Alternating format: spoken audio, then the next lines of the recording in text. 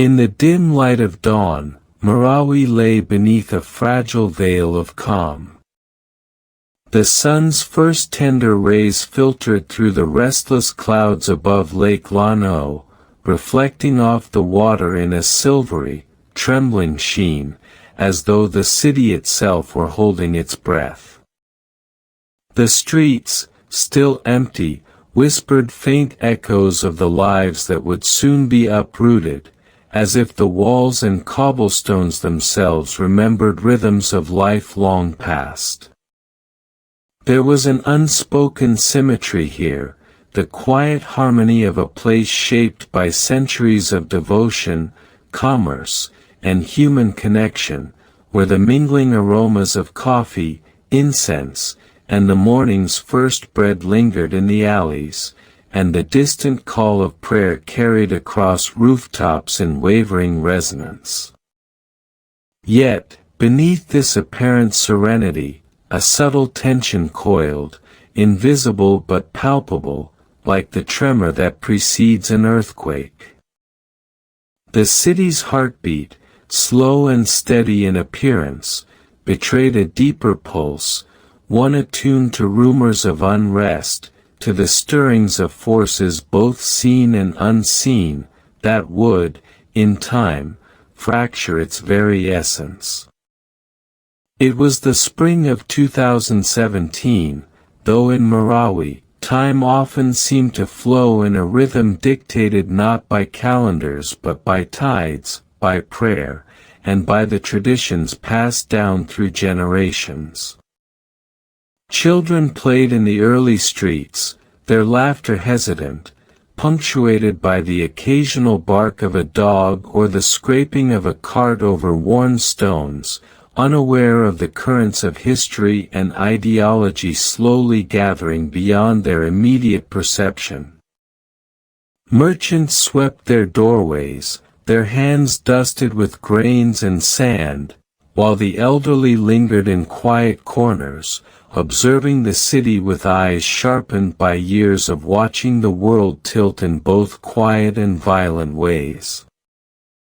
The air was heavy with humidity, scented with the lake, the earth, and the faint tang of smoke from distant fires, a combination both mundane and strangely foreboding, as though the world itself were holding its secrets in suspension, waiting to exhale.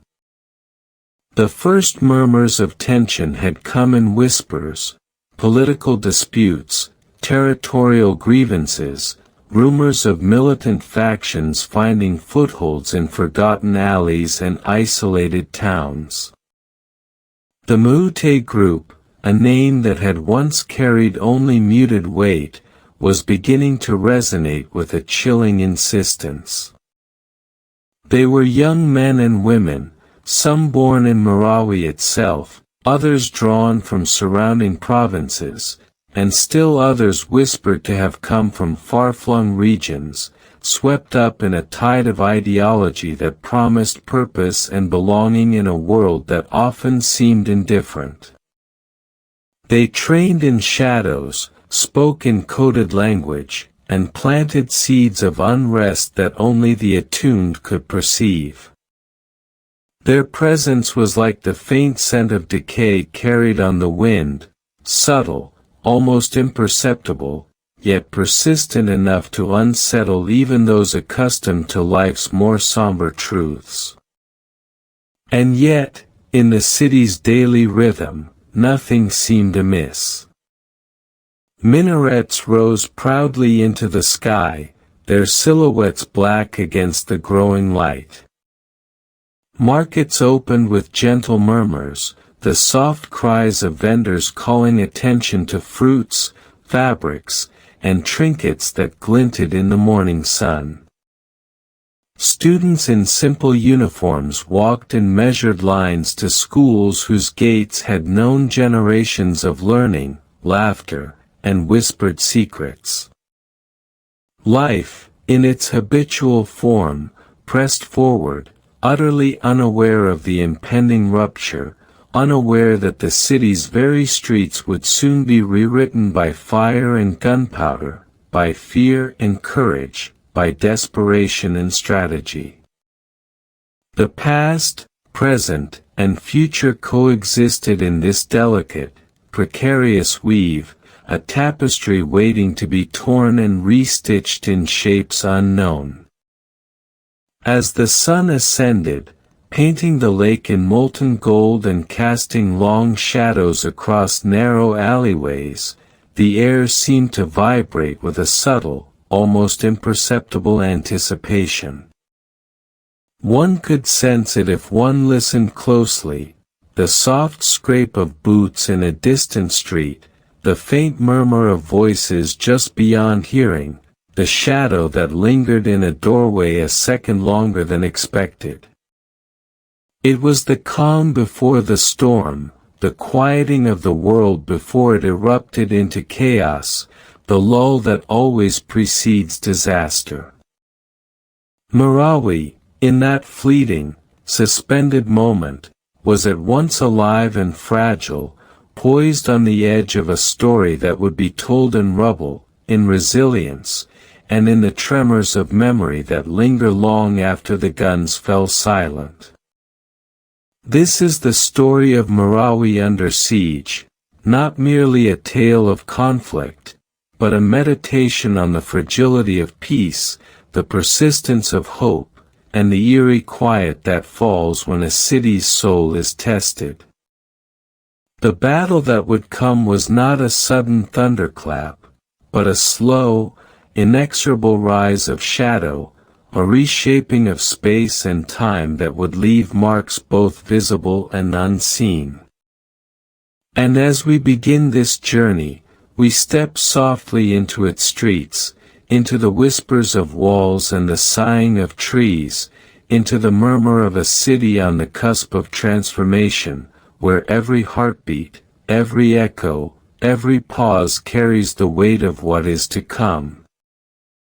The days before the siege were long, languid, and deceptively ordinary.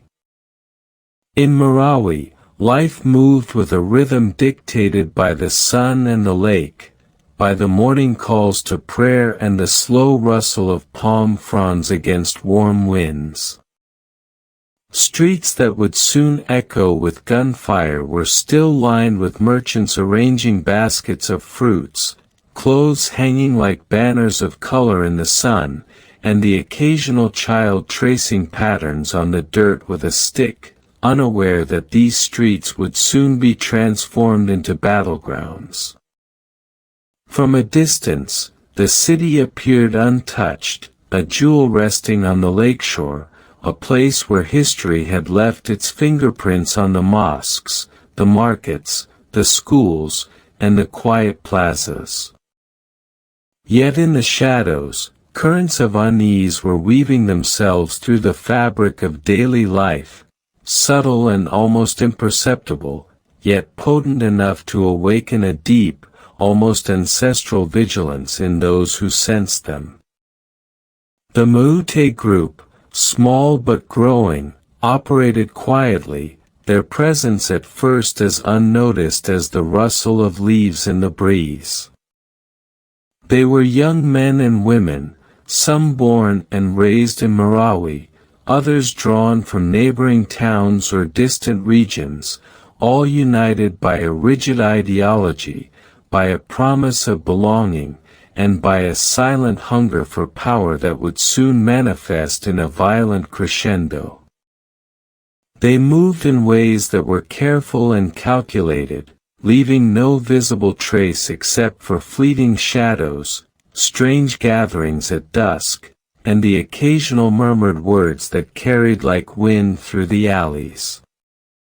To the casual observer, life in Marawi remained untouched, yet for those attuned to its rhythms, the tension was tangible, like the faint vibration of a drum beneath the earth's skin. Reports from the surrounding provinces hinted at growing unrest. Rumors traveled faster than the news, whispered through informal channels, a raid here, a disappearance there, the faintest suggestion of allegiance to a foreign cause. And yet, the city's residents, accustomed to the ebb and flow of life in a region historically marked by both peace and turbulence, were not immediately alarmed. The market stalls remained open, students walked to schools in neat lines, and the calls to prayer resonated through the minarets with unbroken rhythm.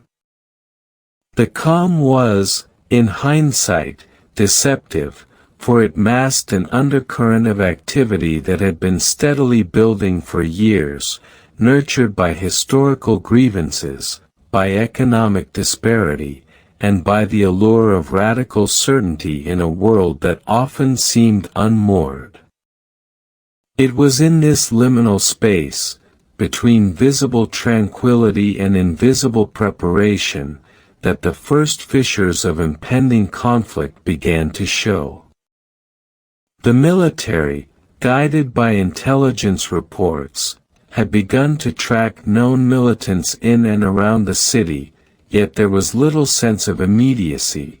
The reports were abstract, almost theoretical, a distant cloud on a horizon still bathed in sunlight. Meanwhile, within the city, families went about their routines, some oblivious, others unconsciously attuned to shifts in tone, to the slight tautness in the air, to the odd pause in conversation that hinted at knowledge they did not possess. The mind, in its quiet way, sensed the gathering shadow, as if memory itself were reaching forward to warn the living of the trials soon to come.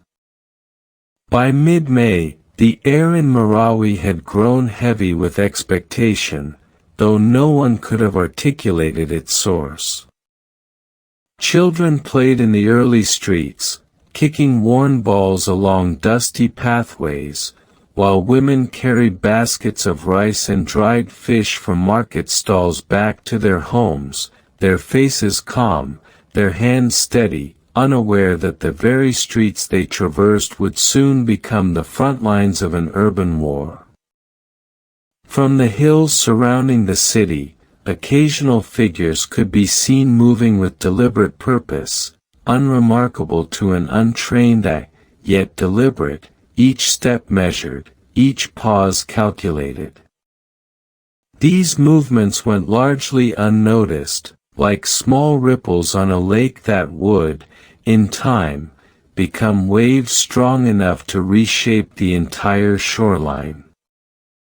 In the evenings, as the sun fell behind the distant peaks and the lake's surface mirrored the deepening reds and purples of twilight, Marawi seemed to sigh.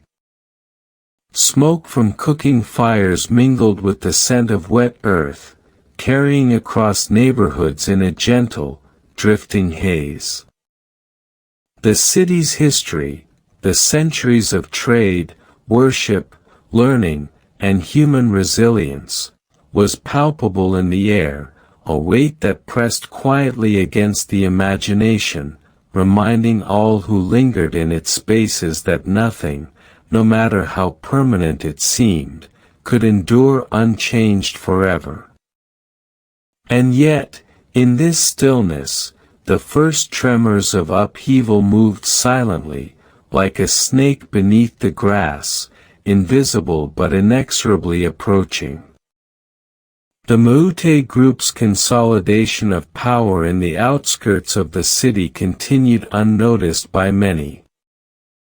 They held meetings in abandoned buildings and in hidden clearings, planning logistics, dividing roles, and speaking in low voices that carried the authority of certainty.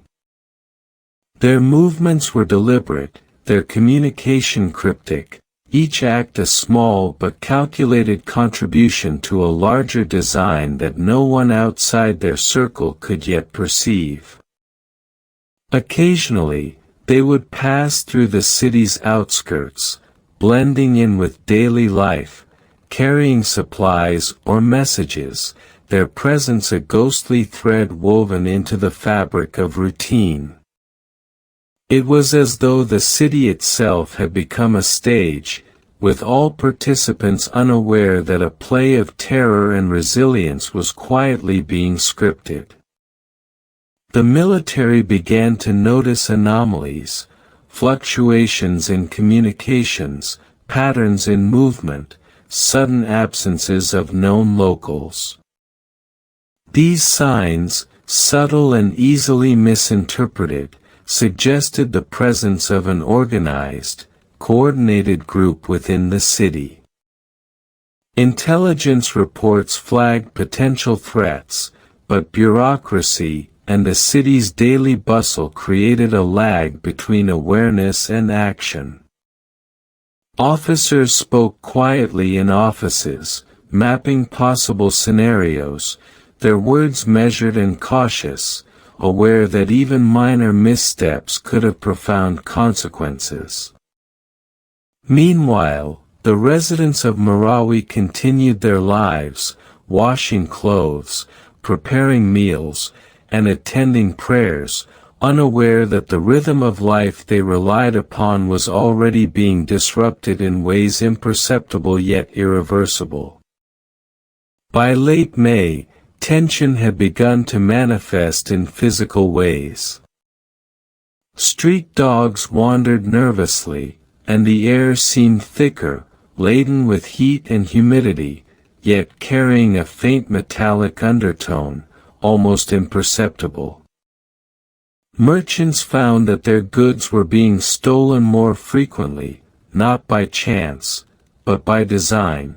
Shadows lingered longer in alleys, doors that had once closed with ease now required more effort, as though weighted by unseen hands. Children reported nightmares that echoed the city's unspoken anxieties, visions of fire, of men moving silently in black, of voices that promised both power and destruction. These signs, subtle as they were, indicated the inexorable rise of a storm that would soon descend with merciless precision. The final days before the siege were marked by a surreal blending of normalcy and foreboding. Streets were busy, markets vibrant, prayer calls continuous, yet there was a stillness beneath all activity, a quiet tension in the collective breath of the city. Residents noted the unusual absence of certain figures, or the sudden gathering of men in groups that quickly dispersed when observed.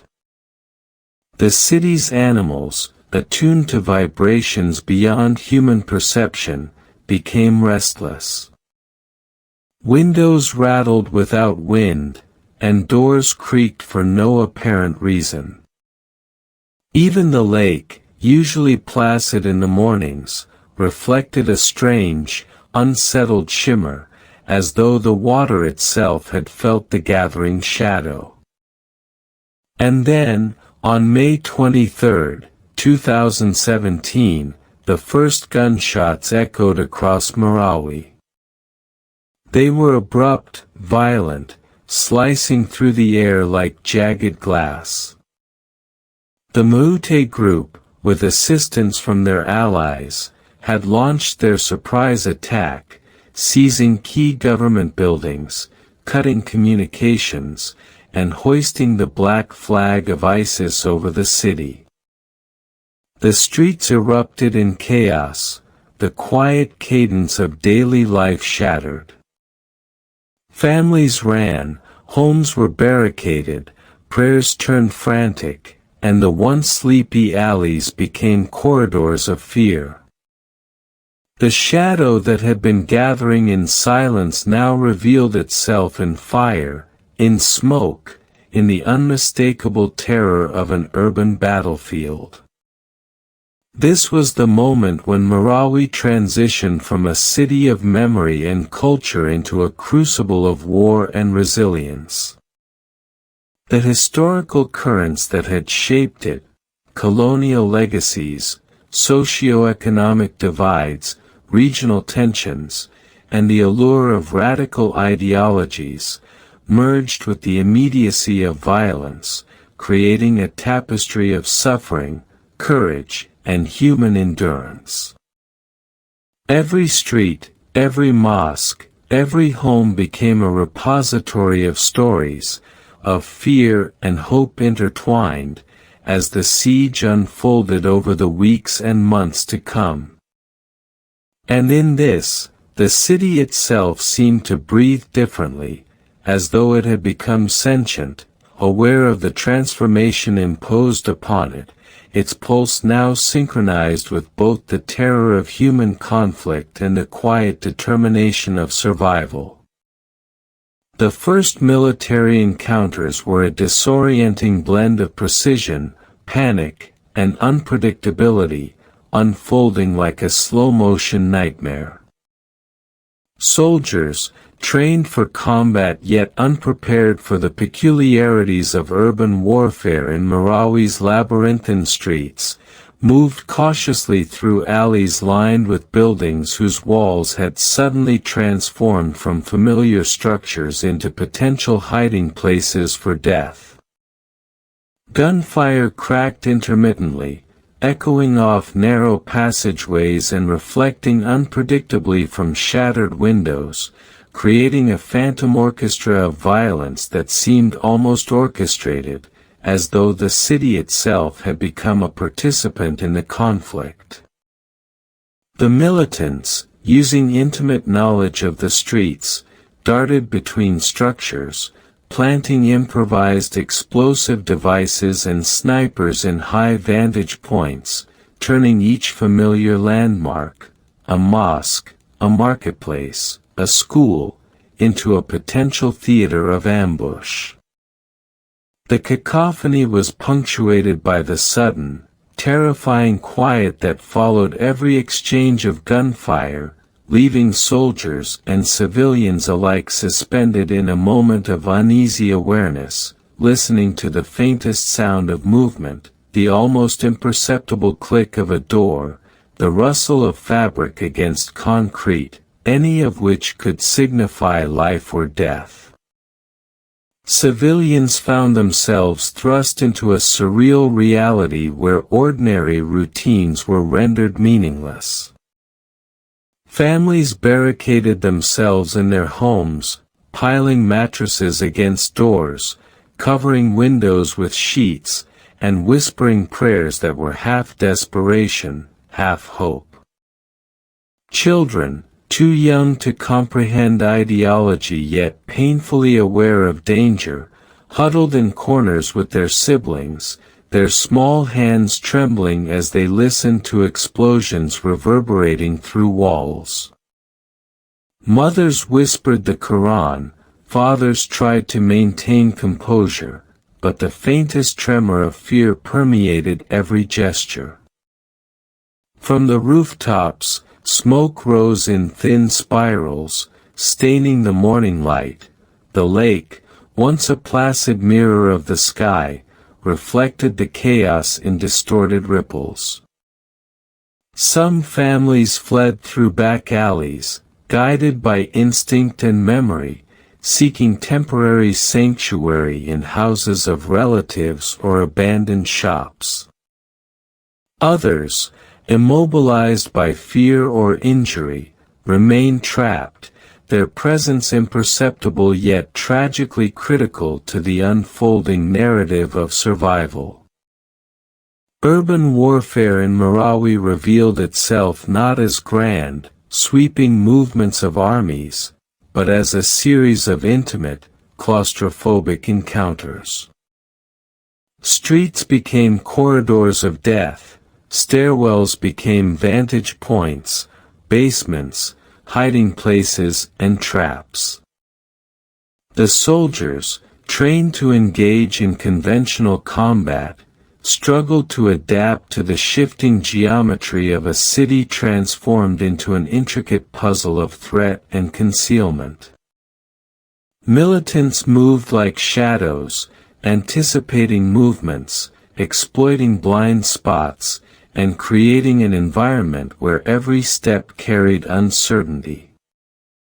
The echoes of footsteps, the reflection of sunlight on a shattered windowpane, the flicker of a curtain in the wind, all became signs to be read, interpreted, feared. The boundaries between life and death, between ally and enemy, blurred in the dense, layered spaces of urban Marawi, creating a persistent tension that left both soldiers and civilians suspended in a state of heightened perception, a liminal awareness that refused to rest. Psychologically, the siege exerted a slow, corrosive pressure on every inhabitant.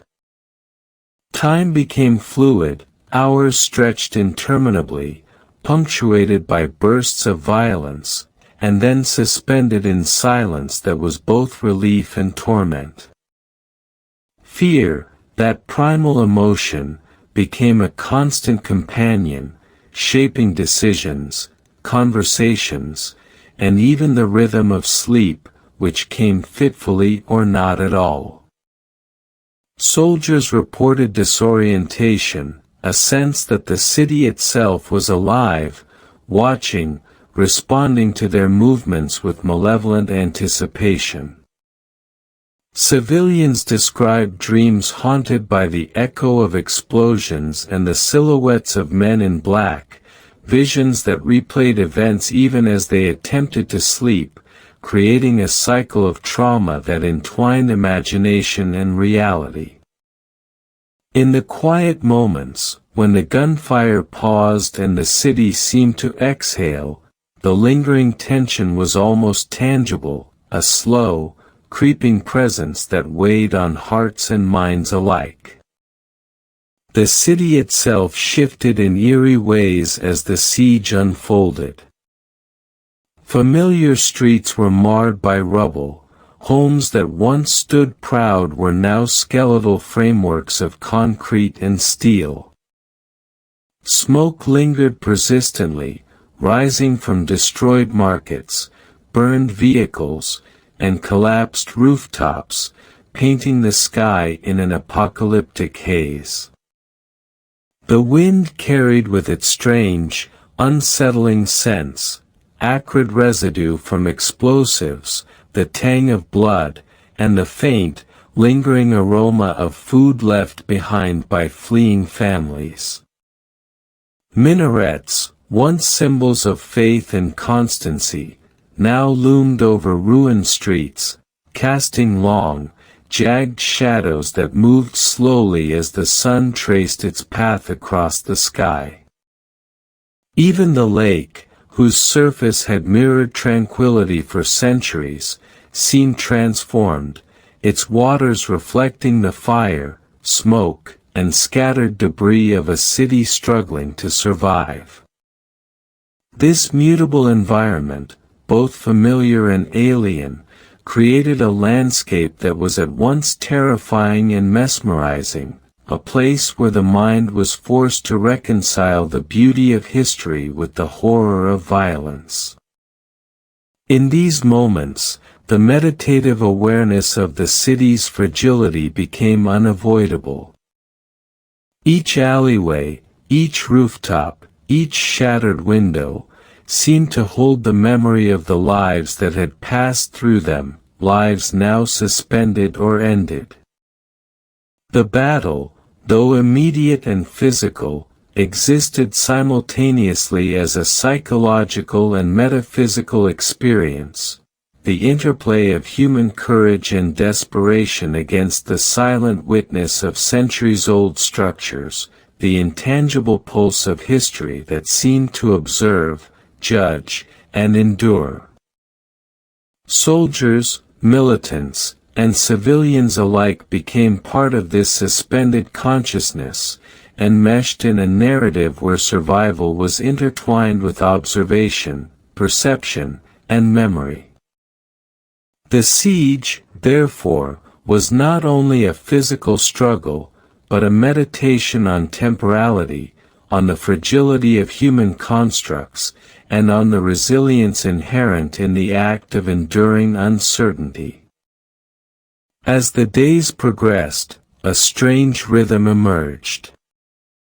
Explosions, gunfire, and shouting punctuated periods of tense silence, creating a cadence that shaped the city's existence. Food and water became precious commodities. Corridors of survival were mapped instinctively, often guided by memory, rumor, or chance. Children adapted, moving with shadows, listening to the subtle cues that indicated safety or danger. Adults developed routines that balanced necessity with protection, rationing food, securing shelter, and avoiding predictable patterns that could be exploited by the militants. Even animals behaved differently, their movements sharp, wary, instinctively responsive to the vibrations of a city under siege.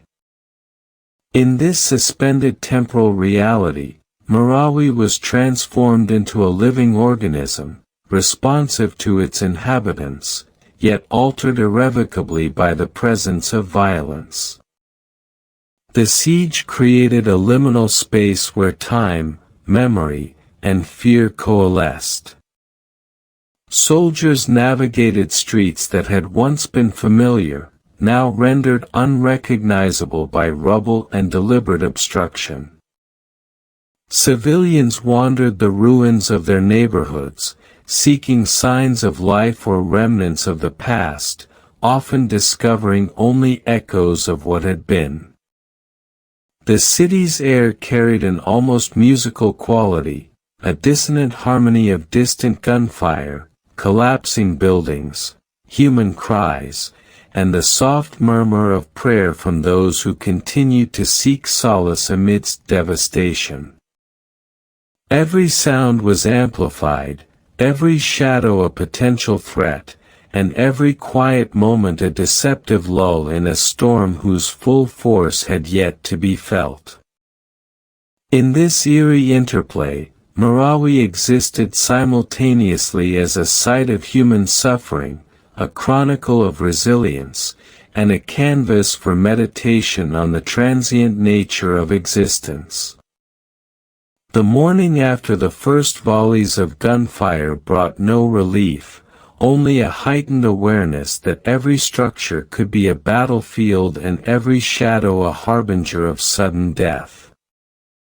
Soldiers moved in careful formations, though the cramped streets of Marawi forced adaptation. Corners were rounded slowly, boots pressed lightly against the cracked pavement, and eyes scanned windows, rooftops, and alleyways for the faintest telltale sign of militant presence. Buildings that once held the laughter of children and the soft murmur of families now echoed with tension, each creaking floorboard and loose shutter a potential trap. Snipers positioned themselves in broken windows, while squads advanced with practiced caution, their ears attuned to the subtlest disturbances, a falling stone, a rustle of cloth, the almost inaudible whisper of movement. Every encounter carried the weight of unpredictability. A single misstep could result in catastrophic consequences, and yet, each soldier pressed forward, guided by duty and trained instinct, navigating a city that had been transformed into an intricate maze of peril. Civilians, trapped in their homes, became witnesses and participants in a drama they did not understand, yet were compelled to endure. In one narrow alley, a mother held her daughter against the wall, their breath shallow, listening as bullets ricocheted off nearby walls. Outside, neighbors whispered to each other through cracked windows, conveying vital information about which streets were temporarily safe, which corners harbored the enemy, and where the sound of approaching soldiers could be heard. Children clung to siblings, sometimes too young to comprehend the nature of the conflict, yet fully absorbing the fear and tension that permeated the air. Even in moments of temporary lull, the city seemed to thrum with anticipation. The wind carried the faint metallic tang of blood and the acrid scent of burned vehicles, a sensory reminder that safety was never permanent. Militants adapted to their urban environment with chilling ingenuity. They planted improvised explosive devices behind doors, under stairs, and within seemingly innocuous piles of rubble. They employed small squads that struck quickly and retreated into shadows before the military could respond, using the city itself as camouflage. Snipers perched atop partially destroyed buildings monitored advancing forces, picking targets with methodical patience. These engagements created a strange rhythm of violence, sudden bursts of action followed by eerie silence, a cadence that seemed to embed itself into the consciousness of all who witnessed it. For civilians, this unpredictability became a form of psychological warfare. The tension of anticipating the next violent eruption was as debilitating as the physical danger itself. In the hospitals, the human cost of the siege became tragically tangible. Medical personnel, often overwhelmed and operating under extreme duress, treated both soldiers and civilians with limited resources. The wounded were brought in on stretchers, sometimes carried by neighbors or relatives through narrow, rubble-strewn streets. Ambulances moved cautiously, navigating the labyrinthine city while under intermittent fire. Surgeons worked in dimly lit rooms, their movements precise but haunted by the knowledge that every delay, every misjudgment, could mean death. The cries of pain and the soft groans of the injured mingled with the distant thrum of gunfire outside, creating a dissonant symphony of human suffering that echoed through the city. The psychological toll on both soldiers and civilians was profound and cumulative. Sleep became fractured, punctuated by dreams of fire, falling buildings, and faceless adversaries.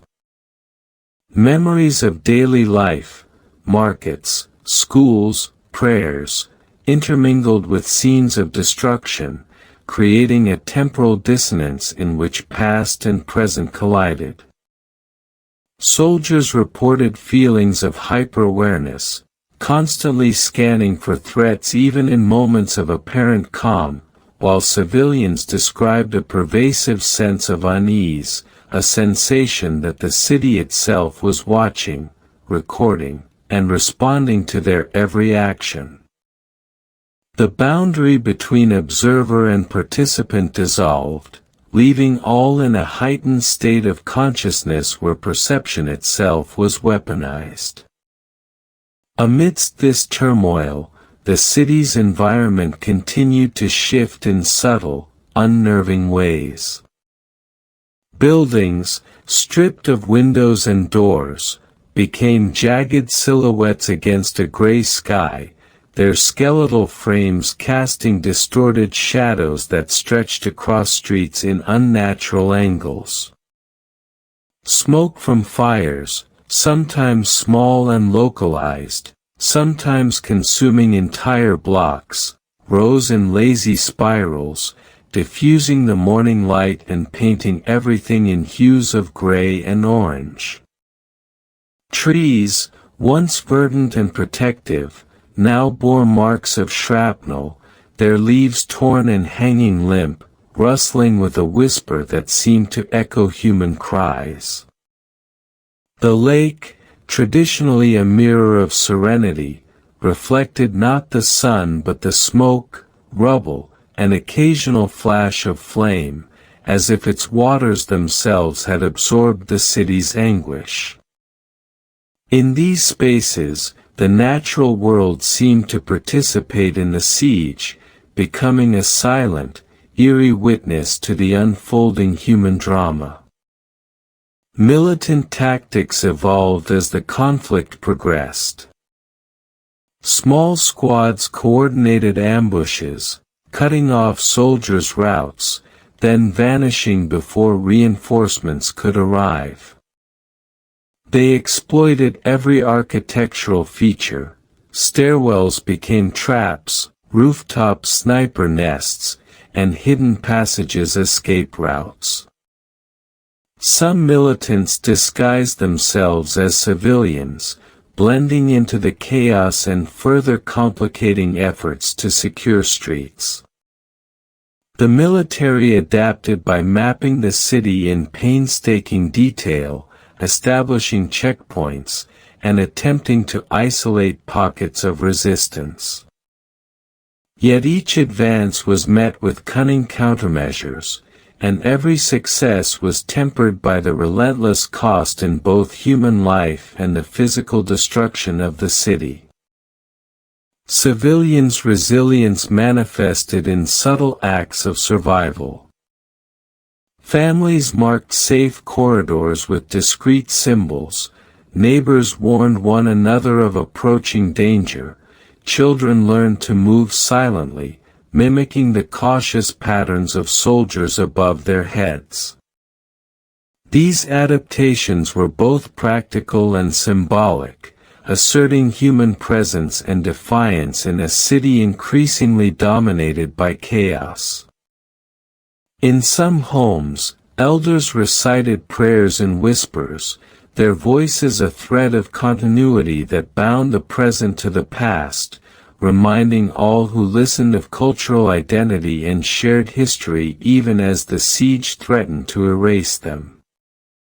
As nights fell, Marawi streets assumed a strange, dreamlike quality. Fires flickered in scattered pockets, illuminating ruins with an orange glow that seemed almost unreal. The city's familiar contours shifted into abstract forms, elongated by shadows and half-light, creating spaces where imagination merged with perception. Sounds carried in unexpected ways, a single gunshot echoing down a long alley, the soft cry of a child trapped in a home, the distant drone of vehicles, each sound amplified, transformed into a signal and a threat. Even the wind seemed altered, whispering through broken eaves and skeletal buildings with a voice that felt both ancient and mournful. It was a world simultaneously of the real and the surreal, where every step, glance, and breath was infused with tension and heightened awareness. The siege forced an unanticipated blending of human behavior and architectural space. Homes became fortresses, mosques became command centers, and schools became triage stations. Streets were reimagined as paths of survival, rooftops as observation points, and open plazas as zones of potential ambush. The city, historically a site of culture, faith, and communal life, was now a participant in warfare, reshaped by strategy, improvisation, and the relentless pressures of combat. The urban landscape, once familiar and comforting, became alien and threatening, every brick and beam imbued with the memory of violence and the anticipation of further conflict.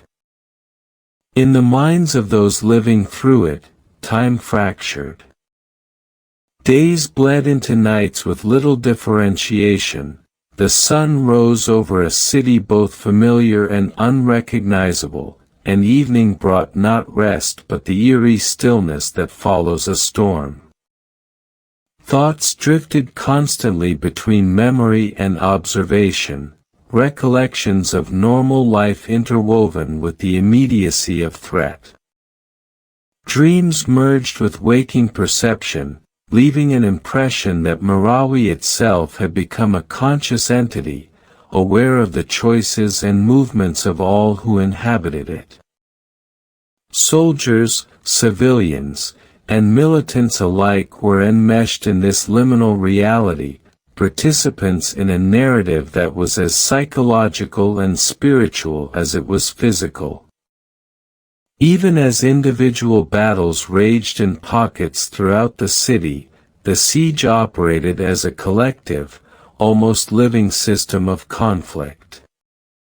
Explosions and gunfire created temporary patterns, moving in sequences that affected the perception of those who listened. Smoke and dust shifted in currents, obscuring visibility, amplifying fear, and creating both cover and danger simultaneously. Windows shattered in irregular intervals, sending shards across streets in unpredictable directions, while the resonance of distant walls collapsing reverberated through the city, both audible and felt. In these conditions, every sound and motion was scrutinized, analyzed, and responded to, creating an ongoing dialogue between human will and environmental contingency. Through it all, the eerie and meditative quality of the siege persisted. Despite the terror, there were moments of stillness, a child's quiet breath, a mother's whispered prayer, the wind moving softly over the lake, a distant dog's bark echoing through a ruined street. These moments, fleeting as they were, became anchors in a world otherwise dominated by uncertainty. They reminded the city's inhabitants of continuity, of life persisting even amidst destruction, and of the fragile beauty that could endure even as walls crumbled and lives were imperiled. In these moments, Marawi became simultaneously terrifying and strangely serene, a place where human resilience, history, and the unpredictable rhythms of conflict intertwined to create a reality both surreal and enduring.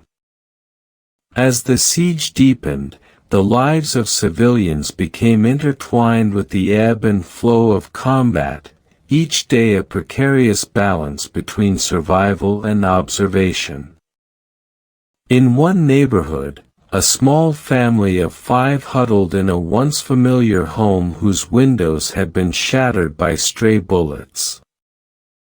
The father, a quiet man with a stoic expression, had spent the morning fashioning rudimentary barricades from furniture, while the mother whispered prayers to keep the children calm, her voice a thread of continuity in a space dominated by fear.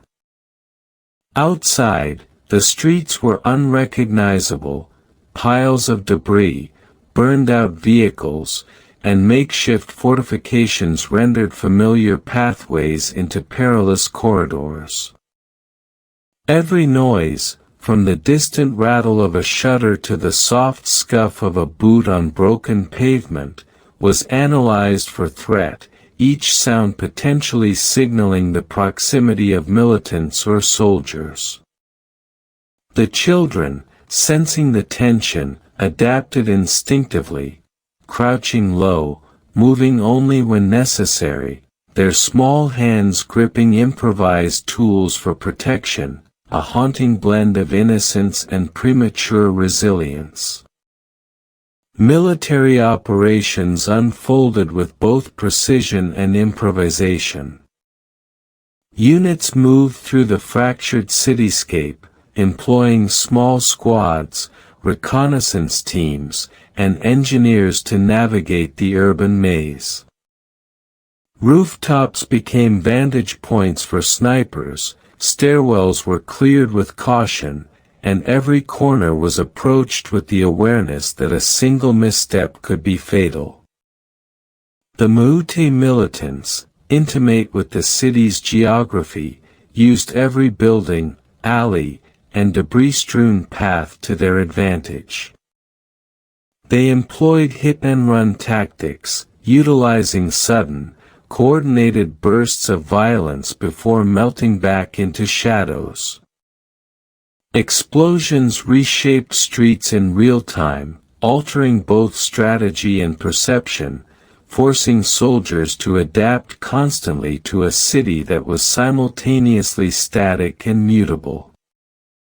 In some sectors, firefights lasted hours, punctuated by lulls so quiet they felt unnatural, moments in which both combatants and observers were acutely aware of the city itself as a participant in the unfolding conflict.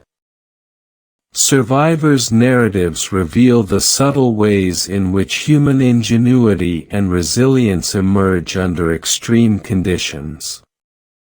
One elderly woman described climbing to her rooftop at dawn to survey the street below, observing a group of militants passing through the alley adjacent to her home. She remained motionless for hours, a silent witness to their movements, memorizing their patterns, and relaying this information to neighbors through discreet signals, a cloth hung in a window, a movement of curtains. Another family fashioned underground hiding spaces in a partially destroyed home, digging shallow trenches behind walls, covering entrances with debris, and relying on intuition and careful timing to move safely through their own house. These acts, mundane in some ways yet heroic in their subtlety, represented the quiet resistance of ordinary people striving to maintain agency in an environment dominated by forces beyond their control. The psychological effects of prolonged urban combat were insidious. Residents and soldiers alike experienced time as a disjointed construct, the passage of hours and days measured less by the sun than by sequences of violence and temporary lulls. Dreams merged with reality, creating a persistent disorientation that left both groups questioning the boundary between what had occurred and what might occur. Some soldiers reported sensations of being watched, as if the city itself were sentient, responding to movements with a deliberate, almost sentient rhythm. Civilians reported similar feelings. Shadows shifted unnaturally, walls seemed to close in, and familiar landmarks took on menacing forms. Memory became both a refuge and a torment, recalling pre-siege routines and normalcy while juxtaposing them against the harsh immediacy of destruction, forcing inhabitants to negotiate between nostalgia and the imperatives of survival. The city's architecture, both ancient and modern, became an active participant in the siege, shaping outcomes in subtle but profound ways. Narrow streets funneled movement, creating choke points that could be exploited by both soldiers and militants. Mosques, historically centers of communal life, were fortified, serving as command posts or defensive positions. Schools and community halls, once sites of learning and celebration, were transformed into triage centers, shelter zones, or strategic strongholds. The very layout of Marawi, with its interwoven networks of streets, alleys, and hidden passageways, dictated the flow of conflict, turning each neighborhood into a microcosm of the larger struggle. The interplay between human intention and architectural determinism created a reality in which the city was both stage and actor, observer and participant, witness and arbiter. Nightfall brought with it a distinct transformation. Darkness, once a simple absence of light, became an additional layer of strategy, terror, and perception.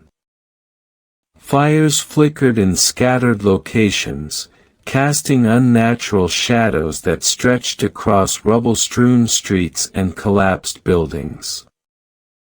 Moonlight, reflected on broken glass and water-stained surfaces, created illusory movements, confusing soldiers and civilians alike. In this nocturnal environment, sound was amplified, distant gunfire traveled with unexpected clarity, footsteps echoed unnaturally, and the soft, whispering rustle of wind through skeletal trees sounded almost human. Some civilians reported hearing phantom cries, blending fear with auditory illusion, while soldiers described the uncanny sensation that targets moved independently of human control, as if the city itself were animating the conflict. Acts of small courage punctuated the siege, creating fleeting pockets of hope and resilience. Neighbors shared scarce supplies, guided each other through temporarily safe paths, and provided first aid to those wounded in ways both improvised and ingenious.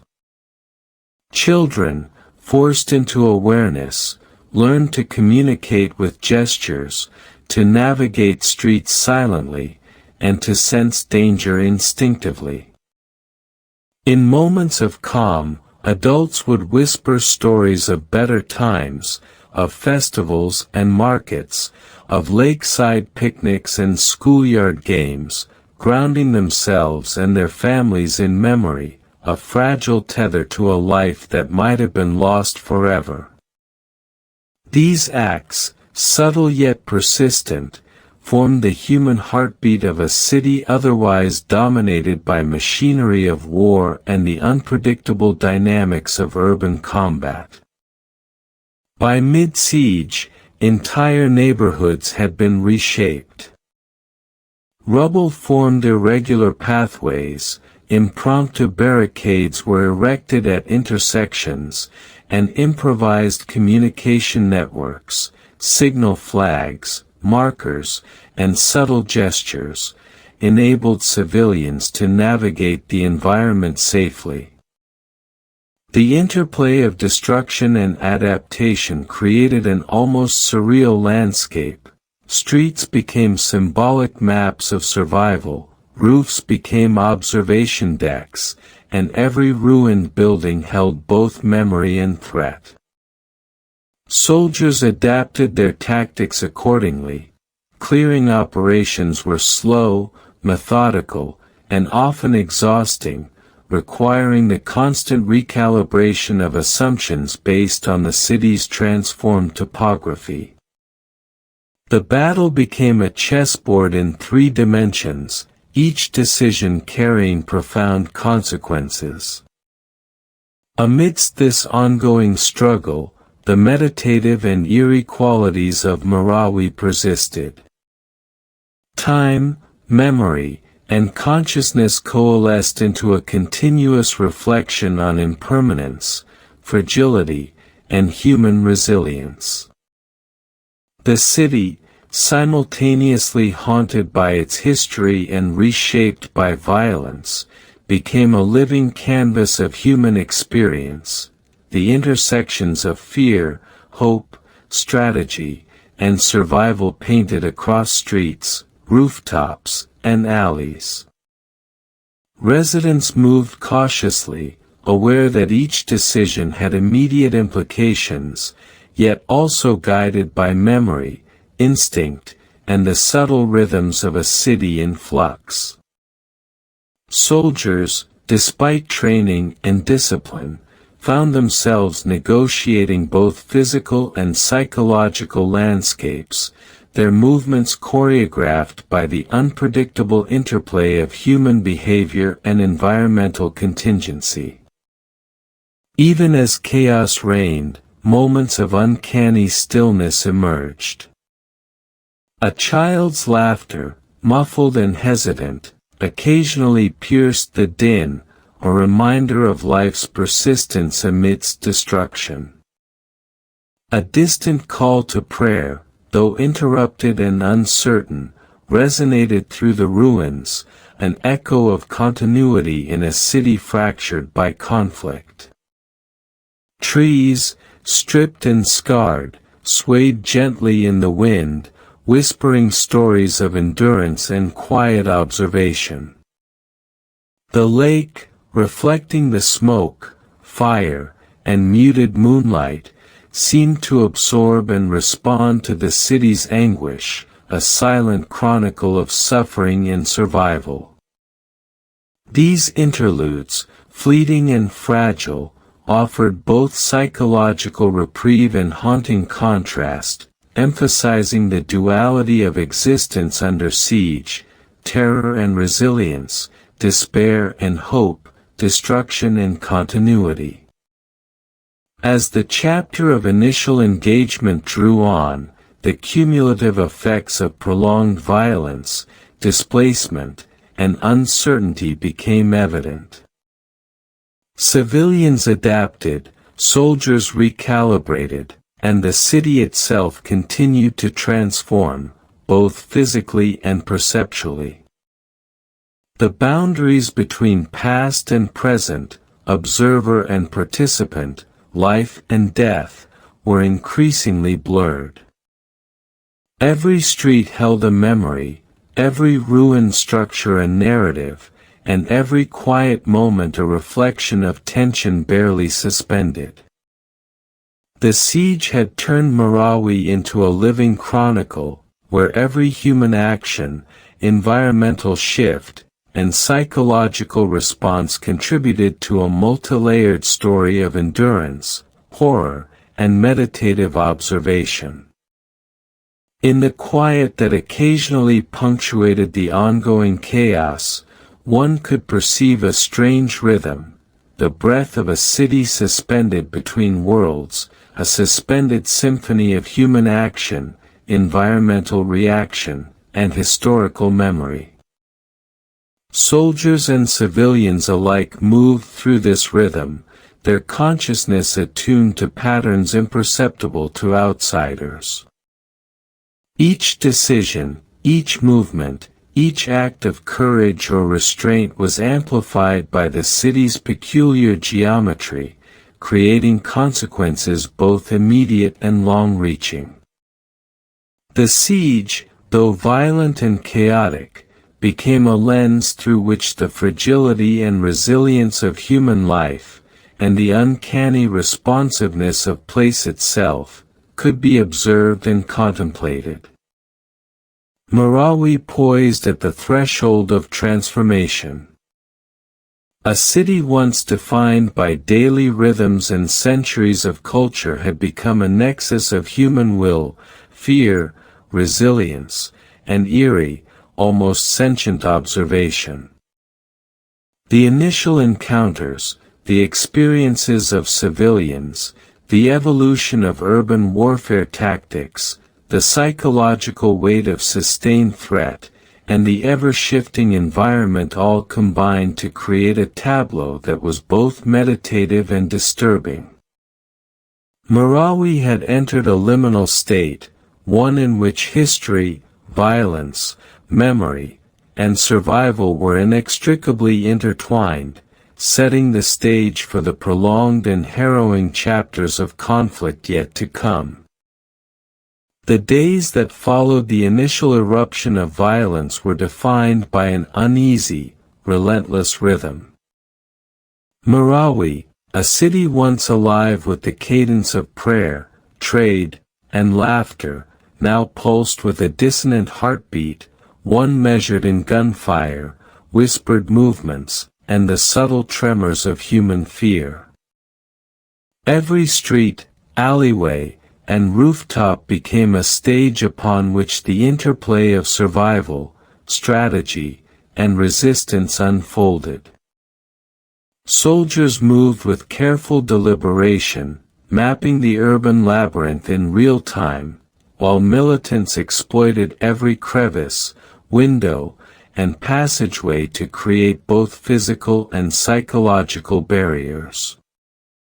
The city itself, weathered by centuries yet now reshaped by sudden violence, seemed to breathe with the tension of the siege, each building, tree, and shadow participating silently in the ongoing struggle.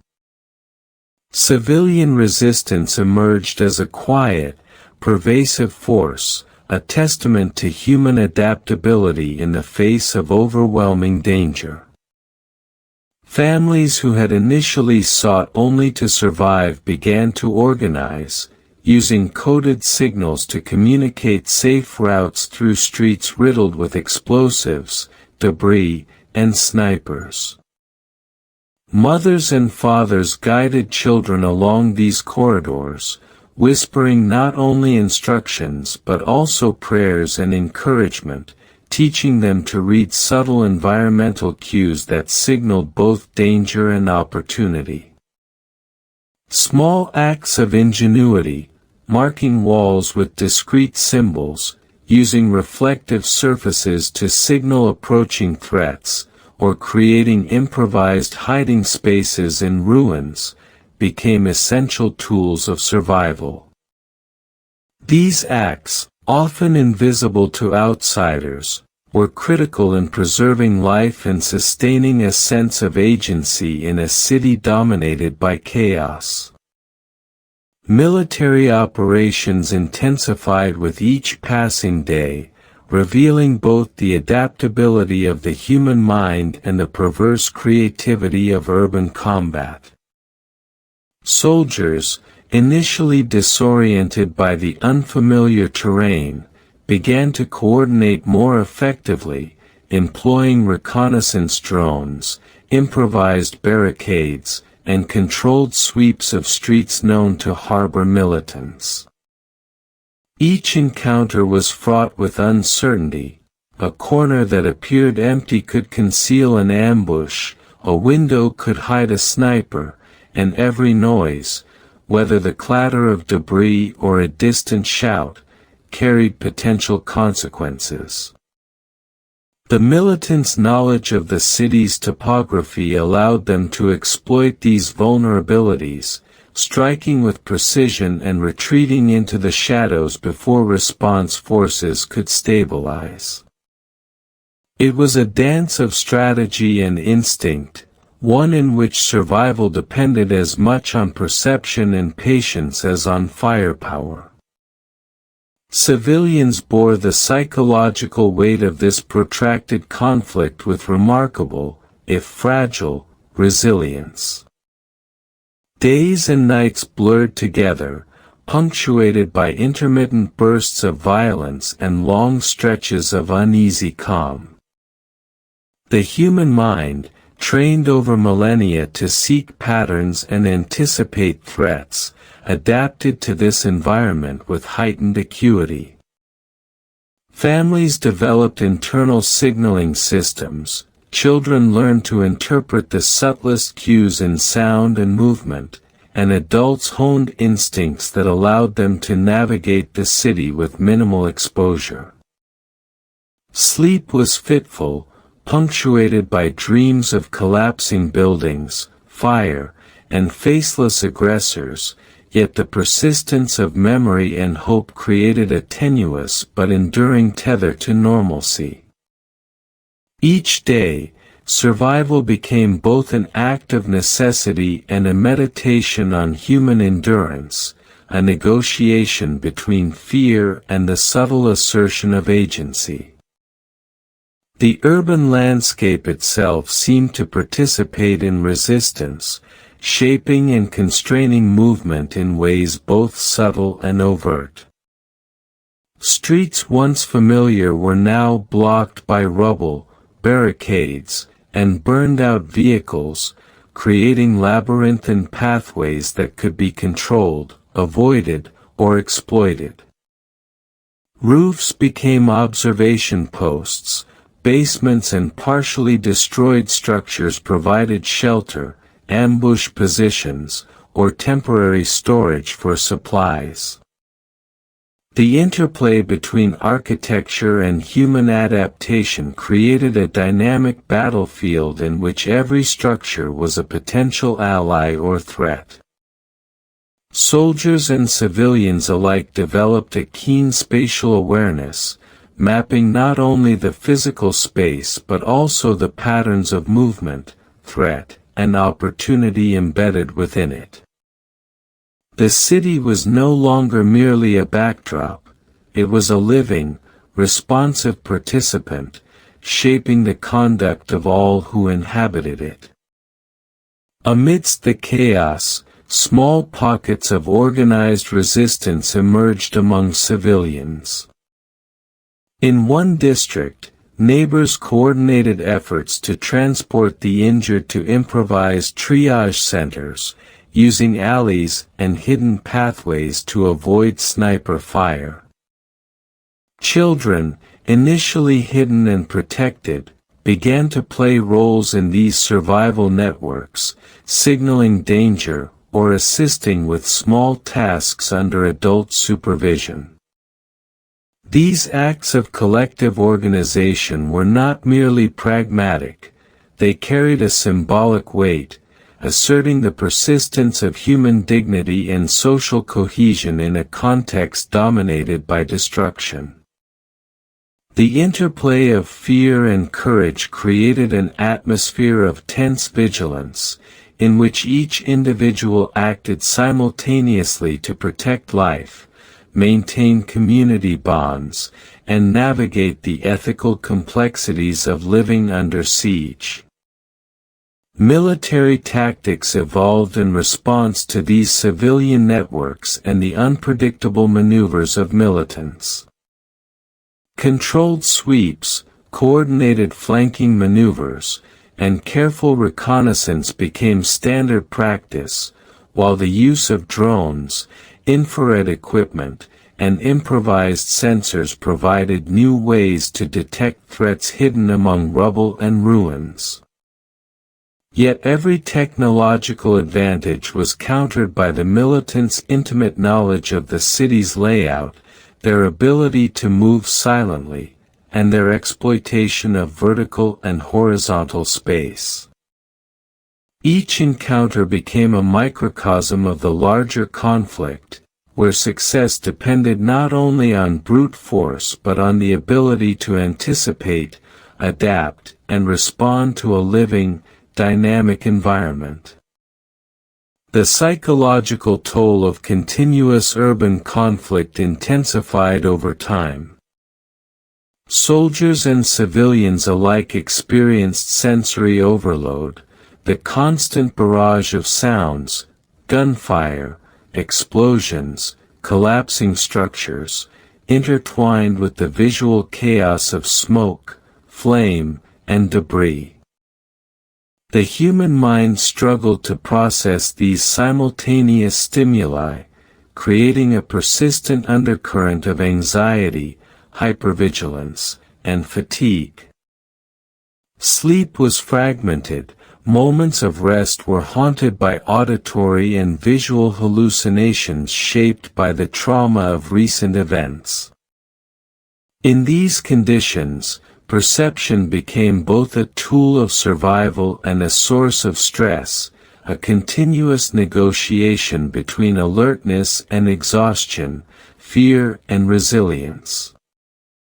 The city's nocturnal transformation further intensified these challenges. Darkness altered spatial perception, distorted sounds, and amplified fear. Fires burned sporadically, casting long, shifting shadows across streets and ruins.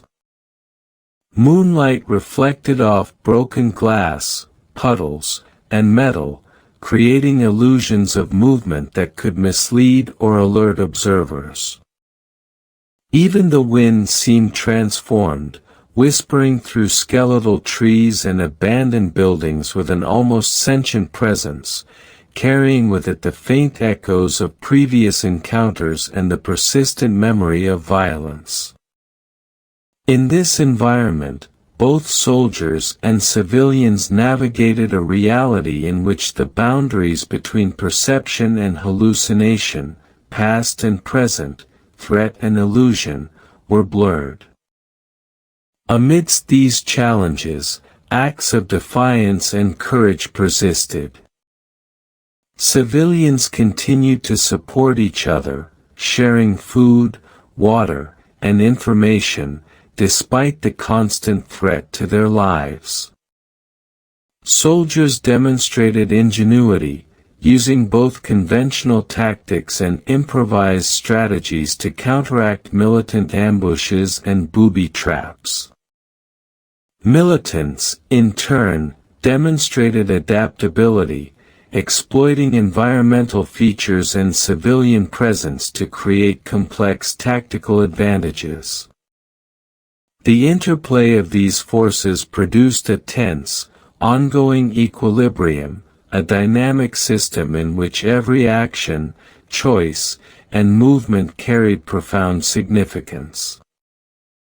The meditative and eerie qualities of the siege persisted throughout these events. Time became a fluid construct, measured less by clocks than by sequences of action, reaction, and observation. Memory and perception intertwined, creating a continuous reflective awareness in which past experiences, present threats, and potential futures coexisted simultaneously. The city itself, scarred yet alive, participated in this awareness, its structures, streets, and natural features shaping and responding to human action in ways subtle and profound. Even amidst violence, moments of strange beauty emerged, sunlight refracted through dust, a child's tentative laughter piercing silence, the distant hum of prayer resonating above ruins. These interludes created a contemplative rhythm, a space in which reflection, terror, and resilience coexisted, shaping the consciousness of all who inhabited the city. By mid-siege, entire neighborhoods had become arenas of prolonged, meticulous struggle.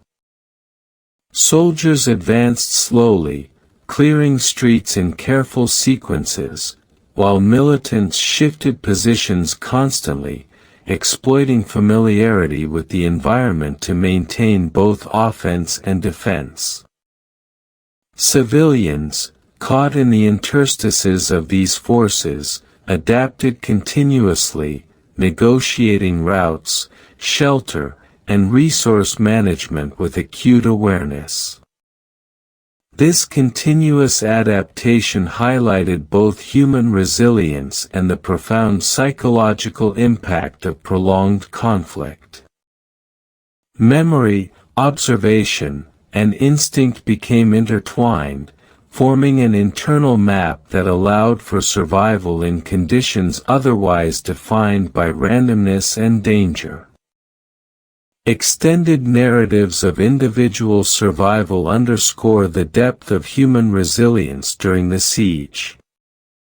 One young man, separated from his family, spent days navigating the ruins of his neighborhood, avoiding both militant patrols and erratic gunfire. His survival depended on observation, improvisation, and patience.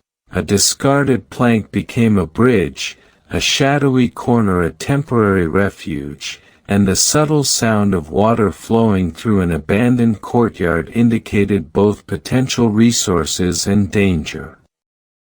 Across the city, similar stories unfolded, families communicating through gestures, children using intuition to navigate peril, elders offering wisdom and guidance. These narratives, though often invisible to outsiders, collectively define the character of civilian resistance, demonstrating the interplay of courage, ingenuity, and psychological endurance.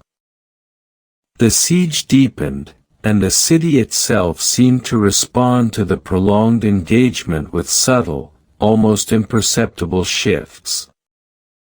Streets once defined by the routines of daily life became labyrinths shaped by debris, barricades, and the unpredictable movement of both soldiers and militants. Each building, alleyway, and intersection became a node in a dynamic network of threat and survival, where movement was both constrained and guided by the collective actions of the city's inhabitants. Soldiers adapted to this mutable environment, advancing in small, coordinated units, clearing buildings with painstaking attention, and constantly recalibrating their expectations of where danger might emerge. Every corner was approached with measured caution, every window and doorway assessed for both tactical advantage and potential hazard. The militants, intimate with the city's contours, moved with equal care, exploiting structural features and civilian presence to maintain control over pockets of the urban landscape. Civilian life, though severely disrupted, persisted in forms both mundane and extraordinary. Families developed improvised signaling systems, using cloth, light, or subtle gestures to communicate safe pathways and warn of approaching danger. Children, initially passive witnesses to violence, became participants in survival strategies, carrying messages, guiding neighbors through alleys, or alerting adults to movements of soldiers or militants. These small acts, often unnoticed by outsiders, were essential to maintaining the fragile equilibrium of daily existence. Mothers whispered prayers while arranging food supplies, fathers improvised fortifications from furniture, debris, and salvaged materials, elders recited stories that grounded younger generations in memory, offering continuity amidst disruption.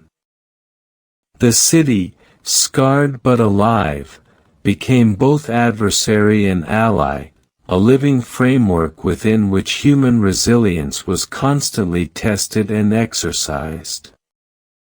Military operations grew increasingly complex as commanders adapted to the unique challenges of urban siege warfare.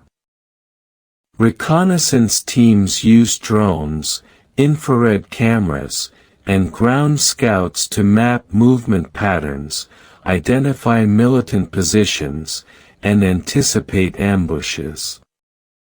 Soldiers advanced in small squads, clearing buildings systematically, often encountering booby traps, sniper fire, or improvised explosive devices. Each operation required a delicate balance of aggression and patience, decisiveness and caution, as the cost of miscalculation was immediate and often deadly. The labyrinthine nature of the city magnified these challenges. A single blocked street, collapsed structure, or unexpected detour could completely alter the dynamics of engagement. Yet despite the overwhelming complexity, the military gradually established a rhythm, moving incrementally through neighborhoods, reclaiming streets, and restoring limited zones of relative safety. The militants' tactics evolved in response to these advances. They exploited the vertical dimension of urban space, positioning snipers and lookouts on rooftops, upper floors, and partially destroyed structures. Basements, hidden corridors, and abandoned buildings were used for movement, storage, and ambush, allowing them to strike unpredictably and disappear before counterforces could respond. Improvised explosive devices were placed in strategic locations, often in spaces that appeared innocuous to civilians or soldiers, turning the very fabric of the city into a medium of both concealment and lethality. The interplay of human ingenuity, environmental knowledge, and strategic foresight transformed Marawi into a complex, multidimensional battlefield, where success depended on the ability to anticipate, adapt, and interpret both physical space and human behavior. Amidst these escalating confrontations, the psychological impact on civilians deepened. The continuous presence of violence, uncertainty, and threat fractured time into a series of intense, immediate moments. Sleep became elusive, dreams merged with reality, and perception itself was heightened to the point where minor sounds, a shifting piece of rubble, a distant footstep, the rustle of a curtain, carried amplified significance. Families developed internal protocols to manage fear and maintain cohesion, assigning quiet observation shifts, rehearsing evacuation routes, and sharing small, symbolic acts of reassurance. Children learned to suppress noise, recognize danger intuitively, and navigate spaces that had become both familiar and treacherous. In this way, human consciousness adapted, threading resilience, ingenuity, and hyper-awareness into the fabric of daily survival. Urban combat, however, remained an unrelenting force, shaping both physical and psychological landscapes. Soldiers clearing buildings reported encountering militants in complex defensive positions, rooms fortified with furniture, walls breached for firing points, and hallways booby-trapped to delay or harm advancing troops. The confined nature of these encounters amplified stress, forcing soldiers to react instinctively, yet with precision, as every misstep could be fatal. Explosions reshaped streets, creating new obstacles and hazards in real time, while the smoke and dust produced by both combat and collapsed structures distorted perception and intensified tension. Each engagement left residual marks on the environment: broken walls, scorch marks, shattered glass, that served both as warnings and as documentation of the ongoing struggle. The civilian experience remained equally intense, with adaptive strategies emerging in response to both direct and indirect threats. Families formed informal networks, sharing intelligence about militant positions, safe routes, and emerging dangers. Communities created signals and codes, sometimes using simple objects such as cloth hung from windows or reflections of light to communicate covertly. Children, initially passive, became acutely perceptive, learning to interpret these signals, move silently, and assist adults in subtle ways. This collective adaptation was not only practical but also symbolic, asserting human presence and agency within a city dominated by conflict. Amidst these practical measures, moments of meditative reflection emerged, offering a counterpoint to the pervasive fear and chaos. The city, scarred but enduring, provided spaces for contemplation, rooftops where the wind carried the scent of smoke and distant water, abandoned courtyards echoing with faint memories of laughter and daily life, and fragments of natural beauty that persisted despite destruction.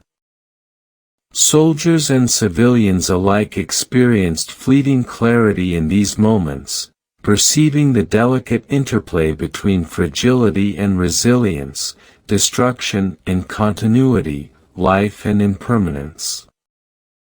These reflective intervals became crucial psychological anchors, grounding consciousness amidst the relentless pressure of siege and conflict. The environment itself contributed to the eerie, immersive quality of life under siege. Streets twisted unnaturally through rubble, shadows elongated in response to firelight, and smoke from burning structures lingered in thick, suffocating layers.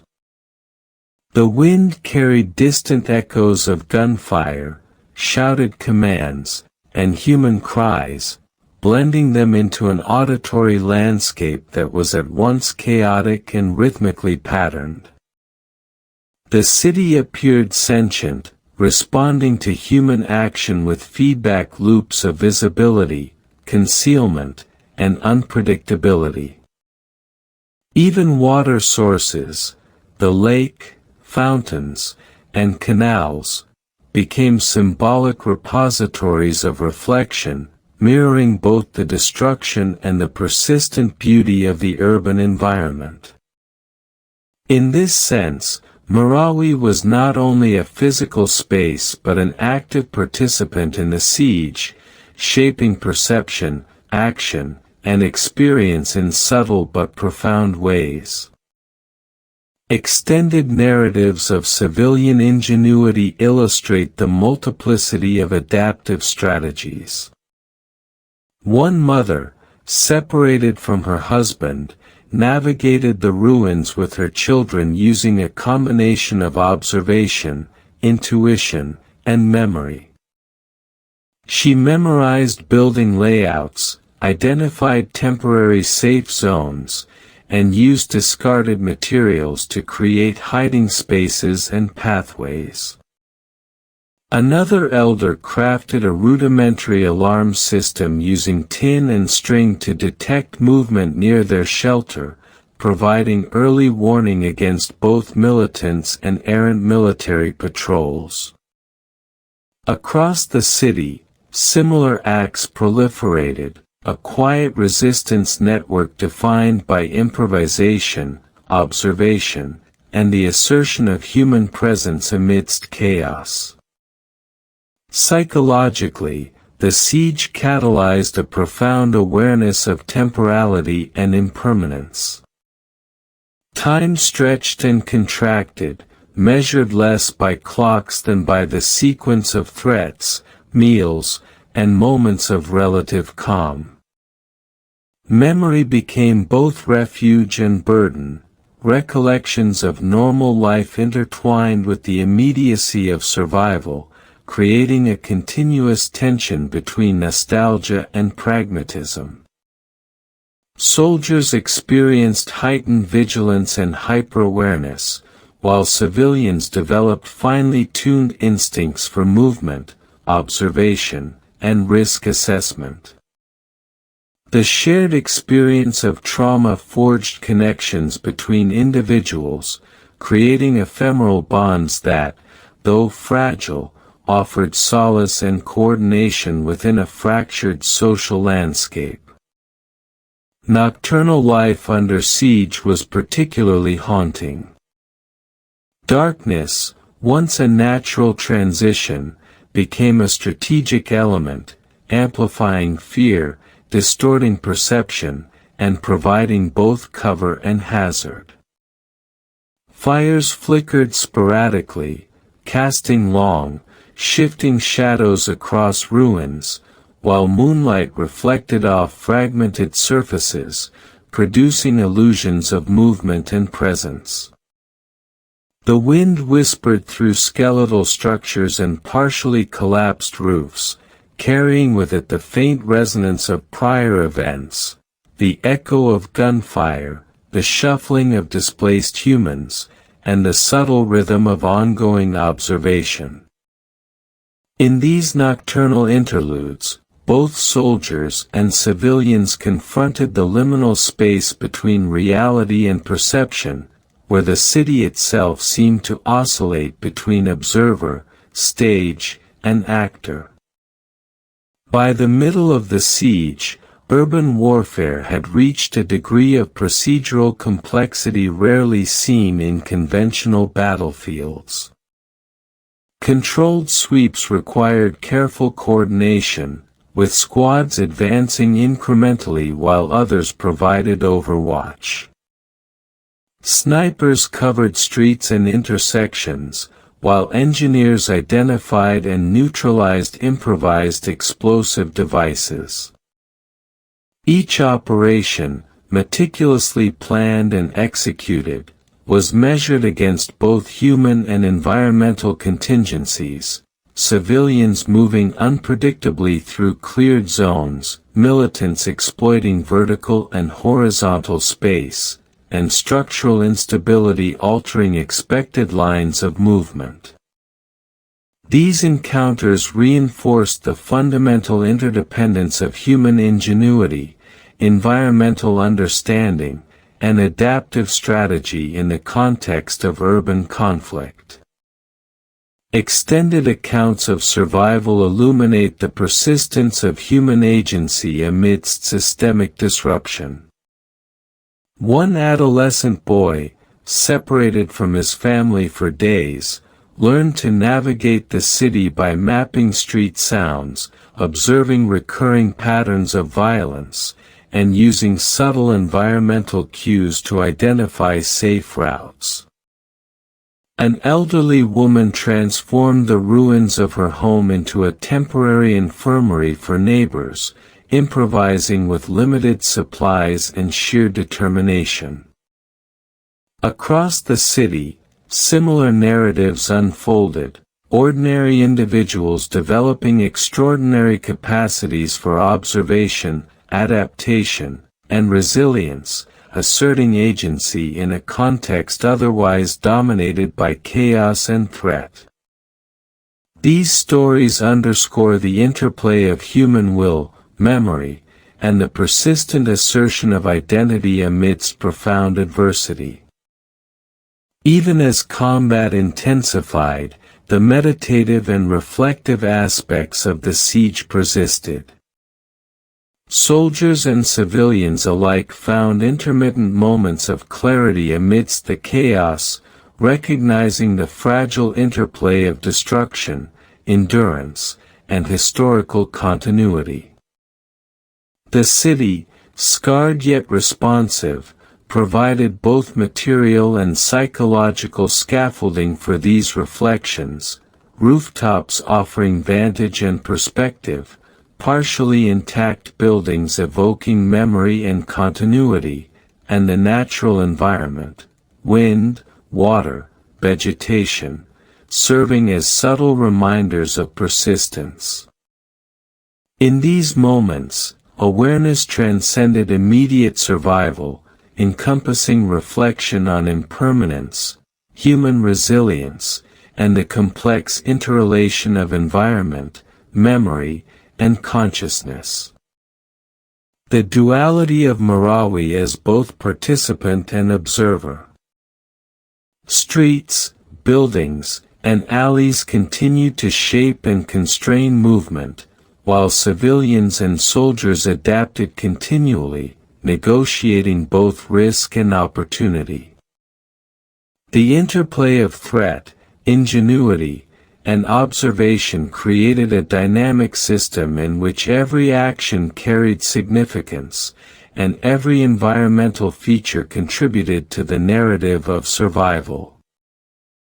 The city existed simultaneously as a site of destruction and as a space of meditation, reflection, and eerie persistence.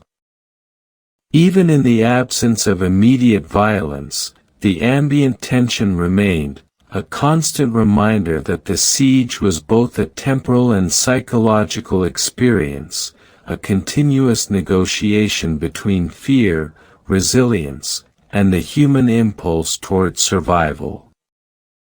Marawi suspended in a state of contested space, neighborhoods partially reclaimed, civilians surviving through ingenuity and quiet defiance, and the city itself a living participant in the ongoing siege. Resistance, both active and subtle, defined the texture of daily life, while urban warfare, psychological tension, and environmental transformation created a layered reality in which human experience, perception, and memory intertwined. The chapter leaves the city poised for the next phase of conflict, a tableau in which human courage, adaptation, and endurance are measured against the shifting, almost sentient backdrop of a city under siege. The city's pulse had changed. Marawi, once serene and measured, now throbbed with the intensity of conflict, its streets, alleys, and rooftops transformed into a complex lattice of danger and opportunity. Each morning brought not only the weight of anticipation but the relentless confirmation that life would be measured in movements, choices, and survival. The soundscape was dominated by sporadic gunfire, intermittent explosions, and the quieter, almost subliminal sounds of the city itself, the creak of stressed structures, the whisper of wind through skeletal trees, the clatter of debris displaced by unseen forces. Soldiers advanced with methodical precision, yet even the most disciplined units were constrained by the city's altered topography, each maneuver measured against both visible threat and environmental uncertainty. Militants, having entrenched themselves within the city's fabric, exploited every spatial advantage. Windows without glass became sniper positions, stairwells and collapsed hallways turned into funnels for ambush, basements and voids offered concealment and logistical support. The fluidity of their movement rendered conventional tactics only partially effective, compelling the military to adapt in real time. Controlled sweeps became painstaking, incremental processes, with reconnaissance teams identifying potential hazards, engineers disarming improvised explosives, and infantry cautiously moving through narrow corridors. Each engagement carried the dual burden of immediate tactical consequence and cumulative psychological impact, leaving participants, both soldiers and civilians, imbued with heightened awareness, tension, and fatigue. Amidst these developments, civilians navigated survival with a blend of ingenuity and instinct. Families devised escape routes that shifted according to the ebb and flow of combat, relying on memory, observation, and subtle signals from neighbors. Children learned to read the city as if it were a living map, noting blocked paths, sound cues, and signs of danger. Elderly residents transformed abandoned homes into temporary shelters, distributing food, water, and information in quiet networks of solidarity. In these networks, ordinary acts became extraordinary. A discarded sheet hung across a window to signal safety, a hidden cache of rice shared with neighbors, or a whispered warning of a nearby sniper. The city's civilian population, though dispersed and under constant threat, asserted their presence through these subtle acts, embodying resilience amidst chaos. Military operations deepened in complexity as the siege entered its core phase. Strategic objectives focused on reclaiming dense urban areas, neutralizing militant strongholds, and securing critical infrastructure, all while minimizing civilian casualties. Units coordinated in 3 dimensions.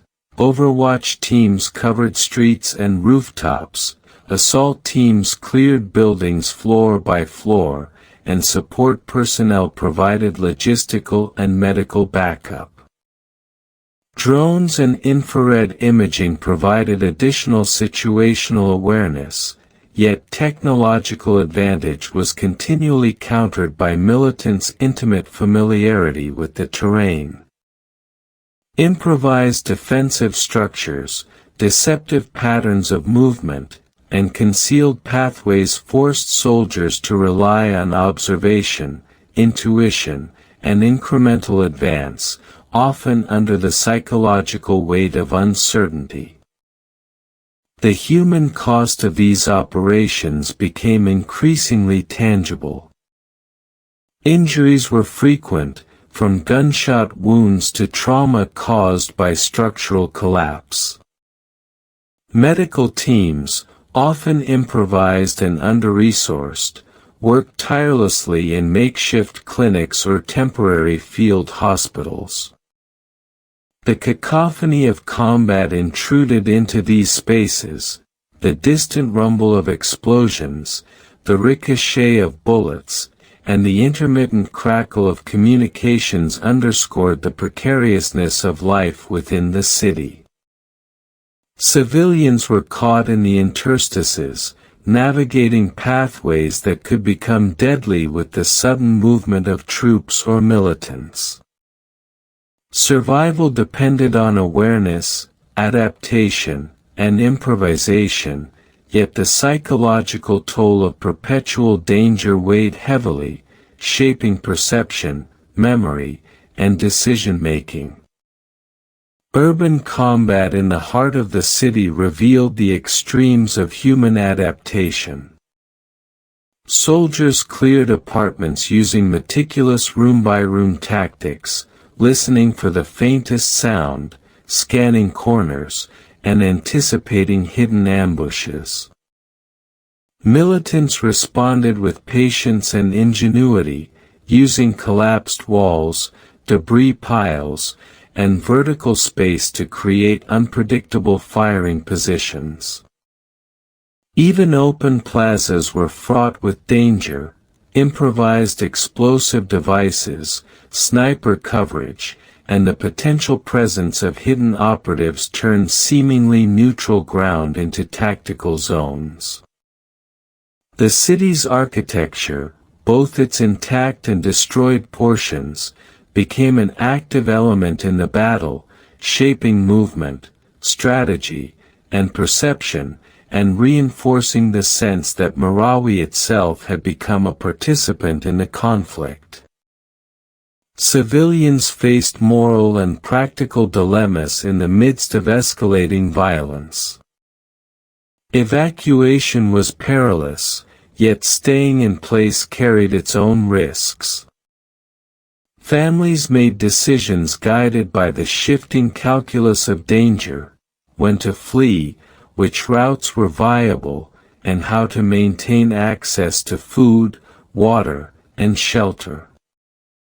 Children, once passive witnesses, became actors in these survival strategies, guided by adults' careful instruction yet actively contributing to decision-making through observation, warning, and adaptive behavior.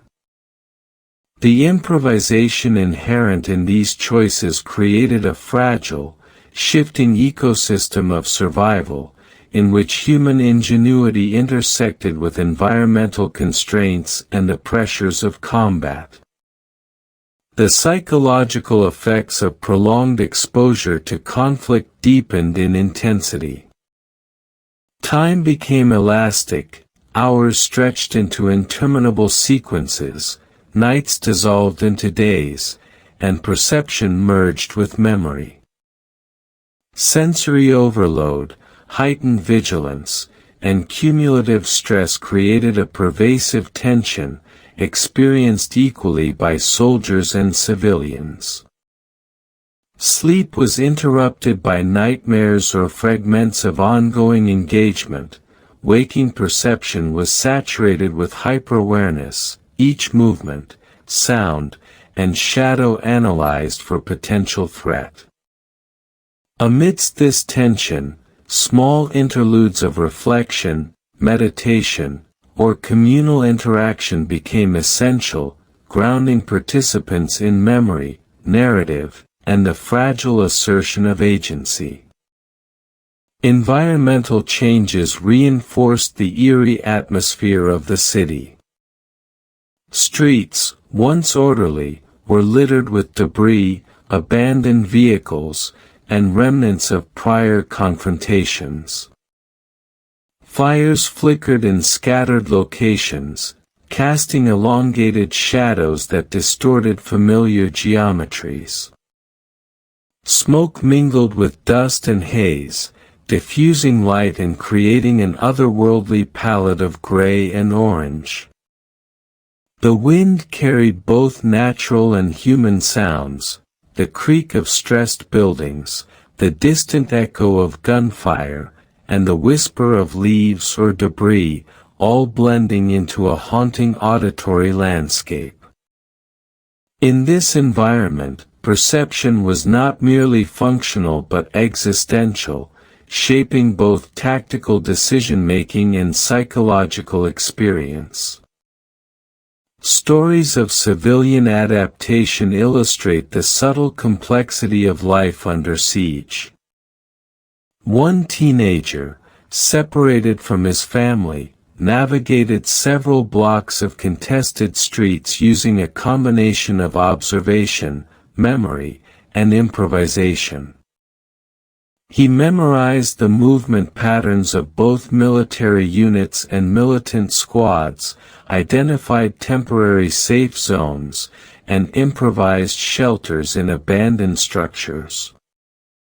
In another district, a mother coordinated with neighbors to provide food, water, and first aid, using coded signals to minimize risk of exposure.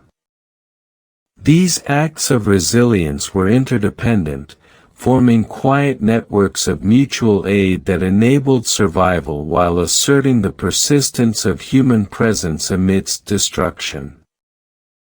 The siege reached a crescendo in the central districts, where building density, structural complexity, and militant concentration converged. Soldiers cleared apartment complexes floor by floor, often encountering resistance on multiple levels. Roofs, stairwells, and basements became zones of unpredictable threat, requiring constant vigilance and adaptive tactics. Militants employed small unit strategies to create confusion and delay, exploiting the three-dimensional complexity of the urban environment. Civilian presence added additional variables, necessitating careful navigation to avoid collateral harm. The interplay of these factors created a dynamic and continuously evolving battlefield, in which spatial knowledge, observation, and psychological resilience were as critical as firepower. Amidst these conditions, the meditative and reflective quality of human experience persisted. Soldiers occasionally paused atop rooftops, observing the city as a complex, scarred landscape, simultaneously a site of memory, conflict, and ongoing life. Civilians found brief moments of calm in ruined courtyards or partially intact homes, grounding themselves through memory, prayer, or quiet observation. Children, despite fear and disruption, sometimes found fleeting moments of play, improvising games that reinforced spatial awareness and social cohesion. These interludes, brief and fragile, provided psychological sustenance and emphasized the continuity of human experience, even as the siege reshaped the city physically and existentially. The city itself exhibited a strange sentience in these core stages of battle. Streets funneled movement, debris created patterns of concealment and exposure, and buildings acted simultaneously as shelter and hazard. Natural elements, the wind, water, and ambient light, interacted with these structures, creating a dynamic and continuously shifting environment. Shadows lengthened and twisted in response to fire, smoke, and moonlight, producing an almost surreal perception of geometry and space. Sound, similarly, carried across ruins in unexpected ways, amplifying tension and creating patterns of alertness and anticipation. In this sense, Marawi functioned as both battleground and participant, shaping human action, perception, and psychological response in profound ways. Civilian evacuation efforts reached critical importance. Groups moved under cover of darkness, guided by those most familiar with the city's changing landscape. Families made split-second decisions, weighing the risks of exposure against the imperative to find safety. Improvised signals and communal memory were critical in these maneuvers. A flickering light, a marked wall, or subtle movement conveyed guidance, warning, or instruction. These coordinated acts of survival, fragile and ephemeral, exemplified both human ingenuity and the moral complexity of life under prolonged siege, highlighting the intersection of agency, risk, and communal responsibility. By the midpoint of the chapter, the siege had transformed both the city and its inhabitants. Soldiers' routines were dominated by tactical adaptation, hypervigilance, and the ongoing stress of combat. Civilians navigated complex survival networks, relying on observation, memory, and ingenuity to avoid danger and provide mutual support. Militants continued to exploit environmental familiarity, creating tactical challenges that required constant adjustment. In the midst of this, the city itself, scarred yet perceptive, shaped outcomes, perception, and psychological experience, functioning simultaneously as stage, participant, and silent observer. The intensity of combat reached a critical juncture as the battle infiltrated Marawi's densest districts. Soldiers moved in painstakingly slow formations, clearing streets and buildings with methodical precision, each advance a negotiation with both the physical environment and the unpredictability of militant tactics. Buildings, partially destroyed by prior skirmishes or deliberate demolition, offered both cover and threat. Walls could collapse without warning, staircases could conceal ambushes, and ceilings weakened by structural damage bore the potential for sudden catastrophe. Each street corner became a node of uncertainty, each rooftop a vantage point fraught with danger. The city's very architecture was transformed into a living puzzle of threat and opportunity, demanding acute spatial awareness, patience, and an almost meditative concentration. Civilians' experiences during this escalation highlighted the profound interplay of fear, courage, and ingenuity. Families navigating contested streets improvised constantly, using alleys, abandoned vehicles, and debris piles as shields and concealment. Mothers whispered instructions to children, guiding them through the labyrinthine environment with care and precision, while neighbors established networks of observation and communication to mitigate risk. One family, for instance, transformed a partially destroyed apartment into a temporary triage center, providing aid to both injured civilians and stray soldiers caught in the crossfire. The improvisation, courage, and quiet coordination that characterized these acts of resilience underscored the persistence of human agency amidst overwhelming adversity. Urban combat intensified further with the integration of combined arms tactics.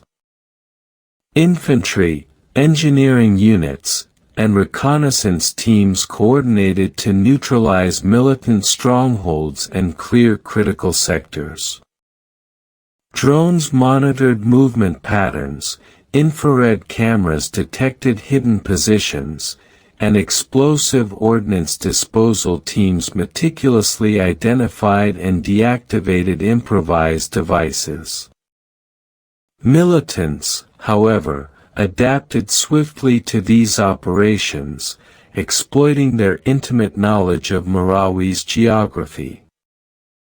They used collapsed buildings, interconnected rooftops, and underground passages to evade detection and mount ambushes. The dynamic interplay between military precision and insurgent ingenuity created a constantly shifting battlefield in which every action carried immediate tactical and psychological consequences. Amidst this heightened conflict, the psychological toll on civilians became increasingly apparent. The constant threat of death or injury fractured the perception of time, minutes elongated into hours, days merged indistinguishably, and the rhythms of normal life dissolved. Sleep was scarce, and dreams often merged with reality, leaving civilians disoriented and hyper-aware.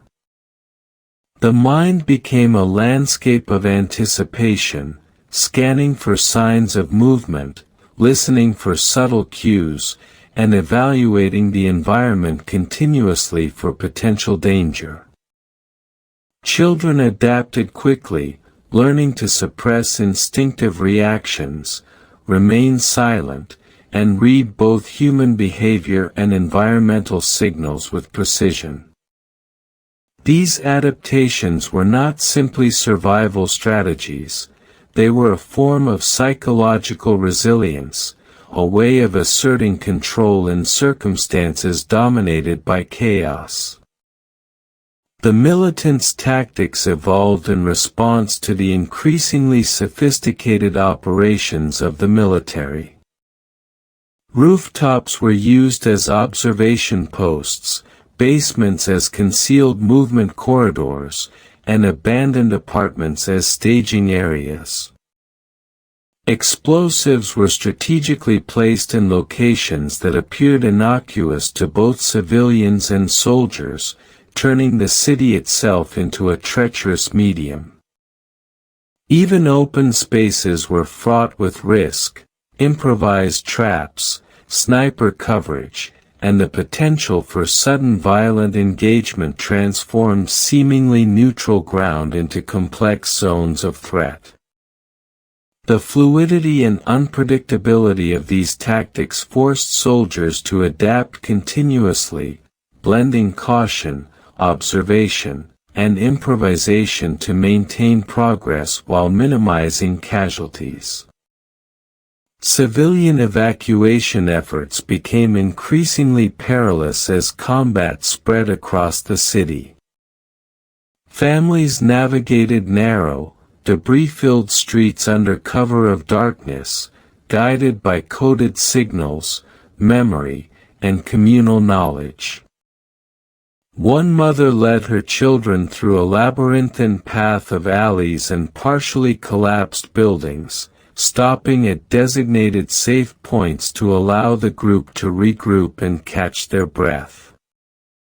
Another family, using subtle hand signals and reflective markers, moved through a neighborhood known for frequent militant activity, coordinating timing and pace with neighboring households to minimize exposure. These efforts exemplified the ingenuity and determination of civilians seeking survival amidst the continuous threat of death. Extended accounts of urban combat revealed the extraordinary adaptability of both soldiers and militants. In one neighborhood, a platoon clearing an apartment complex faced resistance on multiple floors. Militants moved silently through ceilings and collapsed walls, attempting to flank the advancing troops. Soldiers responded with layered strategies, securing stairwells, advancing methodically room by room, and employing suppressive fire while engineers neutralized improvised explosives. Each operation required meticulous observation, precise coordination, and psychological fortitude, as the presence of civilians further complicated tactical decision-making. The city, in these moments, became both battlefield and participant, shaping outcomes through its structural complexity and the unpredictability of human adaptation. The eerie atmosphere of the city during this core phase of battle was heightened by the interplay of light, shadow, and sound. Fires flickered sporadically, casting distorted silhouettes across ruined streets. Smoke diffused sunlight and moonlight alike, creating an almost ethereal visual texture. Wind whispered through skeletal trees and fractured buildings, carrying distant echoes of gunfire, collapsing structures, and human voices.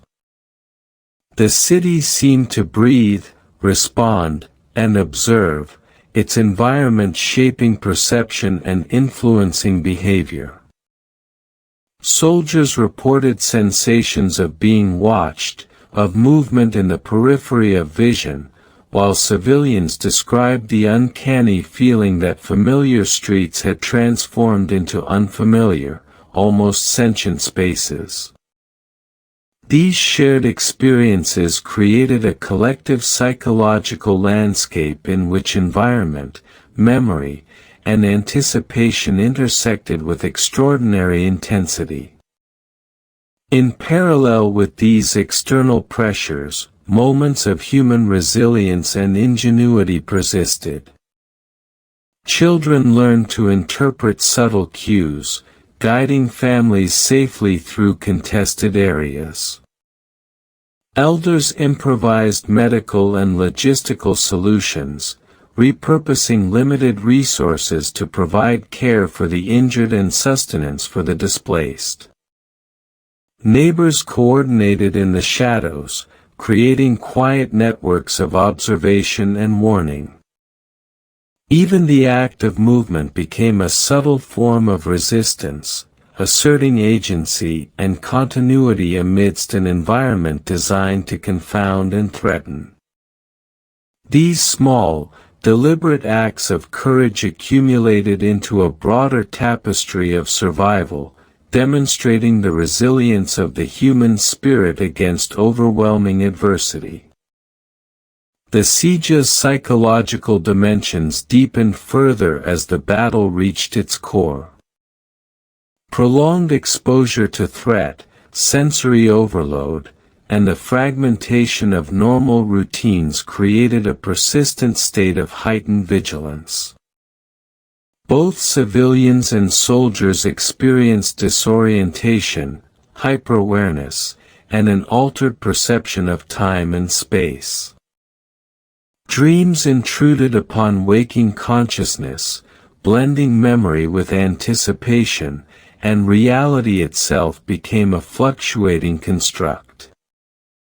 Individuals adapted through observation, reflection, and pattern recognition, learning to anticipate both human behavior and environmental change.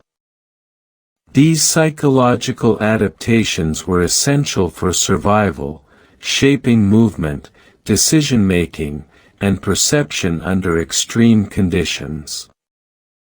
As fighting intensified, the city itself became increasingly transformed. Streets were reshaped by rubble, barricades, and explosive destruction. Buildings were partially collapsed or burned, altering the dynamics of movement, visibility, and engagement. Alleyways became channels of both concealment and ambush, while open spaces were fraught with unpredictable threat. Even natural features, trees, water, and wind, interacted with these transformations, contributing to the surreal, almost sentient quality of the environment. Civilians and soldiers alike navigated this continuously changing landscape, interpreting cues, anticipating hazards, and adapting tactics to an environment that was simultaneously familiar and alien.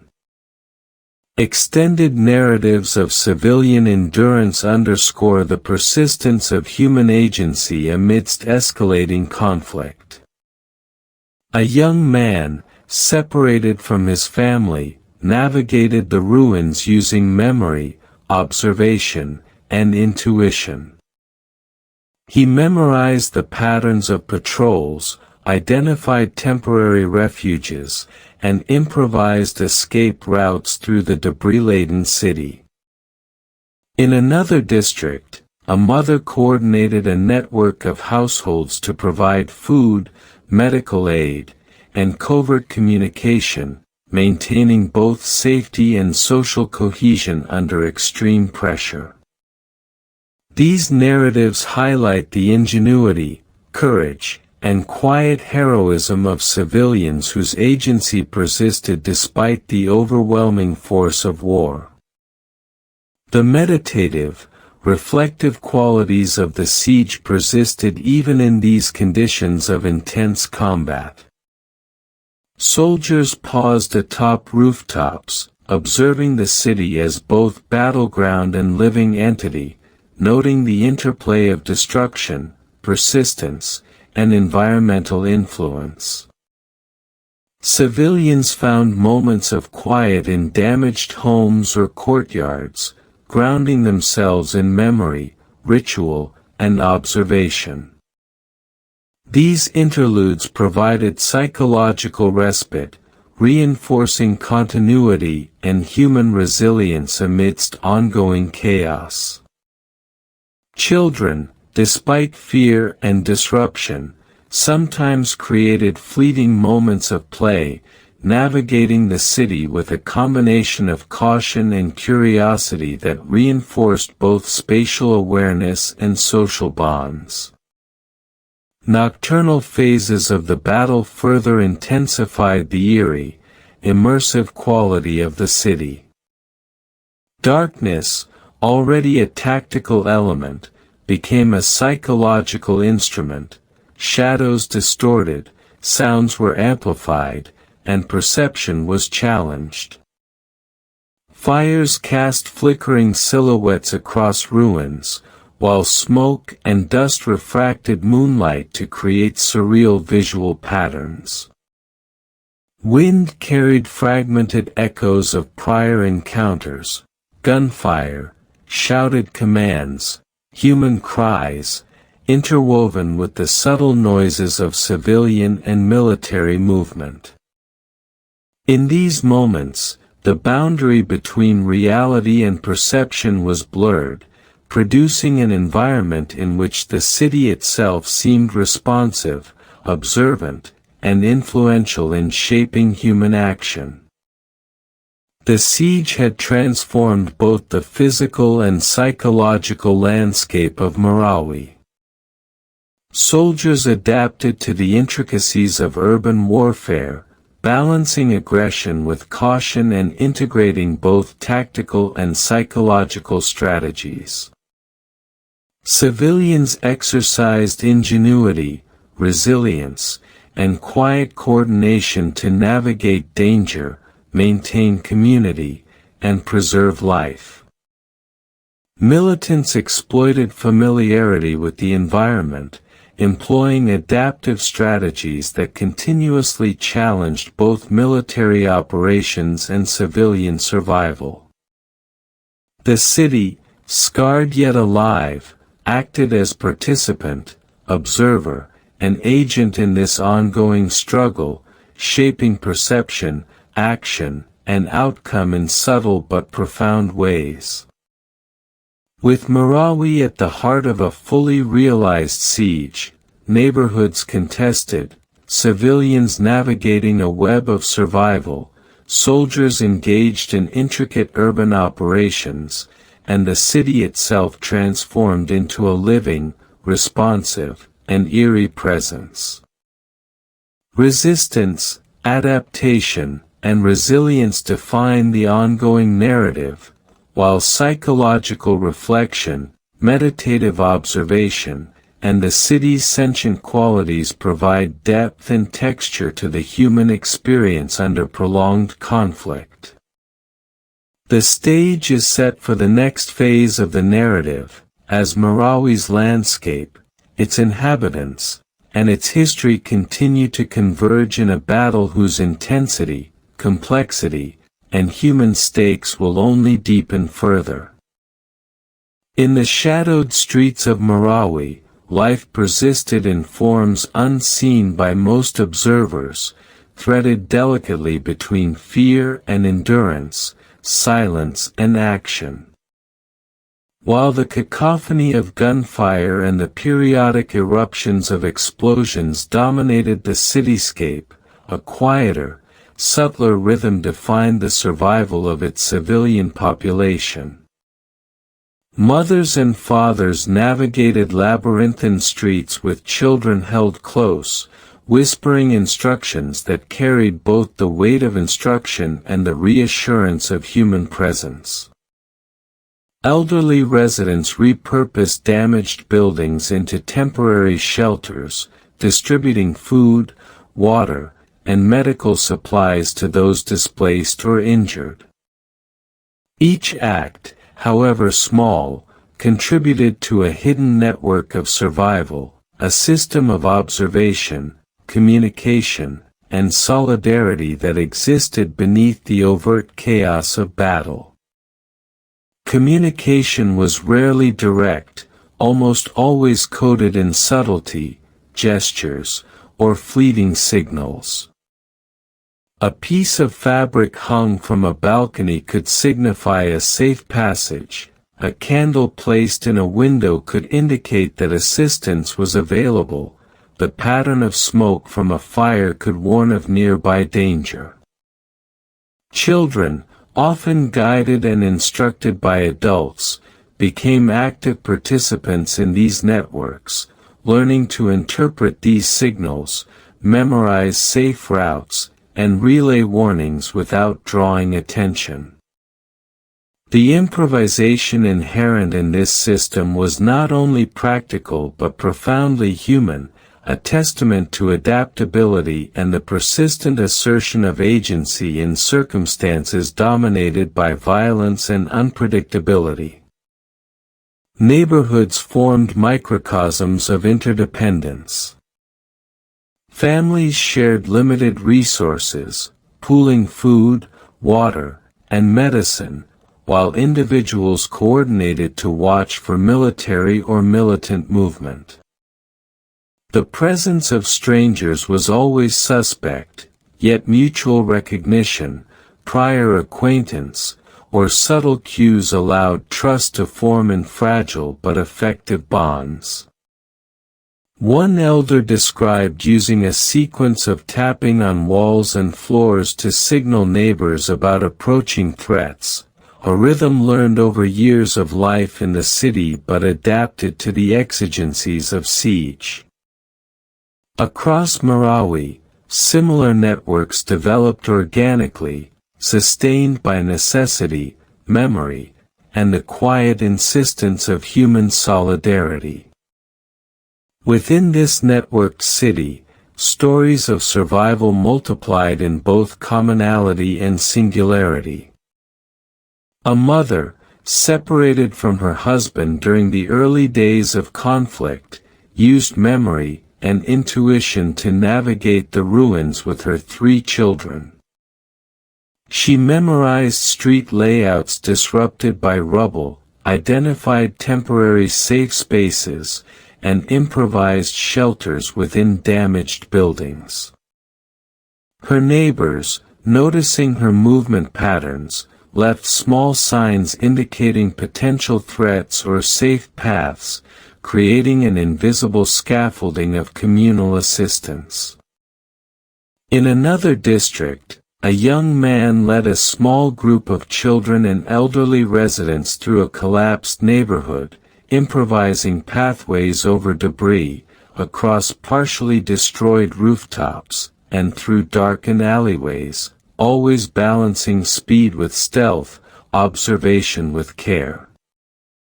These acts of courage, largely invisible to the broader world, formed the essential skeleton of survival under siege. The psychological dimensions of these hidden networks were profound. Every decision, whether to move, hide, or communicate, carried the weight of potential mortality. Fear was constant, yet it was interwoven with creativity, calculation, and small victories that reinforced agency. Civilians developed heightened observational acuity, learning to detect subtle environmental changes. A shifted piece of debris could indicate recent passage, a faint sound might reveal approaching soldiers or militants, the smell of smoke could signal danger. In this way, ordinary perception was transformed into a survival instrument, merging intuition, memory, and environmental awareness into a continuous, meditative practice. Children, in particular, absorbed these lessons with astonishing speed. They learned to distinguish between ambient noise and actionable signals, to follow coded cues without hesitation, and to remain silent even in moments of acute danger. Play, when it occurred, became a functional rehearsal for navigation and survival. Children practiced moving stealthily, memorizing pathways, and interpreting subtle gestures. Adults encouraged these exercises, recognizing that the inculcation of skill, observation, and caution was a form of protective education. In this sense, even in the midst of siege, ordinary human development persisted, intertwined with necessity, adaptation, and communal resilience. The city's physical environment both constrained and facilitated these hidden networks. Streets fractured by rubble, collapsed buildings, and barricades created a shifting lattice of opportunity and risk. Roofs became observation posts and transit pathways, basements and hollowed-out buildings offered temporary shelter, concealment, or storage. The interplay between human improvisation and structural features created a dynamic battlefield in which perception, memory, and tactical acumen were inseparable. Soldiers advancing through these zones adapted to these conditions, integrating reconnaissance, incremental clearing, and careful coordination, while militants exploited familiarity with the environment to create ambushes, evade detection, and sustain operational capacity. Medical improvisation became a defining feature of these networks. Civilians, often without formal training, learned to treat wounds with limited supplies, stabilize injuries, and manage both physical and psychological trauma. Herbs, boiled water, and rudimentary dressings were repurposed into life-saving tools. Makeshift triage areas emerged in partially collapsed buildings, where displaced individuals received care, food, and psychological support. These interventions were not merely acts of necessity, they were expressions of community, courage, and the quiet assertion of human dignity under conditions that threatened both body and spirit. The city's nocturnal landscape reinforced both the challenges and strategies of civilian survival. Darkness offered cover, yet amplified risk.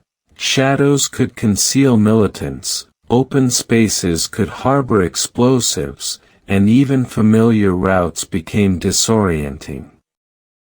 Wind, echoing footsteps, and the subtle movement of debris were interpreted as signs of danger or opportunity. Families moved in coordinated silence, using coded gestures, reflective surfaces, and muted signals to navigate. Each journey was a microcosm of collective adaptation, blending individual skill, communal coordination, and a subtle attunement to the environment itself.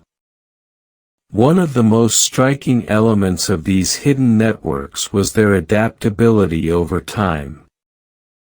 As streets became more dangerous, as familiar landmarks disappeared beneath rubble or fire, civilians developed new protocols, learned new pathways, and coordinated increasingly sophisticated signaling systems.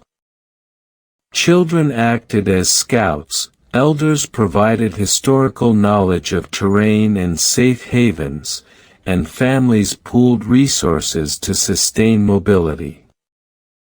These networks were ephemeral and fragile, yet remarkably resilient, continuously reshaped by necessity and experience. They exemplified the persistence of human ingenuity in the face of overwhelming adversity. The intertwining of memory, perception, and spatial awareness was essential to survival. Civilians relied on recollection of prior urban layouts, sound cues, and patterns of movement to navigate streets transformed by combat. The environment, in turn, responded to these movements. Rubble shifted under weight, debris fell unpredictably, and the city structure itself influenced decision-making. Observers, both human and technological, interacted with these dynamics, creating a continuous feedback loop in which perception, adaptation, and environmental response were inseparable. Marawi was simultaneously landscape, participant, and psychological interlocutor in the ongoing struggle for life. Stories of hidden heroism were numerous and often interwoven. A small group of neighbors constructed a concealed escape route through collapsed walls and connected rooftops, allowing vulnerable families to reach safer districts. Another resident coordinated discreet distribution of clean water, moving under cover of darkness while leaving subtle markers for those in need. Even children contributed. One 12-year-old guided a blind neighbor along a partially destroyed alley, using tactile cues, careful observation, and verbal signaling. These acts, ordinary in isolation but extraordinary in aggregate, reflected the profound resilience and ingenuity of civilians operating in secrecy amidst chaos. The psychological landscape of civilians was defined by continuous tension, heightened awareness, and fragile hope. Every movement, every choice, carried potential consequences, yet human adaptability persisted. The mind, conditioned by observation and repetition, became attuned to subtle changes in the environment, a shifted tile, a sound of wind over debris, a shadow in a doorway. These cues informed decision-making, guided movement, and sustained the fragile networks of survival. Fear and anxiety existed alongside ingenuity, courage, and communal solidarity, producing a complex psychological ecosystem in which human consciousness was both reactive and generative. The interplay of environment and human behavior created a city that was simultaneously threatening and navigable. Collapsed buildings, burned-out vehicles, and blocked streets imposed constraints, yet they also created opportunities for concealment, signaling, and strategic movement.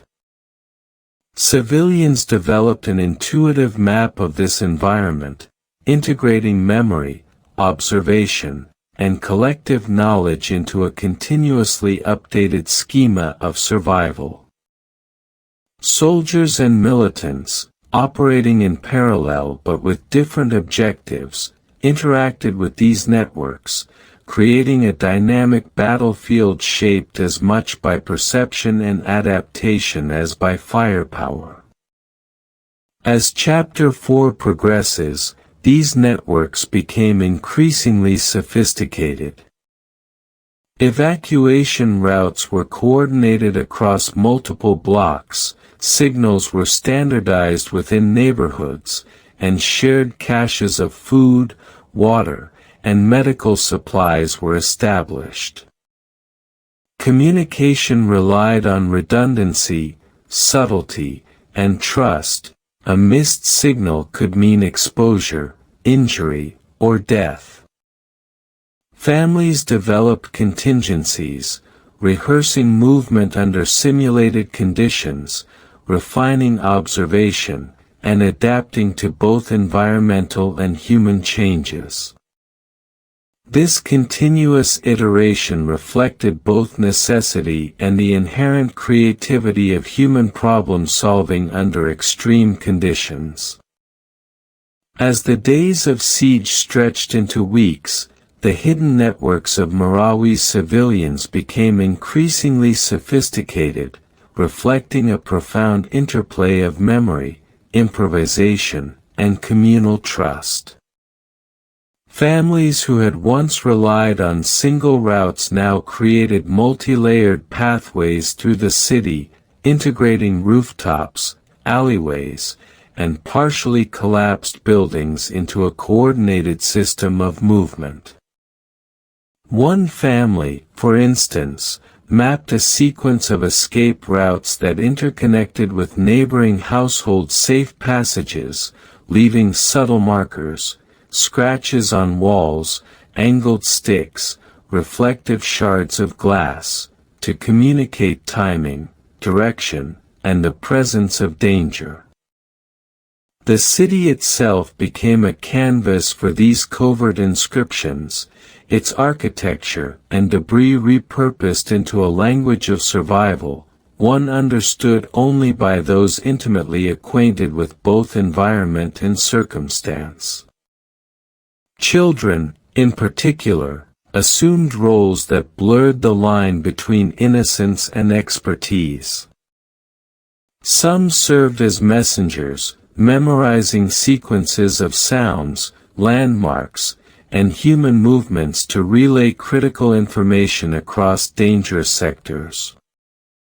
Others guided elderly or injured neighbors, navigating pathways that were invisible to outsiders and perilous to anyone unacquainted with their subtleties.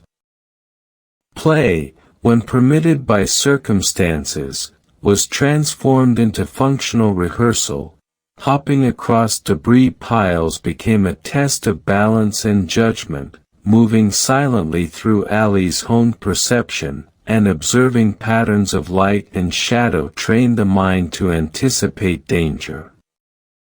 The fluid integration of learning, memory, and survival reflected a continuity of human adaptation that was both remarkable and haunting in its intensity.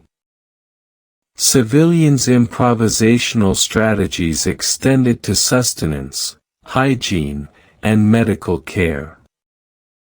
Shared water sources were monitored collectively to prevent contamination, food was rationed in carefully calculated portions, and displaced individuals relied on communal caches to ensure survival. Medical treatment, rudimentary yet resourceful, relied on herbs, boiled water, and makeshift dressings, with civilians improvising triage centers in partially intact structures. One resident described transforming a collapsed apartment into a triage hub, using furniture for stretchers and salvaged clothing for bandages, coordinating care across a network of neighbors whose presence and support were as vital as the treatments themselves. These acts of ingenuity, often invisible to the broader world, reflected the profound human drive to sustain life, even under the most extreme conditions. The psychological dimensions of civilian life were equally complex. Constant exposure to threat, unpredictability, and destruction reshaped perception and cognition. Time became elastic, the passage of hours measured less by clocks than by sequences of movement, alerts, and survival tasks. Sleep was fragmented, dreams intruded upon waking consciousness, blending memory, fear, and anticipation. Sensory awareness was heightened to the extreme, with ordinary sounds, creaking rubble, shifting debris, distant gunfire, acquiring amplified significance. Yet within this tension existed moments of reflection and subtle meditation, the rhythmic lapping of water against rubble-strewn canals, the scent of wind through fractured trees, or the flickering light of a distant fire offered fleeting grounding, reminding individuals of persistence, continuity, and the fragile endurance of life. The city itself became an active participant in these dynamics. Streets shifted unpredictably under the weight of rubble, fire reshaped familiar pathways, and collapsed buildings both concealed and revealed danger. Alleyways became conduits for communication and movement, while open spaces, though visually unobstructed, carried the latent threat of ambush or improvised explosive devices. Civilians learned to interpret these environmental cues intuitively. The placement of debris might indicate recent passage, the sound of shifting metal might signal the proximity of armed actors, and the subtle geometry of light and shadow could reveal concealed positions. In this sense, Marawi was simultaneously landscape, interlocutor, and participant, its physical and psychological presence shaping action and perception at every turn. Stories of individual courage proliferated amidst this complex environment. One young man, separated from his family for days, navigated several neighborhoods using an internalized map of the city, memorized patterns of militant movement, and improvised temporary refuges in abandoned structures. In another district, a mother coordinated the distribution of limited food and medical supplies, moving under cover of darkness and leaving subtle cues for those she guided. Children played crucial roles in these networks, often serving as scouts, messengers, or guides, blending observation with intuition in ways that exceeded their age. These narratives were not isolated, they were replicated across the city, forming a latticework of human ingenuity, courage, and quiet resistance that underpinned survival. The interdependence within these hidden networks was remarkable. Trust was both fragile and essential, reinforced by shared observation, reciprocity, and adherence to subtle protocols. Missed signals could result in exposure, injury, or death. Successful coordination ensured safety and continuity. Elderly residents contributed historical knowledge of the city's terrain, facilitating navigation and escape. Young adults and adolescents provided mobility, energy, and vigilance. Children absorbed lessons of observation, anticipation, and stealth, becoming both learners and active participants in collective survival. These networks, ephemeral yet resilient, demonstrated the extraordinary capacity of human communities to self-organize, adapt, and endure under extreme conditions. Medical improvisation remained a critical component of survival. Civilians transformed rubble-strewn apartments into triage centers, improvising stretchers, creating makeshift bandages, and managing both physical and psychological trauma. One nurse recounted stabilizing injured civilians using salvaged materials while coordinating with neighbors for evacuation and follow-up care. Another mother improvised fever management and wound treatment for her children using herbs, boiled water, and careful observation. These acts, though limited in scope, had profound cumulative effects, enabling survival where formal medical infrastructure had collapsed. They reflected both resourcefulness and the quiet assertion of agency in a context dominated by violence. The nocturnal landscape added another layer of complexity and eeriness to civilian experience. Darkness offered concealment but also amplified threat. Shadows became ambiguous, streets unpredictable, and every sound potentially dangerous. Families coordinated movement using subtle signals, the reflection of light, the positioning of objects, or coded gestures to communicate direction, timing, and safety. Each journey through the city was a negotiation of risk, integrating memory, observation, and trust. In these nocturnal movements, the city appeared almost sentient, responding to human action, shifting with wind and debris, and shaping perception in subtle but profound ways. The psychological toll of this prolonged exposure manifested in multiple dimensions. Heightened vigilance, sensory overload, and fragmented sleep reshaped cognition. Memory, anticipation, and perception were intertwined. Each individual continuously monitored environmental cues, human behavior, and prior experience to navigate risk. Stress, fear, and anxiety coexisted with ingenuity, hope, and resourcefulness.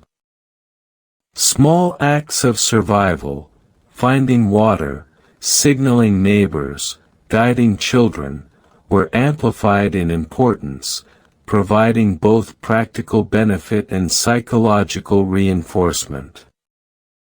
Within this ecosystem, human consciousness adapted, balancing acute threat perception with reflective observation, maintaining agency even when circumstances seemed overwhelmingly hostile.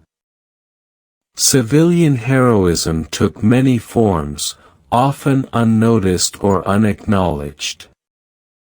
A 12-year-old boy guided a blind neighbor through partially collapsed streets, using tactile and auditory cues to ensure safety. A mother organized nocturnal water distribution, leaving markers for those in need while minimizing exposure. Neighbors coordinated improvised intelligence, signaling the approach of military units or militant patrols through subtle, nonverbal cues. Even small acts, sharing food, covering a weak wall with debris to conceal movement, or quietly relaying a warning, constituted resistance, asserting continuity and agency in a context dominated by external control and environmental unpredictability. By the midpoint of this chapter, the integration of human adaptation, memory, and environmental awareness created an almost organic network of survival. Civilians' movement, communication, and observation formed a continuous feedback loop with the city's altered architecture, collapsed buildings, rubble-strewn streets, and vertical access points became both instruments and indicators of survival strategy.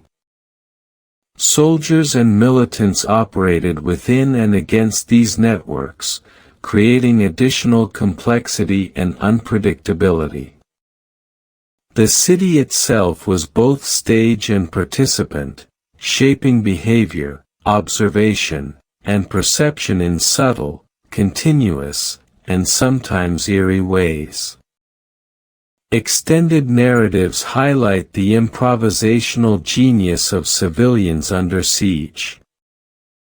One elder described memorizing weak points in partially collapsed walls to create clandestine observation points for families moving across contested streets. Another mother converted a damaged home into a temporary infirmary, repurposing furniture, clothing, and debris into functional triage tools. Children integrated play with practical rehearsal, navigating alleys, hopping debris, and interpreting subtle signals. Across Marawi, these acts replicated and intersected, creating a diffuse but remarkably effective network of survival, reflection, and subtle resistance. The city's nocturnal environment amplified both challenge and strategy. Shadows distorted perception, wind and debris created unpredictable auditory cues, and faint light reflected off rubble to create illusions of movement. Civilians adapted by refining observation, coordination, and timing.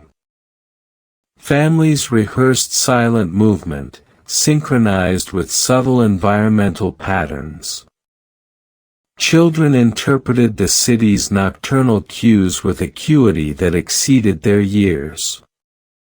The city itself, in these moments, seemed both alive and observant, shaping decisions and perception through its complex, interactive presence. The intricate interplay of civilian networks, environmental awareness, and psychological resilience was fully realized. Hidden communications, coordinated movement, improvisational medical care, and continual observation coalesced into a multifaceted system of survival. Each actor, child, adult, elder, played a role, integrating memory, intuition, and adaptive behavior. The city's architecture, natural features, and patterns of destruction were both instruments and interlocutors, shaping outcomes in continuous, subtle ways. Resistance, both quiet and deliberate, defined the texture of life, asserting human presence and agency within a contested and often hostile urban landscape. The city alive not only in the external cacophony of war but in the subtle, hidden currents of human resilience. Neighborhoods were mapped by memory, signals, and observation, families coordinated movements and shared resources, children integrated survival skills into daily routines. The city, simultaneously participant, observer, and environmental interlocutor, shaped both strategy and psychology, creating a complex, layered network in which life persisted, agency endured, and human ingenuity continued to assert itself despite overwhelming adversity. In the shadowed streets of Marawi, survival was a quiet, distributed, an almost imperceptible act of resistance, a testament to the enduring capacity of human beings to adapt, endure, and find agency even in the heart of siege.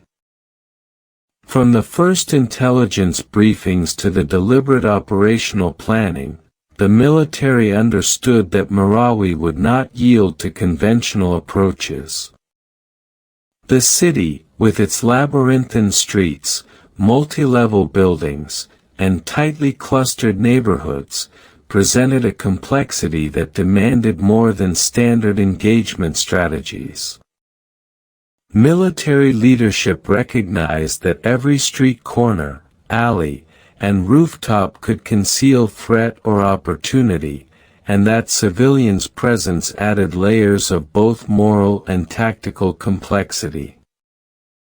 The initial planning phase involved not only the assessment of enemy strength but also an intricate mapping of the urban environment, cataloging potential choke points, high-value structures, and likely ambush zones.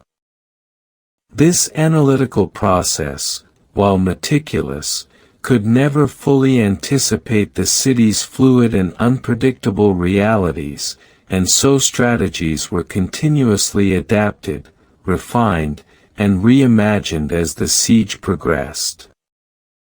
Urban warfare in Marawi demanded a redefinition of conventional tactics. Infantry units were trained to move slowly, clearing buildings methodically, room by room, floor by floor. Engineers accompanied them to identify and neutralize improvised explosive devices, while reconnaissance teams scouted ahead, using drones, thermal imaging, and visual observation to detect potential threats. Overwatch teams positioned themselves on rooftops and elevated structures, coordinating with ground units to provide suppression and surveillance. Even with these carefully orchestrated methods, the dynamic interplay of collapsed buildings, makeshift barricades, and unpredictable enemy maneuvers rendered each advance a negotiation with both environment and uncertainty. The city itself, scarred and altered, demanded adaptation. It became a participant in the battle, shaping movement, perception, and strategy at every stage. Soldiers' experiences were profoundly shaped by the complexity of urban combat. Unlike open-field engagements, where lines of sight and movement could be controlled, Marawi presented three-dimensional challenges. Snipers could appear from shattered windows or collapsed roofs. Militants moved across rooftops, through basements, or within interconnected buildings, creating constant ambiguity. The psychological burden of anticipation, hypervigilance, and the moral responsibility of avoiding civilian casualties weighed heavily. Each operation was a delicate balance of aggression and restraint, improvisation and discipline, observation and action. The mind, like the city itself, became a layered battlefield, where decision-making was intertwined with perception, memory, and intuition. Tactical adaptation became the defining feature of military operations. Early attempts to clear dense neighborhoods often encountered unexpected resistance. Militants exploited vertical spaces, created booby traps in abandoned apartments, and utilized civilians' movement patterns to anticipate military maneuvers. In response, commanders shifted to layered approaches, reconnaissance first, controlled entry next, and continuous overwatch throughout. Coordination between specialized units, engineers, infantry, snipers, medics, and communication teams, became paramount. Each maneuver was rehearsed mentally before execution, anticipating potential hazards, collateral impact, and environmental uncertainty. The city's complexity forced both soldiers and planners into a meditative focus, where minute details carried consequences disproportionate to their immediate appearance. Civilian networks intersected with military strategy in subtle, often unforeseen ways.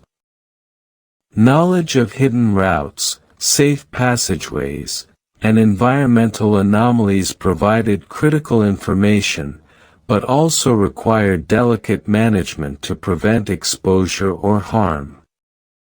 Intelligence gathering often relied on observation rather than interrogation.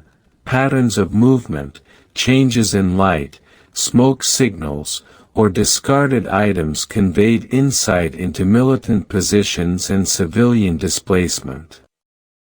Commanders had to interpret these signs without assuming certainty, balancing the urgency of operational objectives with the unpredictability of human and environmental factors.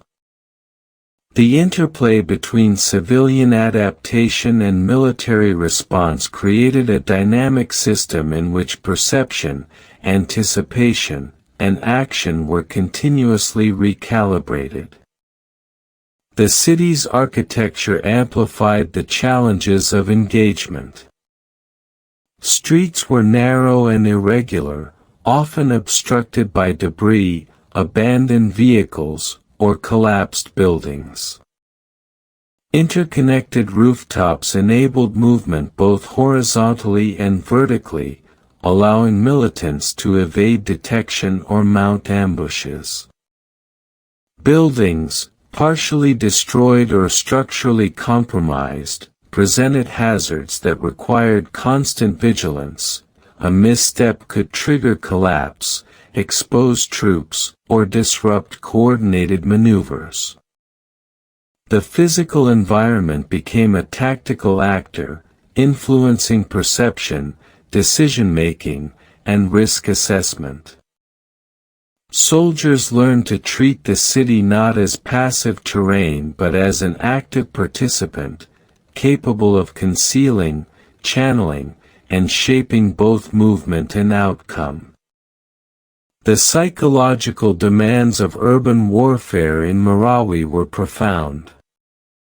Soldiers experienced sensory overload, the constant sound of distant or nearby gunfire, the intermittent rumble of collapsing structures, the faint but persistent echo of civilian movement. Attention was fragmented yet hyper-focused. Vigilance demanded continuous recalibration of priorities. Fatigue, stress, and moral responsibility intertwined, shaping perception and reaction. Each engagement required an acute awareness of both immediate threats and broader operational objectives, balancing speed and caution, aggression and restraint. Reflection and meditation, however brief, provided critical grounding, enabling soldiers to sustain focus and resilience in an environment defined by unpredictability and danger. Improvised tactics emerged as both necessity and ingenuity.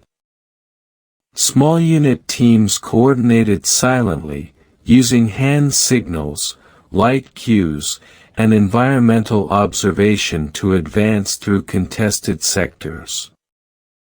Engineers neutralized improvised devices with care, aware that even minor errors could trigger catastrophic consequences. Snipers and overwatch units monitored streets, rooftops, and courtyards, providing suppressive fire or intelligence as situations evolved. The dynamic between these specialized elements was fluid. Shifts in terrain, the emergence of civilian clusters, or unexpected militant maneuvers required instantaneous recalibration. Each operation became a dance of observation, anticipation, and action, shaped as much by human judgment as by formal doctrine. As the siege deepened, operations extended across multiple districts simultaneously. Commanders orchestrated synchronized maneuvers to isolate militant strongholds, secure critical infrastructure, and provide safe corridors for civilians. Timing, coordination, and communication were paramount. Even minor delays could compromise entire operations. Soldiers learned to interpret environmental cues alongside explicit orders, anticipating hazards and identifying subtle shifts in risk. The urban landscape, with its layered architecture, irregular geometry, and unpredictable dynamics, required a form of situational awareness that merged analytical thought, perceptual acuity, and instinctual response. Civilian movement continued to complicate military operations. Families navigating conflict zones introduced uncertainty into planning. Their presence demanded restraint, altered timing, and recalibration of tactical priorities. Commanders relied on reconnaissance, observation, and intelligence to predict civilian patterns, yet the fluidity of adaptation meant that assumptions were often challenged. Evacuation corridors were established, but required constant monitoring and adjustment. The interplay between civilian networks and military maneuvering created a continuous, adaptive system, in which both human ingenuity and environmental complexity shaped outcomes. The sensory environment of combat was both overwhelming and instructive. Soldiers and commanders reported a heightened awareness of auditory, visual, and tactile cues, the subtle creak of a stressed beam, the distant echo of footsteps, the shifting play of light and shadow. These cues informed movement, tactical decisions, and anticipatory behavior. Over time, perception itself adapted to the urban environment. Ordinary environmental cues became instruments of strategy, memory-guided decision-making, and the city's architecture became a continuous participant in the unfolding battle. Improvisation extended to both logistics and morale. Supply chains were disrupted by conflict, requiring local adaptation. Food, water, and medical supplies were transported in small, coordinated movements, temporary storage points were established in structurally secure locations, and movement schedules were synchronized with both military objectives and environmental hazards. Morale strategies, often subtle, relied on leadership presence, peer coordination, and psychological reinforcement. Soldiers learned to create microrhythms of observation, rest, and action, sustaining endurance and focus in a continuously hostile environment. As the battle progressed, the city of Marawi revealed itself not merely as a battlefield but as a dynamic, unpredictable environment, shaping and constraining every tactical decision. Each district became a microcosm of urban complexity. Narrow alleys twisted unpredictably between buildings, rooftops, and collapsed structures provided both concealment and peril, and the very geometry of the streets guided movement in ways that were never entirely predictable. Soldiers adapted to this environment with a combination of formal training and improvisation, using observation, experience, and intuition to navigate the ever-shifting terrain. Commanders emphasized flexibility, instructing units to anticipate the environment's influence on both enemy and friendly forces. Each operation became less a rigid exercise in doctrine than a meditation on spatial awareness, risk assessment, and adaptive strategy. Tactical engagement in Marawi required constant recalibration. Militants exploited the city's verticality, moving across rooftops, inside partially collapsed buildings, and through interconnecting alleyways, often appearing in unexpected locations to ambush advancing troops. Soldiers, in turn, learned to anticipate movement patterns, using reconnaissance, thermal imaging, and drones to gain situational awareness. Every building presented a layered puzzle: structural instability, concealed enemy positions, and the presence of civilians required meticulous assessment before entry. Engineers worked alongside infantry to neutralize improvised explosive devices, identify potential traps, and stabilize structural hazards.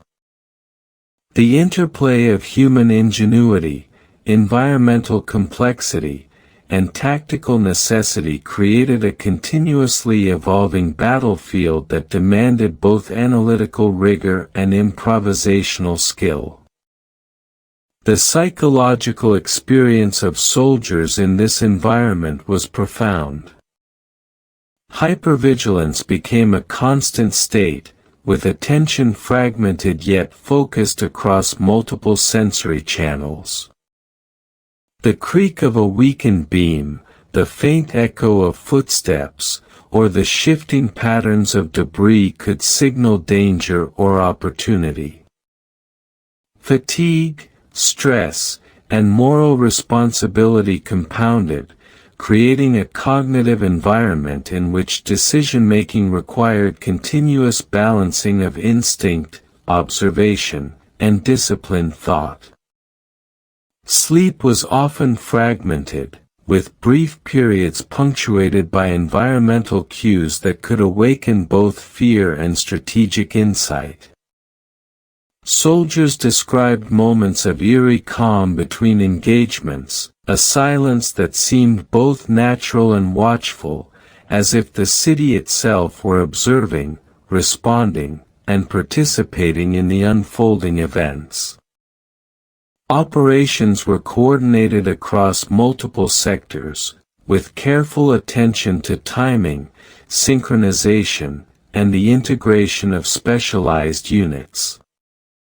Infantry advanced methodically, clearing streets and buildings, engineers secured hazards and improvised paths, reconnaissance provided intelligence for adaptive maneuvers, and snipers or overwatch units monitored both vertical and horizontal lines of sight.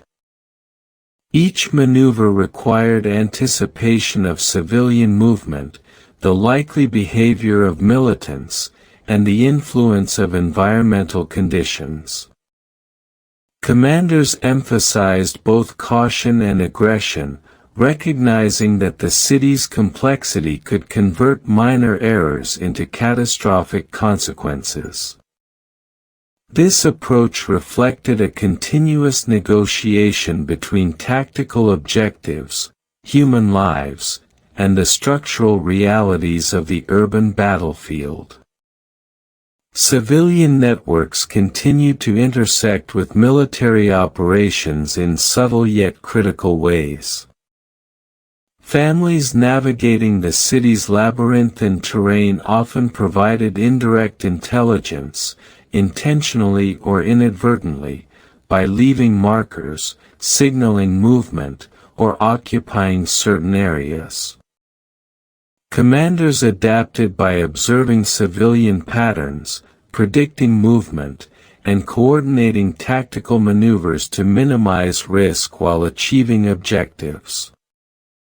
The integration of civilian knowledge into military planning exemplified a form of adaptive intelligence. The city, its inhabitants, and the military forces existed in a dynamic, interdependent system, each influencing the other in ways that were continuous, subtle, and psychologically profound. The architecture of Marawi shaped engagement in ways that demanded constant recalibration. Streets narrowed and widened unpredictably, rubble obstructed pathways, forced detours, and created channels of vulnerability. Collapsed rooftops and partially destroyed buildings served simultaneously as observation points, movement corridors, and lethal hazards. Soldiers learned to interpret structural cues, noting subtle shifts in debris, cracks in walls, or the orientation of objects to anticipate possible danger. These environmental readings were as crucial as maps, intelligence reports, or direct observation, illustrating the profound interplay between human perception and the physical world in urban combat. Extended combat operations demonstrated both the adaptability of military units and the ingenuity of militants. In one neighborhood, a platoon advancing through a partially destroyed district encountered militants using interconnected rooftops to maneuver behind them. Engineers identified and neutralized improvised explosives in stairwells and hallways while infantry maintained suppressive fire. Coordination between units was constant, with visual and auditory signals guiding movement and engagement. Civilians in adjacent areas, guided by previously established networks, provided indirect information about safe passages and potential hazards. Each encounter was simultaneously tactical, environmental, and psychological, emphasizing the inseparability of these dimensions in urban warfare. The city's nocturnal character added further complexity to military operations. Darkness provided cover for both soldiers and militants but also amplified uncertainty. Shadows distorted perception, and ambient noise, wind through rubble, distant gunfire, shifting debris, could indicate threat or mislead perception.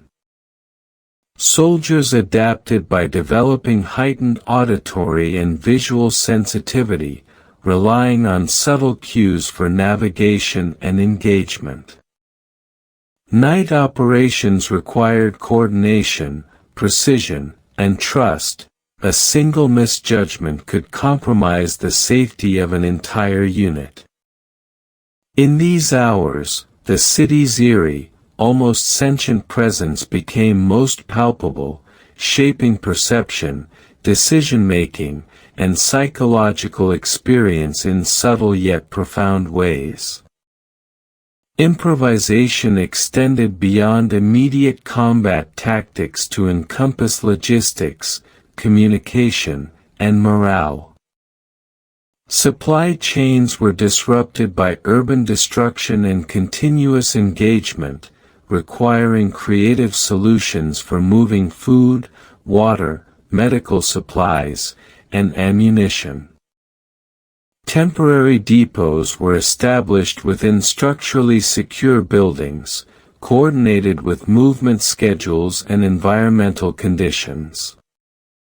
Communication relied on a combination of technological tools, visual signals, and human messengers, integrating flexibility into formal command structures.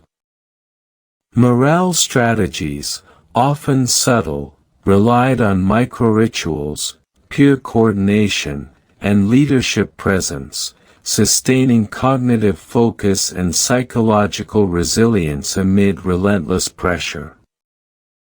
Psychological dimensions of urban warfare were amplified by continuous environmental unpredictability. Soldiers navigated streets that changed daily, with collapsed structures, shifting debris, and evolving patterns of threat. Anticipation and perception became continuous, meditative exercises, observing, analyzing, predicting, and responding in an almost preconscious rhythm. This heightened awareness extended to ethical and moral judgment. Every decision involved a constant negotiation between achieving objectives and minimizing harm, balancing aggression with restraint, and maintaining cohesion amid uncertainty. The urban environment shaped both tactical choices and the internal experience of soldiers, embedding the city itself as a participant in combat. Civilian interaction remained a constant factor in operational planning. Safe corridors, evacuation points, and the avoidance of collateral damage required continuous observation and adjustment. Commanders relied on patterns of civilian movement, indirect signals, and intelligence from prior engagement to inform tactical maneuvers. The city's inhabitants, whether through inadvertent exposure or deliberate signaling, contributed to this dynamic system, reinforcing the interdependence of human networks, urban geography, and military strategy. In this sense, Marawi was both a battleground and a co-creator of operational reality, shaping the flow, outcome, and perception of every engagement. The city's structure influenced engagement at both macro and micro levels. Strategic objectives, securing key buildings, isolating militant strongholds, and protecting critical infrastructure, were pursued alongside tactical adaptations to individual streets, alleys, and buildings. Soldiers interpreted visual cues, cracks in walls, scattered debris, or displaced furniture, to anticipate movement, avoid ambushes, and locate potential threats. Each action required simultaneous consideration of immediate physical danger, broader operational goals, and the psychological well-being of both combatants and civilians. This multidimensional approach exemplified the synthesis of strategy, improvisation, and reflective awareness that defined operations in Marawi. Soldiers had internalized the city's rhythms and anomalies, adapting to a continuously shifting environment that merged physical, psychological, and operational dimensions. Urban combat was less about linear progression than dynamic negotiation, observation, anticipation, improvisation, and coordinated action were continuous, intertwined, and inextricable from the environmental context. Civilians, through hidden networks, subtle communication, and adaptive behavior, contributed to these dynamics, influencing both opportunity and risk. Marawi itself, in its structural complexity and altered geography, was fully integrated into the strategic and psychological landscape, shaping action and perception at every level. Extended tactical encounters highlighted the interplay of strategy, improvisation, and environmental influence. In one district, soldiers clearing interconnected buildings encountered militants using collapsed floors, hidden passageways, and improvised barricades to evade capture and mount ambushes. Engineers neutralized explosives while infantry coordinated suppressive fire, integrating observation, memory, and intuition into movement. Commanders continuously adjusted plans in response to both civilian patterns and environmental change, balancing the imperatives of mission success, human life, and structural realities. These engagements demonstrated the inseparability of physical, psychological, and strategic elements in urban warfare. The city fully integrated into the operational and psychological experience of both soldiers and civilians. Tactical objectives, improvisation, observation, and adaptation intertwined with environmental complexity, human resilience, and the subtle influence of civilian networks. Marawi's streets, buildings, and alleys were not passive terrain but active participants, shaping movement, perception, and decision-making. Soldiers navigated the labyrinth with both discipline and improvisation, civilians persisted through ingenuity and quiet coordination, and the city itself became a continuously responsive, eerie, and immersive presence. The battle's operational complexity and human dimension were inseparable, establishing a foundation for the next chapter, where the human stories of endurance, observation, and resistance will continue to unfold. The Siege of Marawi was as much a test of leadership as it was a battlefield for tactical engagement. From the earliest hours of conflict, commanders faced the daunting reality that their decisions would reverberate across an environment defined by unpredictability, structural complexity, and human presence. The city itself imposed constraints, narrow streets, collapsed buildings, and multi-level neighborhoods created conditions in which information was always partial, perception was always limited, and each choice carried profound consequences.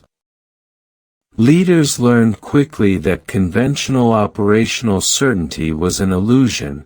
Every maneuver, every engagement, and every allocation of resources required a blend of analytical rigor, intuitive judgment, and adaptive improvisation. Decision-making under siege conditions was shaped by the perpetual tension between known and unknown.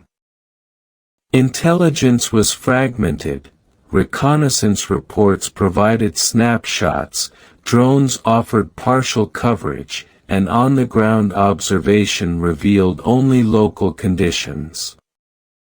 The rapid movement of militants, combined with the shifting positions of civilians and the changing architecture of the city, created a continuously evolving operational landscape.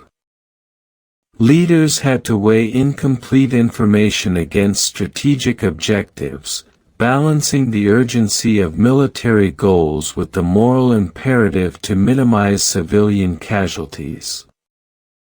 Each decision was a negotiation with uncertainty, a navigation through the fog of war, where every assumption carried both risk and potential reward. The structure of command was both hierarchical and adaptive. Strategic directives flowed from high-level planners, yet the city's complexity necessitated decentralized decision-making. Squad leaders, platoon commanders, and specialized units were empowered to adapt to local conditions, interpreting directives through the lens of immediate environmental and human factors. This balance between centralized strategy and localized adaptation reflected an understanding that Marawi's streets, buildings, and civilian networks could not be fully controlled through rigid planning alone. Leadership, therefore, became a continuous dialogue between intention and improvisation, between doctrine and reality, mediated by observation, judgment, and experience. The psychological burden on leaders was profound. Responsibility for life, both civilian and military, was constant. Every order, every maneuver, every allocation of personnel carried potential consequences that could not be fully anticipated. Leaders contended not only with tactical uncertainty but with moral complexity, how to achieve operational objectives while protecting non-combatants, how to allocate limited resources under conditions of extreme risk, and how to maintain cohesion, morale, and focus in a continuously hostile environment. These decisions unfolded under persistent sensory and cognitive pressure, distant gunfire, intermittent explosions, shifting environmental hazards, and the constant awareness of human fragility within the urban landscape. The fog of war extended beyond the tactical dimension into a deeply human experience. Leaders experienced moments of eerie silence punctuated by sudden bursts of violence, intervals in which the city seemed to pause, observing, waiting, responding. In these moments, reflection became both practical and existential, reviewing prior decisions, anticipating future consequences, and considering the moral implications of every action.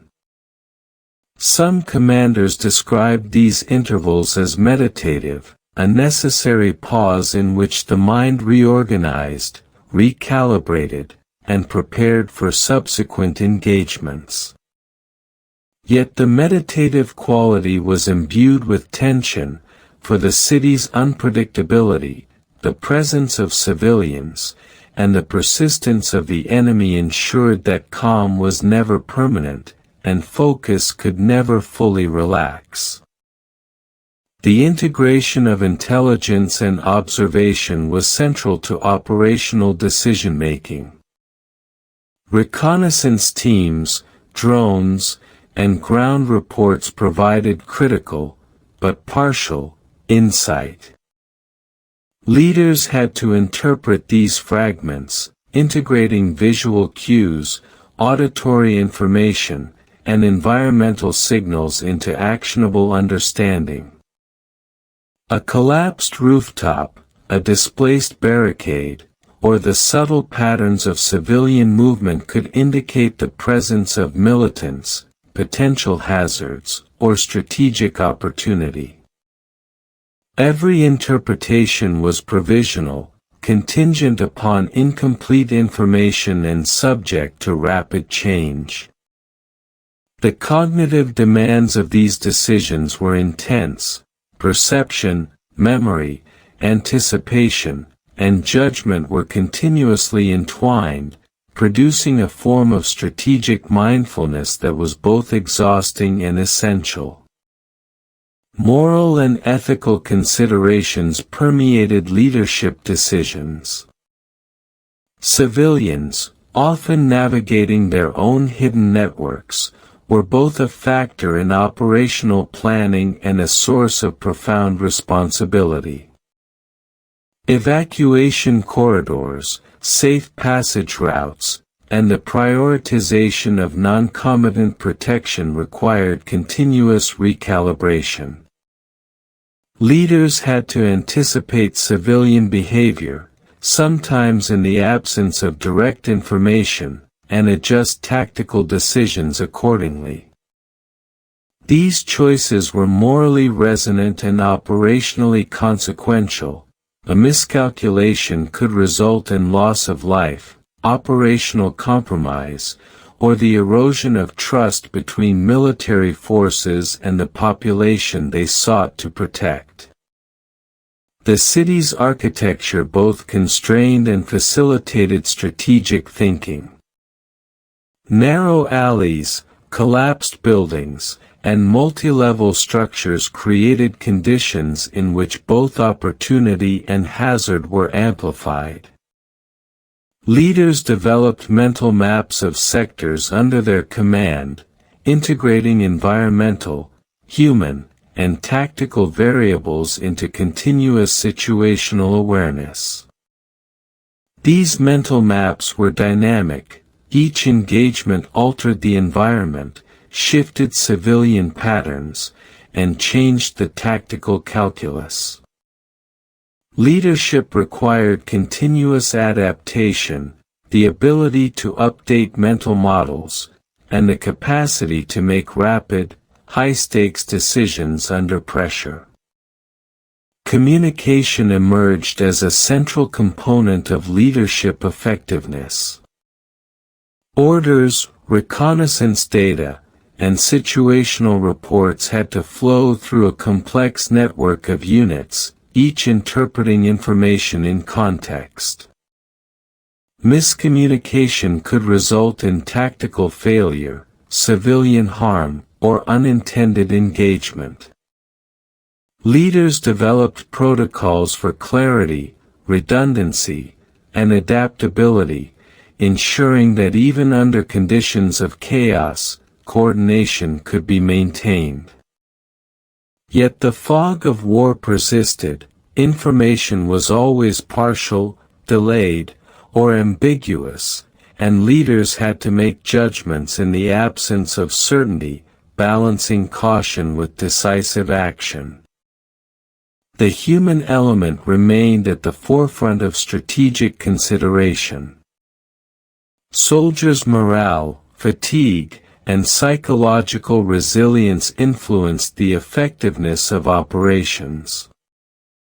Leaders monitored their units, adjusting rotation schedules, providing reinforcement, and maintaining focus through subtle guidance, presence, and modeling of calm under pressure. Small actions, acknowledging successful maneuvers, reinforcing careful observation, or providing brief moments of respite, had outsized effects on unit cohesion. Leadership, in this context, was both tactical and psychological, requiring attention to human endurance as well as operational objectives. Leaders also confronted the unpredictability of militant adaptation. Opposition forces, familiar with the urban terrain, continuously altered tactics, exploited environmental opportunities, and responded to military patterns. Commanders had to anticipate these adjustments, revising strategies in near real time. The interplay of action and reaction created a dynamic, almost sentient quality to the battlefield, in which human and environmental variables coalesced into an emergent system of engagement. Success depended not only on planning but on perceptive responsiveness, rapid learning, and the continuous integration of new intelligence. The sensory and temporal experience of leadership was deeply affected by the city's dynamics. Continuous exposure to gunfire, explosions, environmental hazards, and civilian movement created a heightened state of awareness. Sleep was intermittent, attention fragmented yet intense. Leaders described moments of eerie stillness between engagements, during which the city's altered geography, ambient sounds, and subtle human cues demanded observation and reflection. Decision-making became both tactical and meditative, evaluating risk, anticipating movement, and considering ethical implications in a context that was continuously fluid and unpredictable. Strategic coordination extended across multiple levels of command. District-by-district operations required integration with city-wide objectives, ensuring that local maneuvers aligned with overarching plans. Leaders balanced micro-tactical decisions with macro-strategic considerations, integrating environmental observation, intelligence analysis, and human factors. Every choice, whether to advance, hold position, or redirect forces, was informed by a combination of doctrine, improvisation, and reflective judgment, producing a decision-making process that was simultaneously structured and adaptive. Civilian considerations remained central to operational planning. Evacuation routes, safe zones, and patterns of non-combatant movement influenced tactical choices, timing, and maneuver selection. Leaders had to anticipate civilian behavior, often relying on indirect observation, signals, or historical knowledge of local networks. The ethical dimension was inseparable from operational effectiveness. Protecting civilians was both a moral imperative and a tactical necessity, shaping the flow of combat, allocation of resources, and the conduct of individual units. Commanders also grappled with uncertainty in communication and intelligence. Reports were sometimes delayed, incomplete, or conflicting. The city's complexity amplified ambiguity, creating situations in which rapid, high-stakes judgment was required. Leaders learned to interpret partial information, integrate multiple perspectives, and act decisively despite uncertainty. This capacity for adaptive decision-making, balancing risk, ethical considerations, and operational necessity, became the hallmark of effective leadership under siege.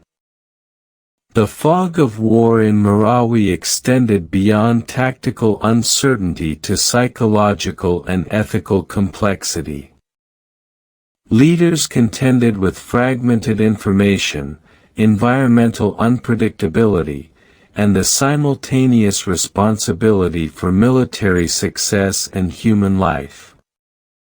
Decision-making was a continuous negotiation between action and restraint, between immediate objectives and long-term consequences, between certainty and ambiguity.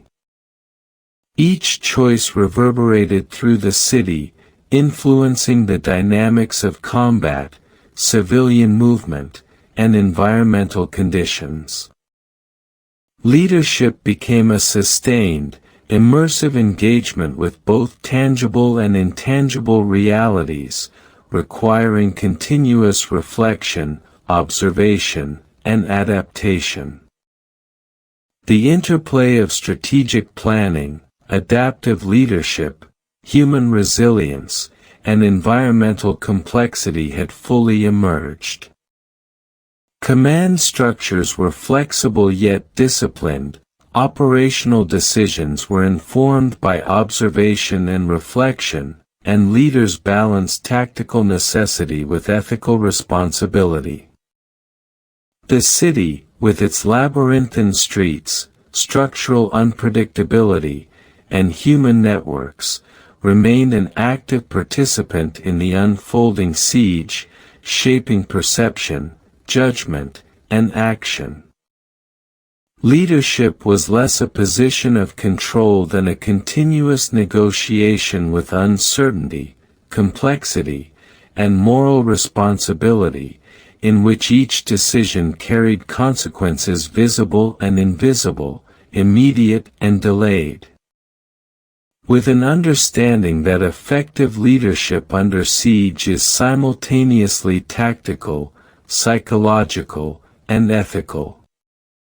Commanders must navigate uncertainty, integrate intelligence, anticipate adaptation, and consider civilian dynamics, all within an environment that is simultaneously physical, human, and almost sentient in its responsiveness. The fog of war is not merely metaphorical, it is a lived, immersive experience, shaping perception, decision-making, and human endurance at every level. Marawi's battlefields, civilian networks, and urban labyrinth were inseparable from leadership, forming a continuous, complex system in which success, survival, and moral responsibility were intertwined. As the siege of Marawi pressed into its second week, the city revealed the subtle yet relentless dynamics of momentum and resistance. Military units, having advanced cautiously through dense districts, began to encounter resistance that was increasingly coordinated, sophisticated, and adaptive. The shifting balance of control reflected both the ingenuity of militant forces and the strategic recalibration of the military. Gains were hard-won and fleeting. Streets captured in the morning could be contested by evening, and buildings cleared of opposition might conceal hidden threats in their basements or collapsed floors. In this environment, momentum was both physical and psychological, measured not merely in territory gained but in the endurance, adaptability, and resilience of both combatants and civilians. The nature of urban warfare in Marawi magnified the complexity of maintaining operational momentum. Streets were labyrinthine, blocked by debris, improvised barricades, and collapsed structures. Alleyways, once pathways of civilian movement, became conduits for ambush, observation, and tactical maneuvering. Rooftops, interconnecting floors, and vertical passageways were continuously exploited by militants to flank advancing forces or retreat under concealment. Military strategy evolved accordingly. Controlled advancement, layered reconnaissance, and persistent overwatch became central to maintaining momentum without exposing troops to catastrophic risk.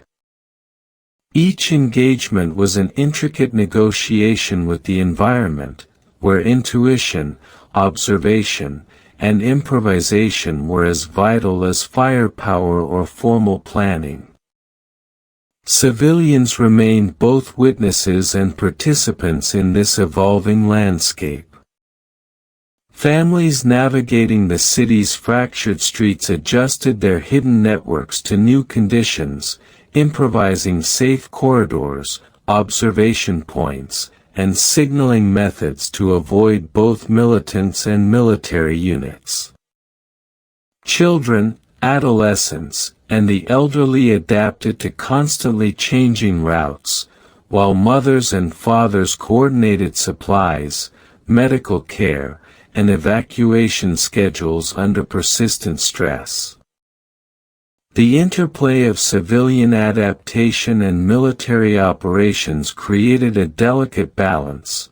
The pursuit of momentum by armed forces was constrained by the moral and strategic imperative to protect life, while civilian ingenuity subtly influenced the patterns of engagement through indirect signals, movement, and environmental knowledge.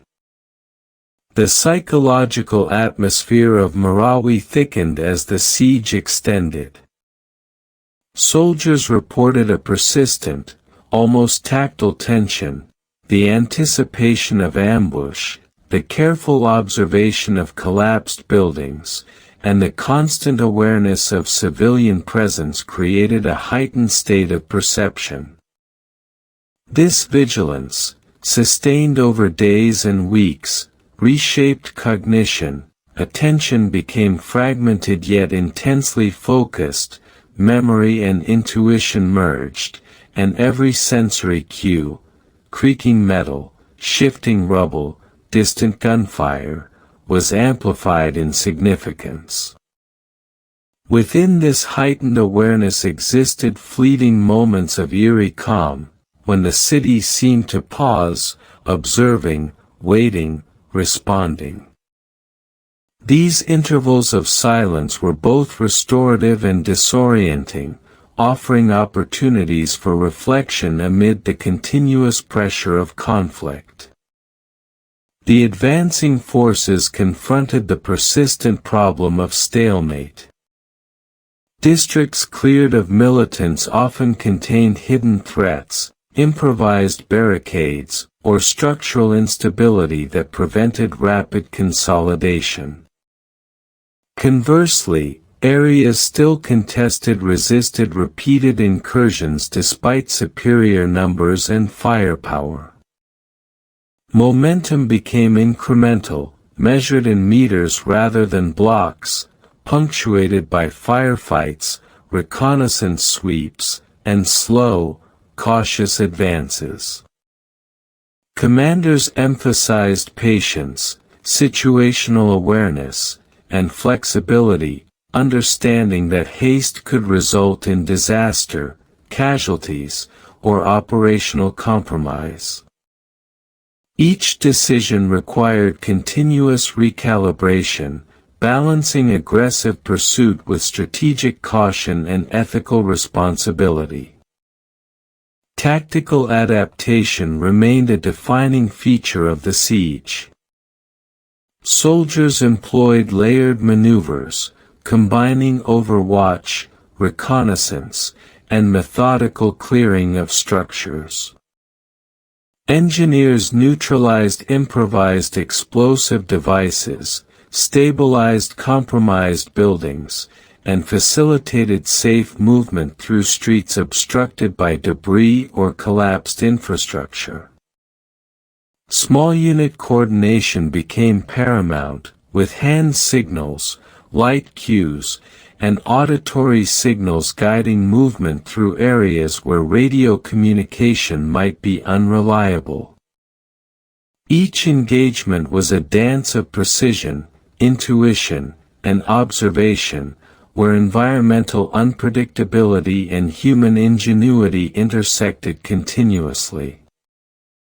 The city's architecture became an active participant in the dynamic of momentum and stalemate.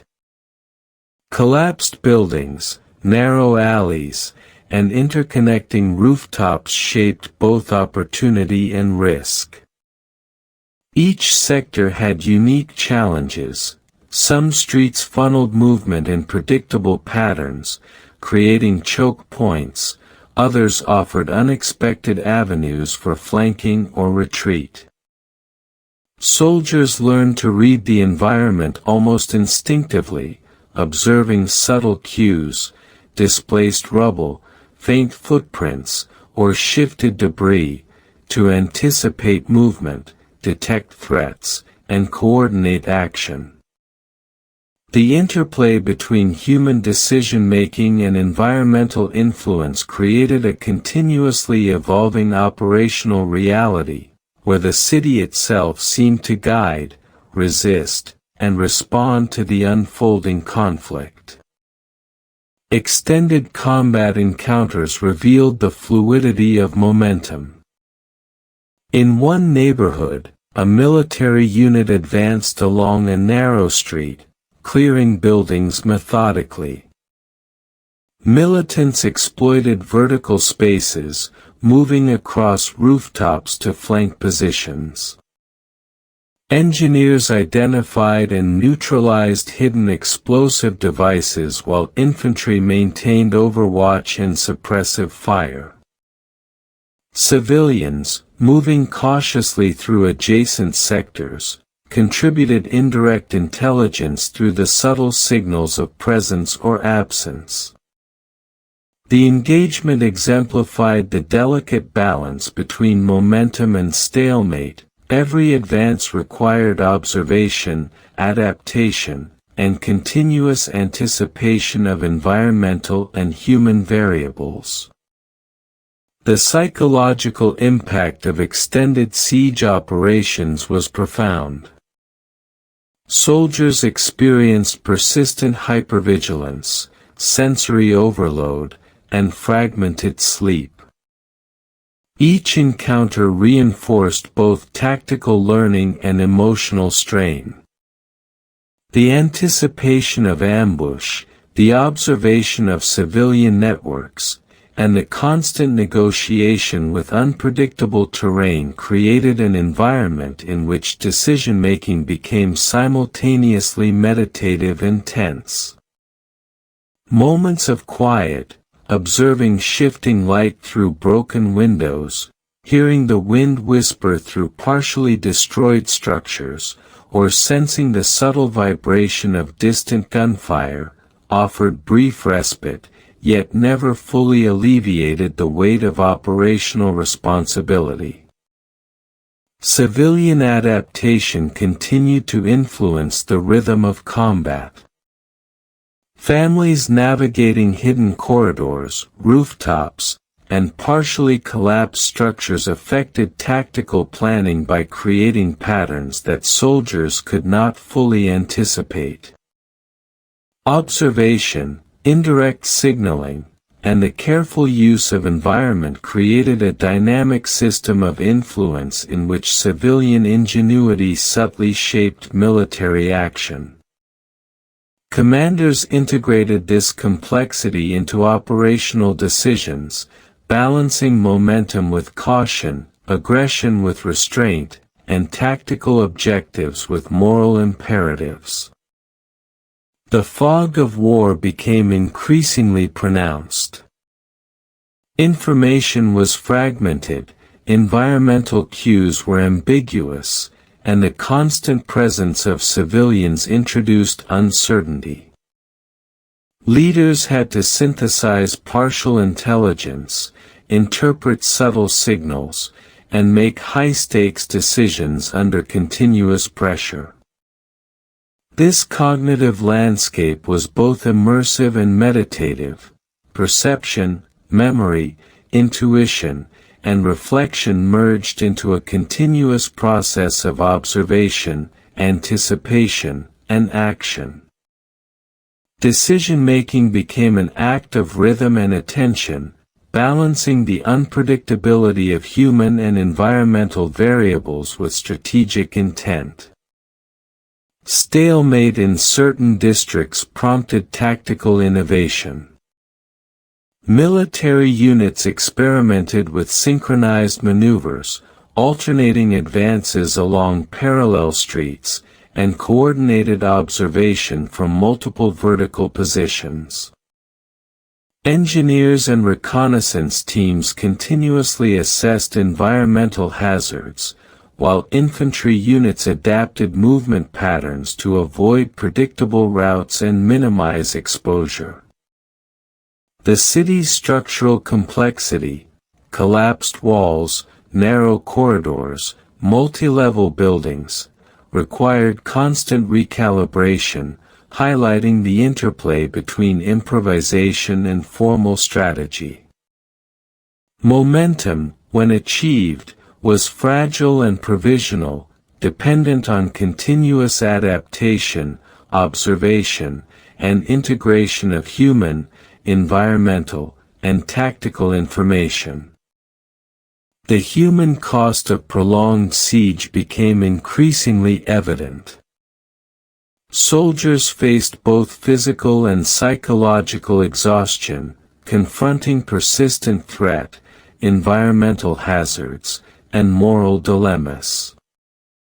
Civilians endured prolonged stress, navigating hidden networks, improvising survival, and observing both militant and military movements. Children adapted with remarkable ingenuity, guiding neighbors, carrying messages, and integrating survival skills into daily routines. Families coordinated care, evacuation, and sustenance under conditions of scarcity and danger. The interdependence of human networks created a complex system in which survival, momentum, and resilience were inseparable. The nocturnal landscape intensified both operational challenge and psychological complexity. Darkness provided cover and concealment for all parties, while shadows, ambient sounds, and subtle environmental changes became amplified in significance. Soldiers navigated streets, rooftops, and collapsed structures with heightened sensory awareness, interpreting auditory and visual cues to anticipate threats and opportunities. Civilians relied on previously established signaling systems and environmental knowledge to move safely. The city's nocturnal presence, with its shifting light, shadow, and soundscape, created an almost sentient quality, influencing perception, shaping decision-making, and heightening both tension and reflection. As the siege continued, momentum and stalemate coexisted in a continuously evolving dynamic. Gains were achieved in small increments, immediately contested by adaptive opposition.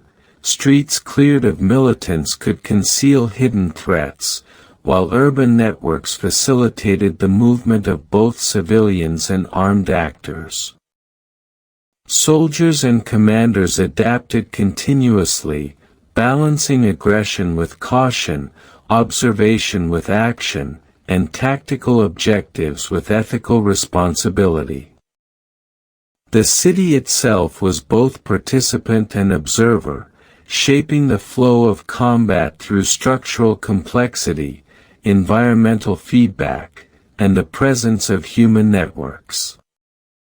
With the realization that in Marawi, momentum is provisional, and stalemate is pervasive. Military operations, civilian adaptation, and environmental complexity create a dynamic, continuous system in which every decision, every maneuver, and every observation contributes to the evolving balance of control. Soldiers endure both physical and psychological strain, civilians navigate hidden networks with ingenuity and courage, and the city, simultaneously landscape and participant, shapes the experience of conflict in subtle, persistent, and almost sentient ways. The siege's tension, between movement and resistance, momentum and stalemate, observation and action, defines the texture of life and decision-making, establishing a foundation for the next chapter, where the human, environmental, and tactical dimensions of endurance will continue to unfold. In the thick of Marawi's relentless siege, survival became both instinct and strategy, a constant negotiation between human resilience, environmental complexity, and the unpredictable presence of both combatants and civilians. The city itself, scarred by explosives and battle, transformed into a living landscape of hazard and opportunity, demanding continual adaptation. Soldiers navigated streets that twisted unexpectedly, rubble-strewn alleys, and partially collapsed buildings that might conceal threat or provide temporary refuge. Civilians improvised hidden corridors, secret signals, and coordinated movement across a city simultaneously familiar and alien, shaped by prior routines but transformed by destruction. In this environment, endurance was not measured solely by physical capacity but by the ability to sustain attention, perception, and ethical judgment under prolonged pressure. Physical survival demanded improvisation at every scale. Water and food, often scarce, were transported along hidden routes, stored in structurally secure buildings, or shared through informal networks of trust and observation. Medical care required both ingenuity and courage, as injuries were treated in makeshift clinics, temporary safe zones, or even abandoned homes, often under the shadow of ongoing firefights. Soldiers adapted their gear, movement patterns, and engagement strategies to minimize exposure and maximize efficiency, constantly recalibrating to new threats and environmental conditions. The city, once a structured urban landscape, became a mutable terrain in which the familiar was continuously disrupted, and survival required the merging of foresight, observation, and rapid improvisation. Endurance was not only physical but deeply psychological. The constant sensory pressure of combat, intermittent gunfire, distant explosions, creaking structures, and the subtle hum of civilian activity, permeated every waking moment. Sleep was fragmented and fleeting, punctuated by vigilance, observation, and anticipation of danger. Soldiers developed microrhythms, brief periods of rest interleaved with continuous monitoring of the environment. Civilians, too, endured psychological strain, balancing fear with the imperative to protect family, access resources, and navigate hidden networks. The endurance of human consciousness became as significant as the endurance of the body, a delicate balance between observation, action, and mental resilience. Adaptation to environmental conditions was a continuous process. Buildings, partially destroyed and structurally unstable, required careful assessment before entry or use. Rubble, twisted metal, and collapsed walls both hindered movement and provided cover, observation points, or ambush potential. Soldiers interpreted subtle cues, shifts in debris, faint sounds, displaced objects, to anticipate threats. Civilians observed similar patterns, guiding families along hidden routes or signaling changes in environment or danger. Every movement, every choice, was a form of adaptive engagement with both human and structural elements of the city, reflecting the inseparability of observation, action, and environmental perception in urban survival. Improvised strategies emerged as essential tools of survival. Soldiers developed layered movement patterns, alternating between open streets, rubble-obstructed pathways, and interconnected rooftops to avoid predictable routes. Engineers neutralized threats and stabilized structures, while reconnaissance teams scouted ahead, providing intelligence on hazards and potential safe zones. Civilians relied on hidden networks, early warning systems, and environmental cues to navigate contested areas safely. These improvisations were not merely tactical but reflective, blending observation, anticipation, and creativity into a continuous practice of adaptive endurance. The interplay between survival and ethics was ever present. Commanders faced decisions that weighed operational objectives against the imperative to protect civilians. Soldiers had to navigate streets knowing that every entry, every clearance, might expose non-combatants to risk. Civilians balanced self-preservation with communal responsibility, guiding neighbors, signaling danger, and sharing resources under continuous threat. In this context, endurance was inseparable from moral reflection. Surviving required attention to both human and environmental variables, recognizing that adaptation was not only practical but ethical. Urban warfare shaped the rhythms of survival. Streets became corridors of both peril and passage, buildings offered concealment yet threatened collapse, rooftops allowed observation yet exposed vulnerability. Soldiers learned to anticipate not only enemy action but structural response. A weakened floor might give way, debris could channel movement, and environmental cues could suggest both threat and opportunity. Civilians, often guided by intimate knowledge of their neighborhoods, leveraged the same environmental cues to navigate risk. Survival was thus a complex, interactive process in which physical, psychological, and ethical adaptation merged continuously with the dynamics of the city itself. The endurance of soldiers was further shaped by interpersonal networks.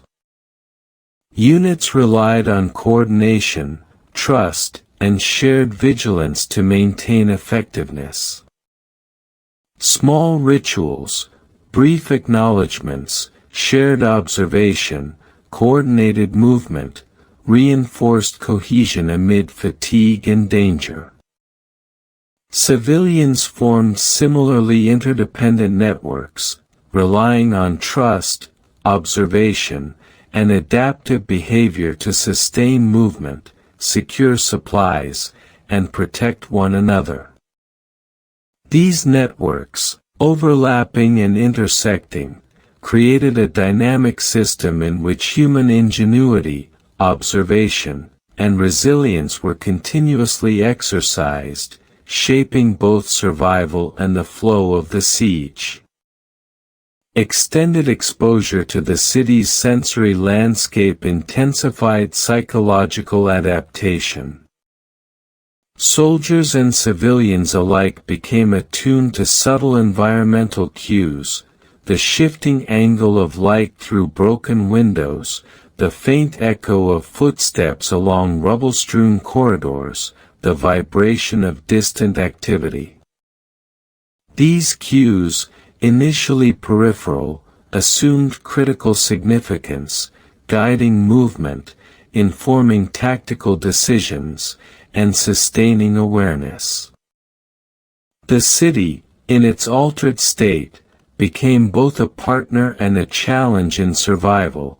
Its structural complexities, sensory feedback, and unpredictable dynamics demanded continuous observation, interpretation, and adaptation. Resource scarcity shaped both strategy and endurance.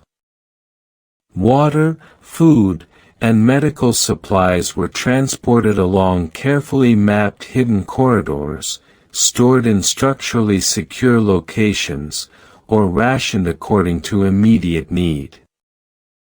Soldiers developed contingencies for equipment failure, environmental obstruction, and unexpected enemy maneuvers.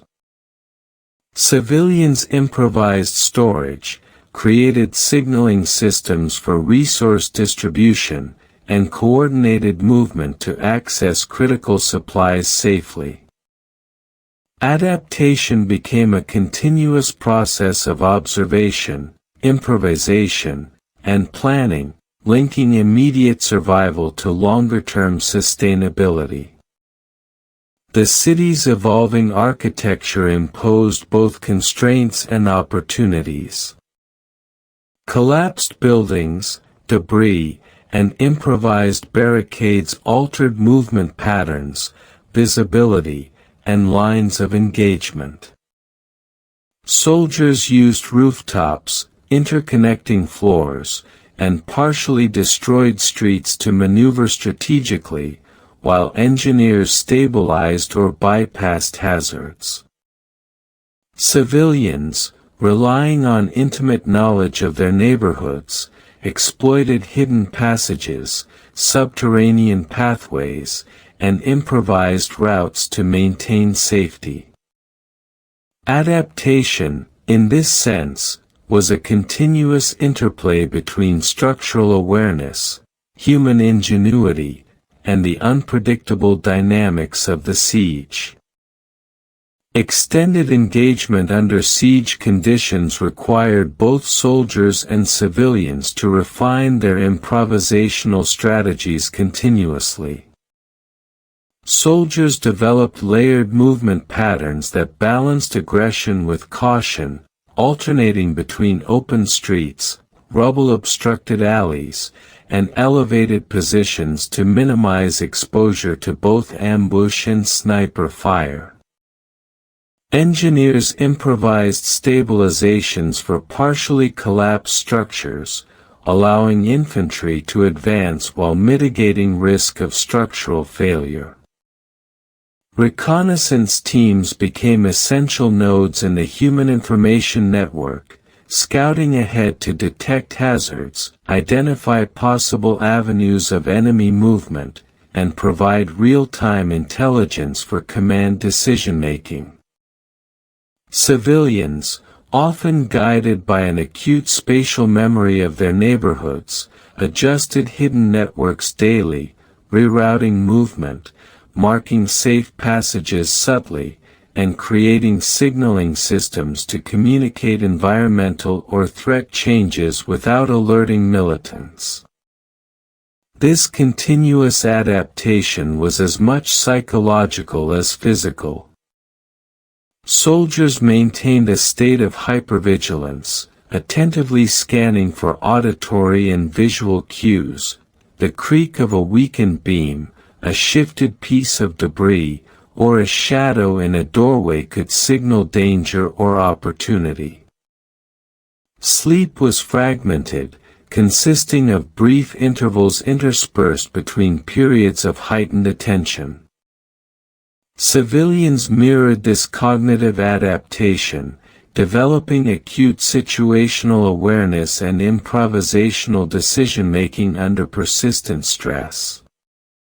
Families coordinated silently, reading subtle environmental cues to navigate corridors, stairwells, and partial ruins.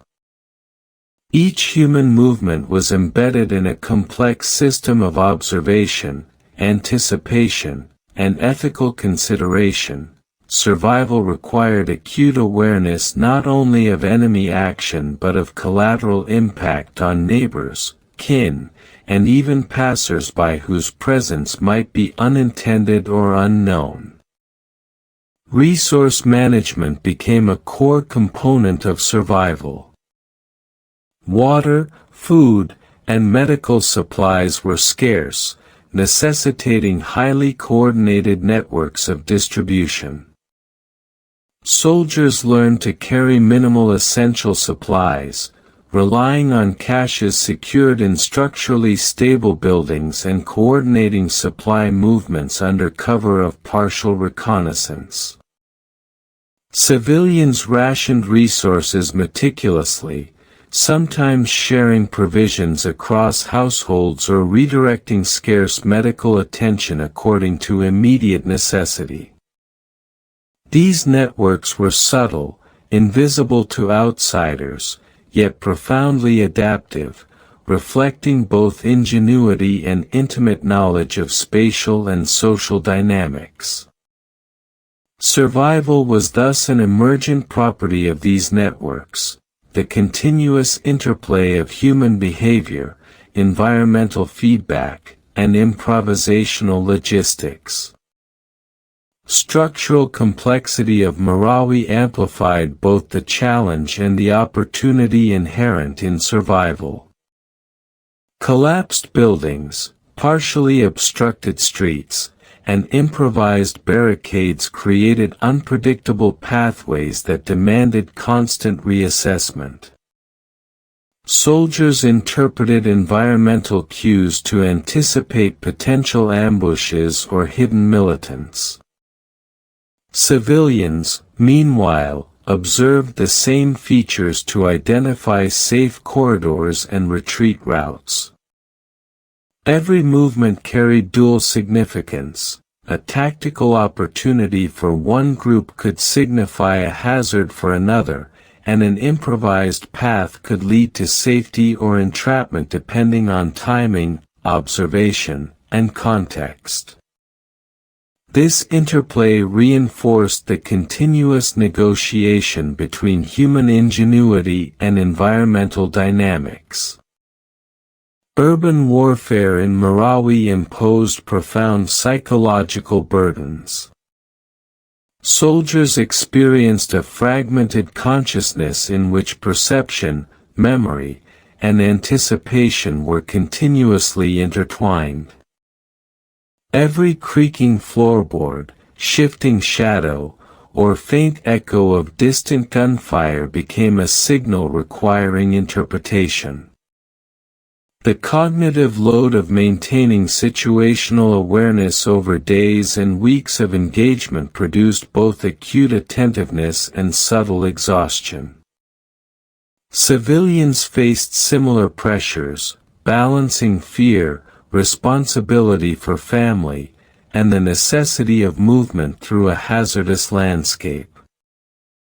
The mental landscape of the city became as significant as the physical one, shaping the flow of decision-making, adaptation, and endurance. Adaptation extended beyond immediate survival to include environmental manipulation.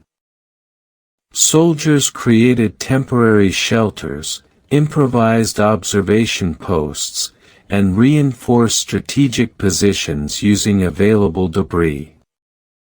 Civilians similarly modified their surroundings, transforming partially destroyed buildings into protective enclosures, camouflaging movement paths, and signaling hazards or safe zones through subtle markers.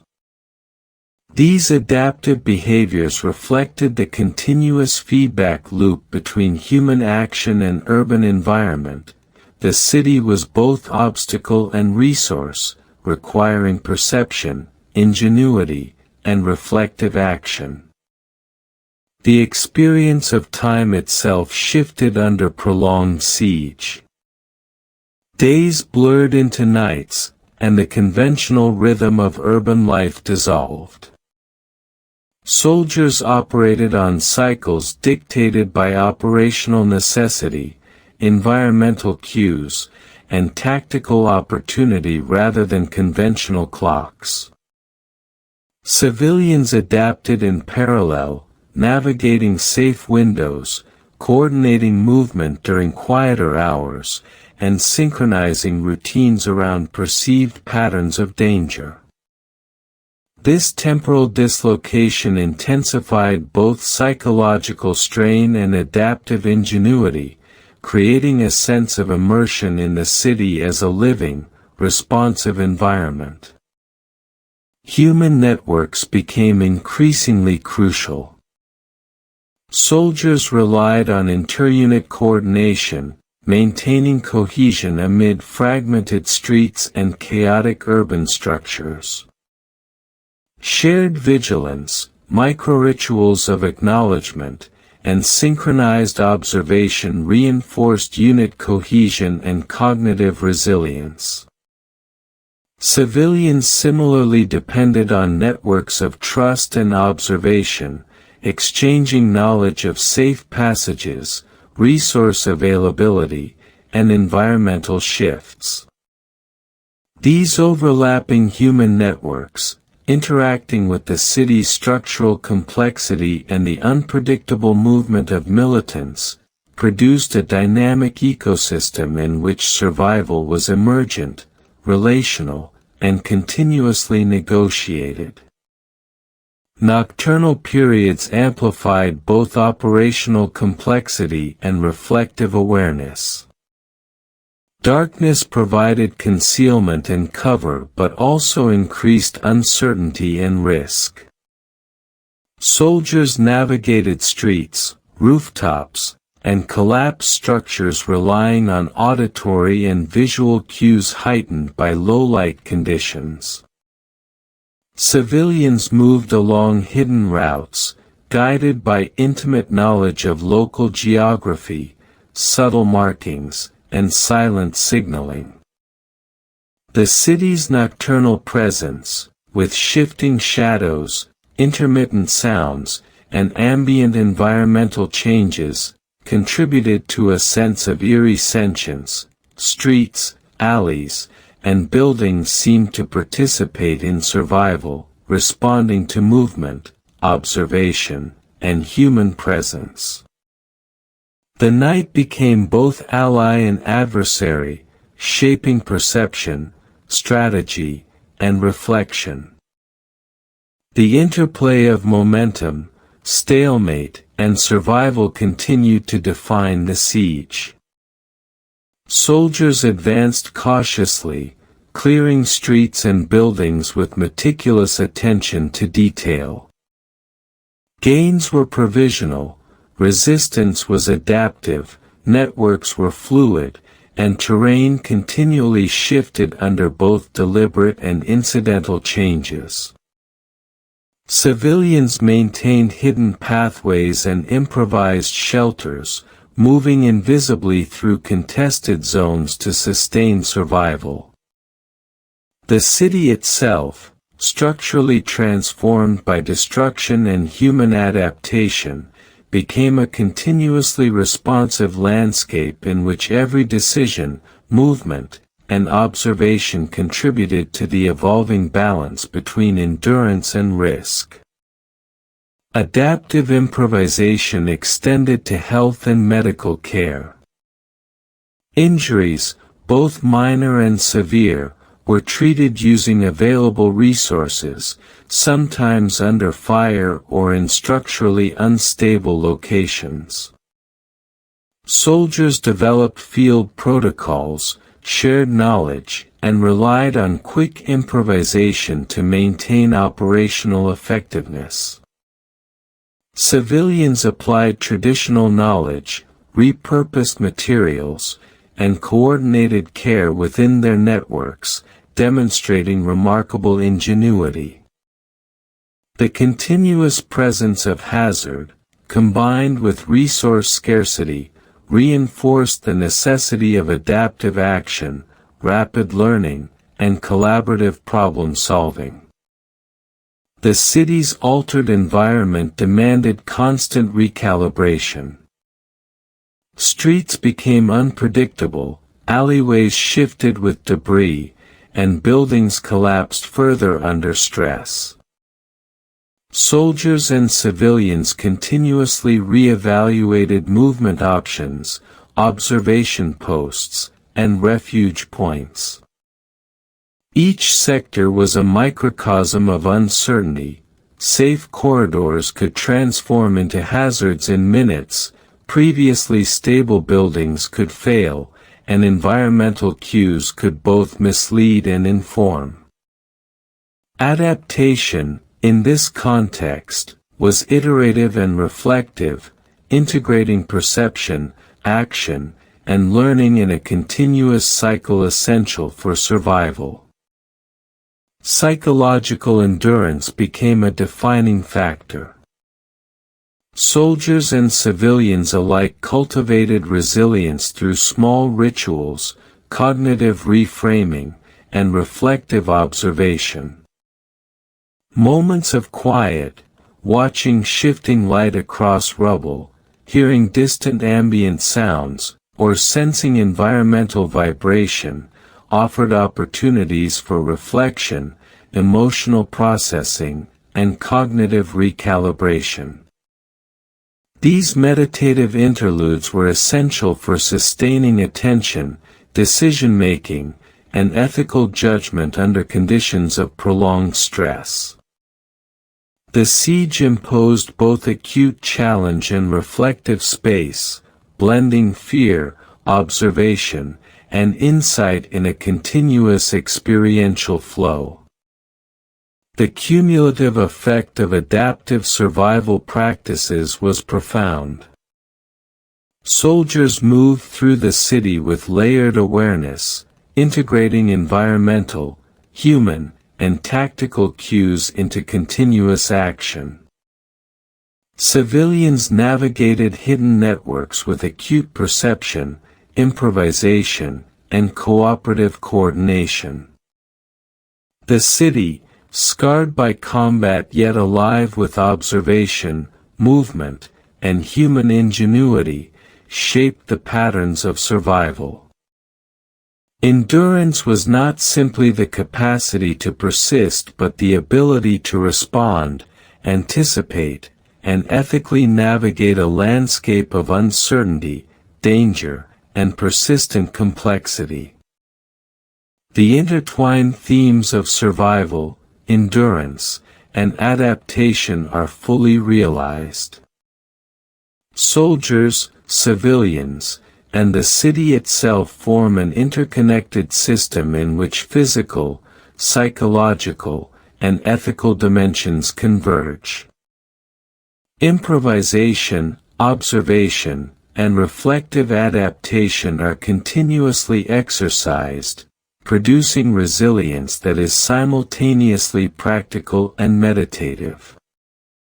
The siege's persistent uncertainty, environmental transformation, and human ingenuity create a landscape in which survival is emergent, relational, and deeply immersive.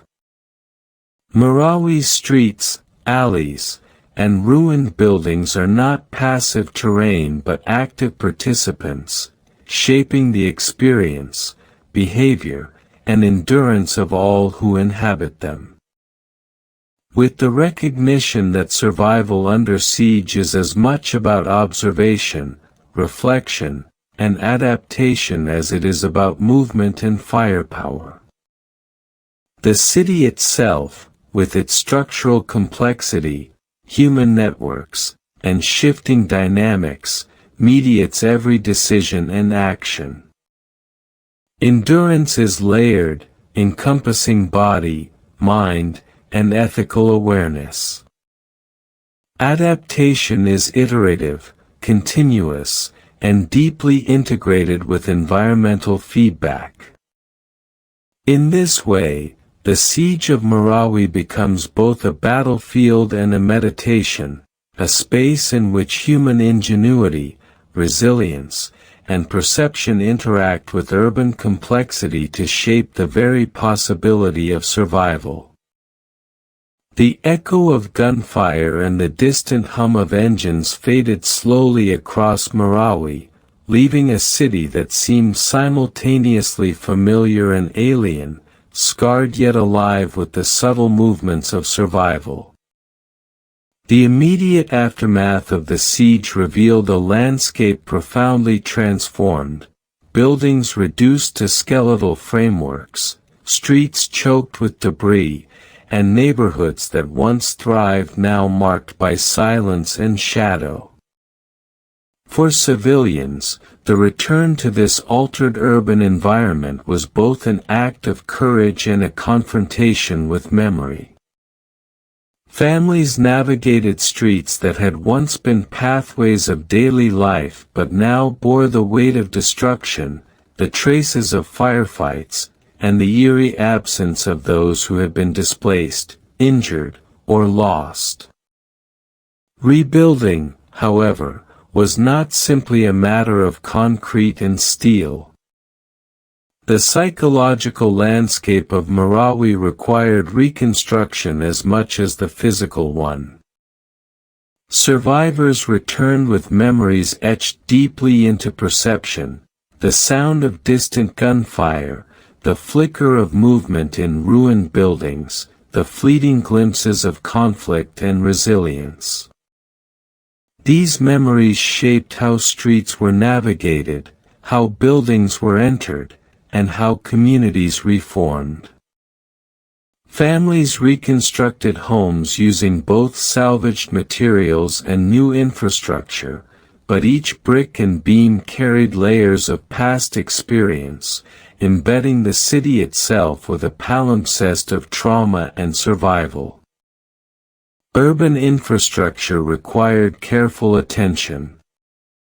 Utilities, roads, and public spaces were severely damaged, necessitating deliberate, coordinated efforts to restore basic functionality.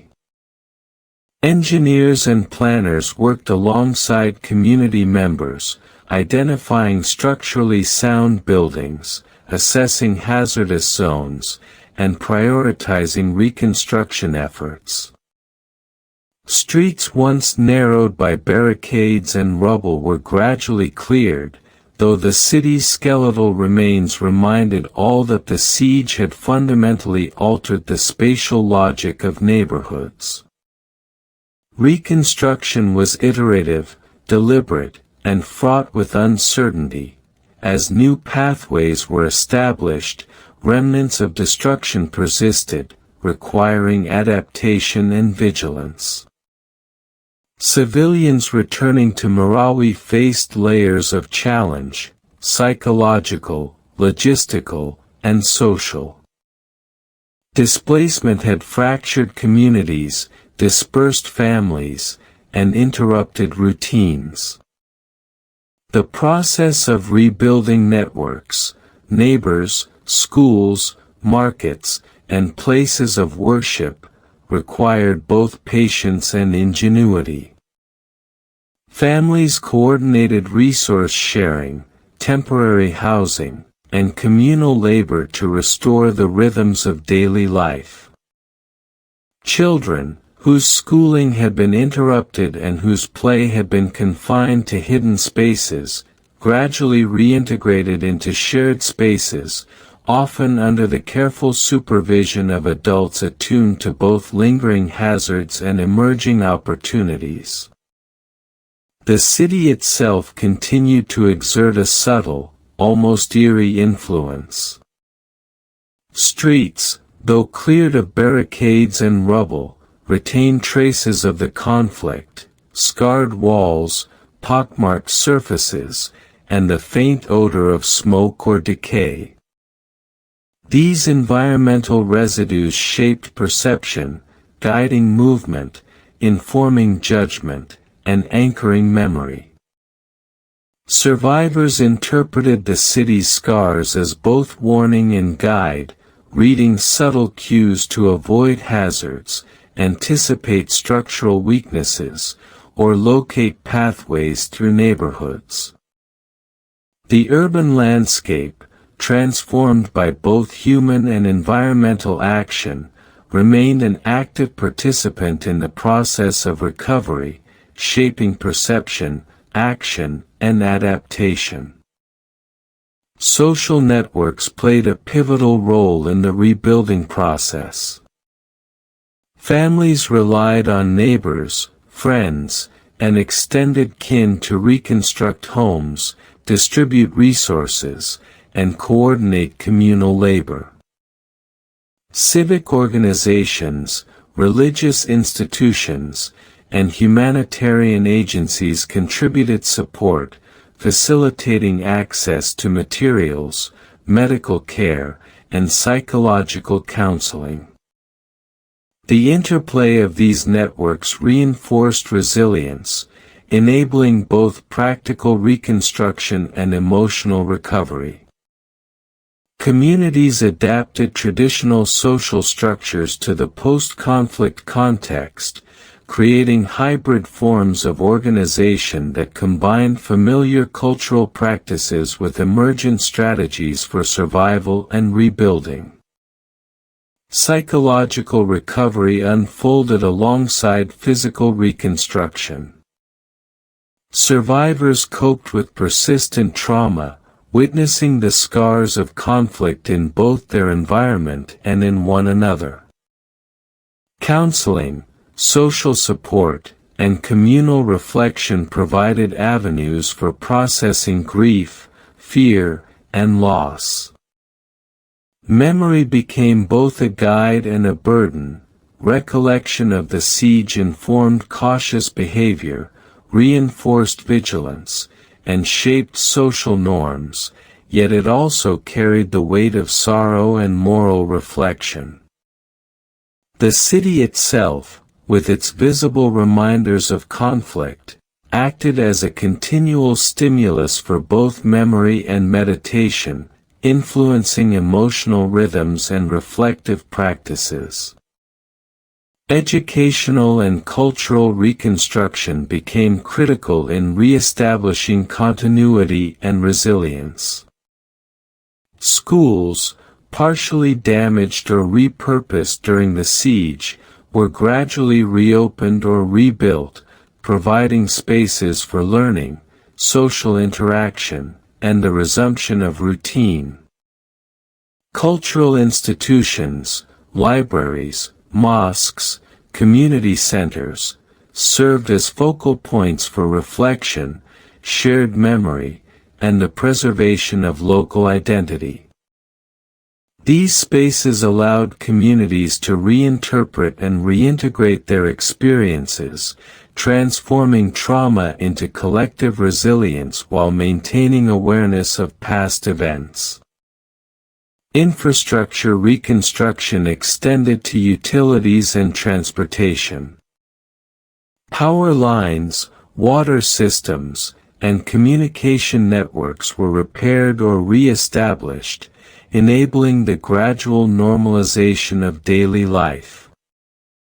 Streets, though still marked by debris in places, were cleared for pedestrian and vehicular movement, re-establishing connections between neighborhoods and facilitating trade, resource distribution, and social interaction.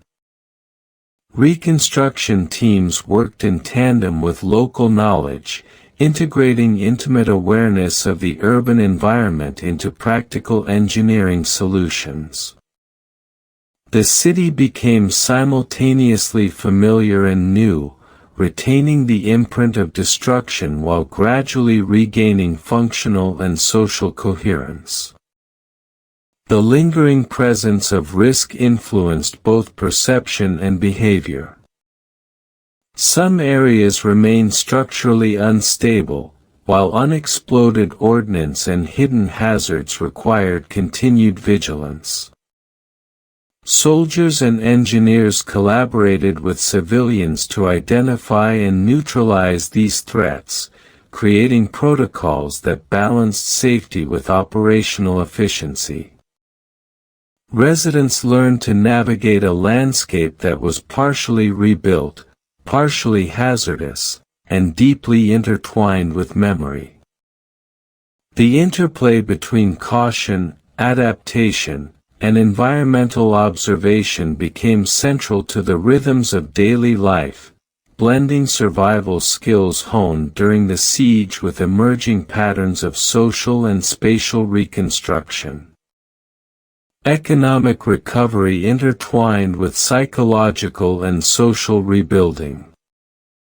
Markets, shops, and commercial spaces gradually reopened, often improvising within partially reconstructed buildings or temporary stalls.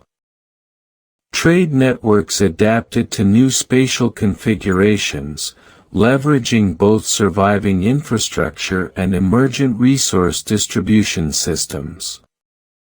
The restoration of livelihoods was inseparable from the re-establishment of social and communal networks, as survival, endurance, and adaptation extended beyond immediate physical needs to encompass economic, cultural, and relational dimensions. Memory, trauma, and commemoration became central to the post-siege urban experience. Communities established markers, memorials, and ritual practices to honor lives lost, reflect on collective endurance, and integrate experiences into a broader narrative of resilience. These acts of remembrance were interwoven with ongoing rebuilding efforts, creating spaces in which reflection, mourning, and practical reconstruction coexisted. The city became a living repository of history, memory, and human ingenuity, mediating both loss and renewal. Environmental adaptation continued to shape reconstruction. Streets were rerouted, buildings retrofitted, and previously destroyed areas repurposed according to lessons learned during the siege. Engineers, urban planners, and local residents collaborated to enhance both structural resilience and functional usability. The iterative process of reconstruction was informed by prior adaptation strategies, integrating knowledge gained from survival, observation, and improvisation during the siege. The city, scarred yet responsive, guided the reconstruction process as much as human decision-making. The intersection of human resilience, environmental feedback, and cultural continuity defined the texture of post-siege Marawi. Civilians and returning families navigated complex terrain while re-establishing social networks, economic activity, and educational routines. Soldiers, engineers, and humanitarian workers facilitated safe reconstruction, integrating technical knowledge with local insight. The city itself, retaining visible and invisible traces of the conflict, shaped perception, movement, and memory. This dynamic interplay created a layered process of recovery in which physical rebuilding, psychological adaptation, and social reconstruction were inseparable. The city of Marawi emerges as a space of simultaneous rupture and continuity. Destruction and rebuilding coexist, memory and adaptation intersect, and human networks interact with environmental complexity to produce a layered urban reality. Survivors navigate a landscape marked by both the scars of conflict and the emergent structures of renewal, integrating reflection, observation, and practical action. Endurance continues to define both individual and collective experience, while adaptation remains central to navigating the uncertainties and challenges of a partially reconstructed city.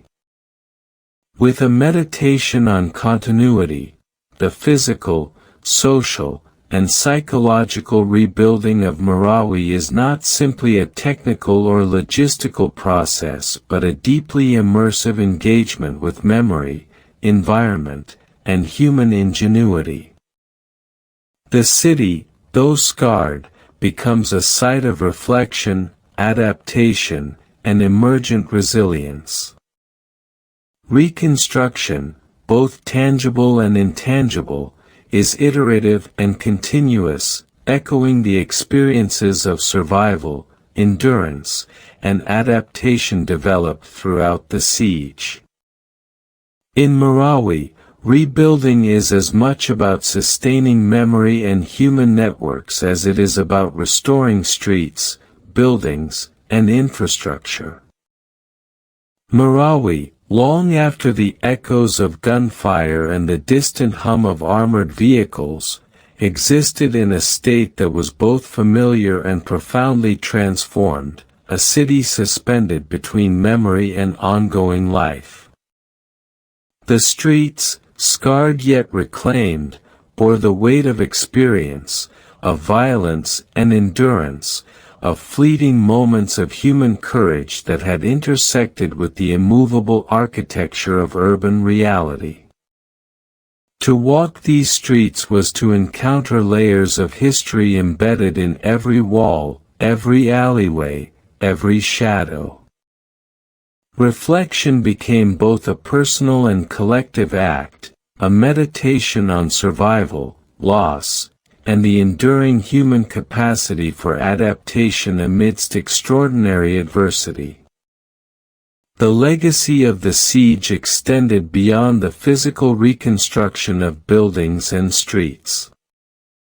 Families who returned to Marawi carried with them the indelible imprint of displacement, fear, and resilience. Their routines, rituals, and interactions were suffused with memory. Even the act of navigating a corridor or entering a home was informed by prior experience. Children, whose earliest consciousness had been formed amid ruin and uncertainty, learned both adaptability and caution. They observed subtle cues in the environment, internalized the rhythms of survival, and integrated these into their daily movements.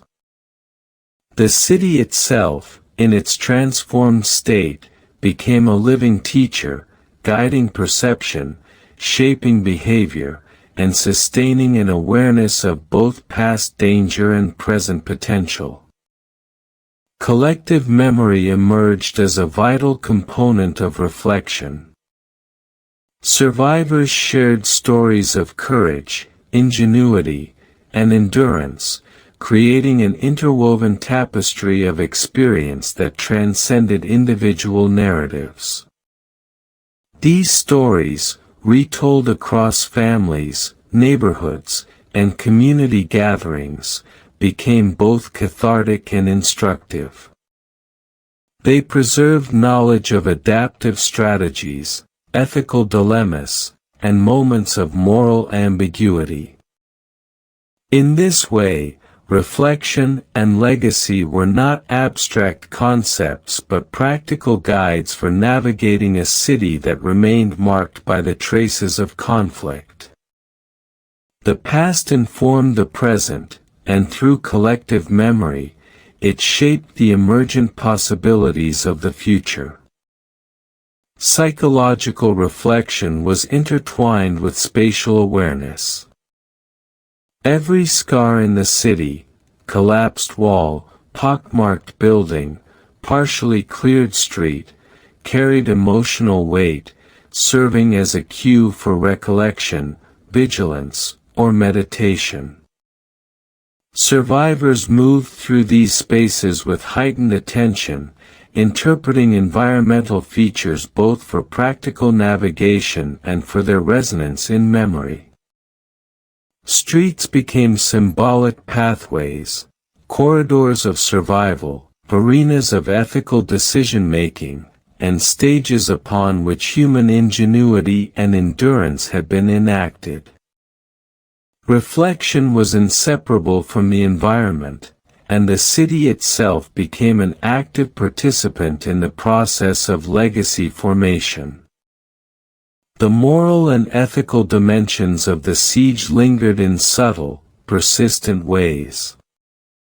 Decisions made during conflict, by soldiers, civilians, and even insurgents, remained subject to reflection and scrutiny. Questions of choice, responsibility, and consequence echoed in daily life, shaping communal norms, personal narratives, and the ethics of rebuilding.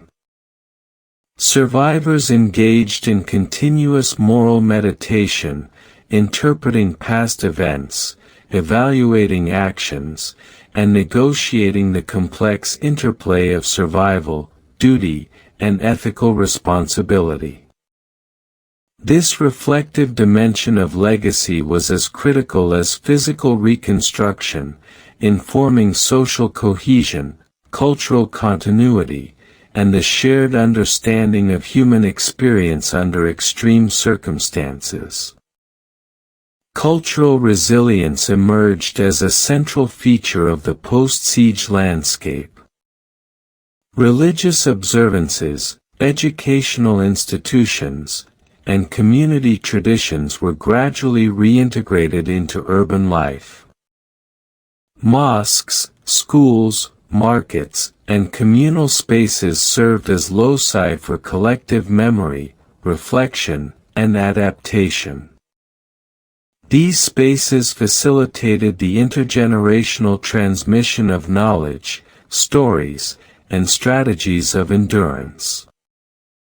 Cultural continuity became a form of resistance, a statement that life persisted, memory endured, and communities remained capable of adaptation despite extraordinary disruption.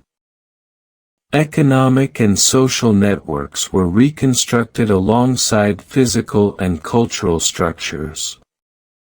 Markets, trade routes, and local businesses slowly regained functionality, re-establishing patterns of exchange, cooperation, and communal interdependence. Families leveraged social ties to rebuild livelihoods, sharing labor, knowledge, and resources. The process of economic recovery was inseparable from ethical reflection. Decisions about fairness, equity, and resource distribution were informed by collective memory, awareness of past deprivation, and the ongoing need to sustain community resilience. In this way, the legacy of the siege encompassed both survival and the careful reconstruction of social trust. The city's architectural and environmental features continued to shape reflection and legacy. Partially restored buildings, open plazas, and restructured streets served as both functional spaces and mnemonic markers, embodying layers of experience. Survivors observed subtle cues in the environment, a scarred wall suggesting prior ambush, a cleared rooftop facilitating observation, or the remains of a collapsed structure serving as a lesson in caution. The urban environment became both guide and memory, facilitating adaptation, reflection, and the cultivation of collective wisdom. Trauma, pervasive and persistent, shaped the human dimension of legacy.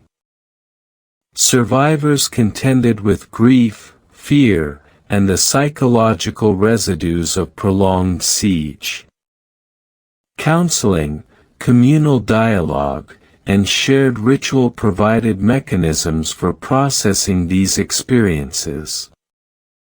Children, particularly sensitive to both environmental and social cues, absorbed layers of collective memory, which informed their perception of safety, community, and ethical responsibility.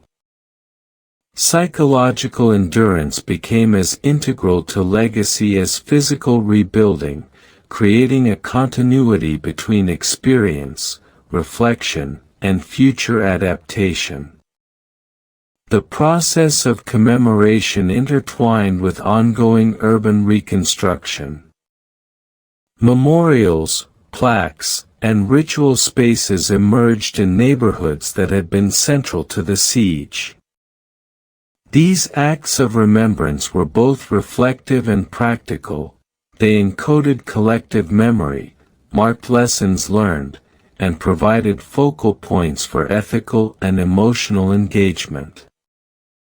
Through ritualized observation, storytelling, and communal gatherings, the city became a living repository of experience, a space where past trauma, resilience, and ethical reflection intersected with ongoing life.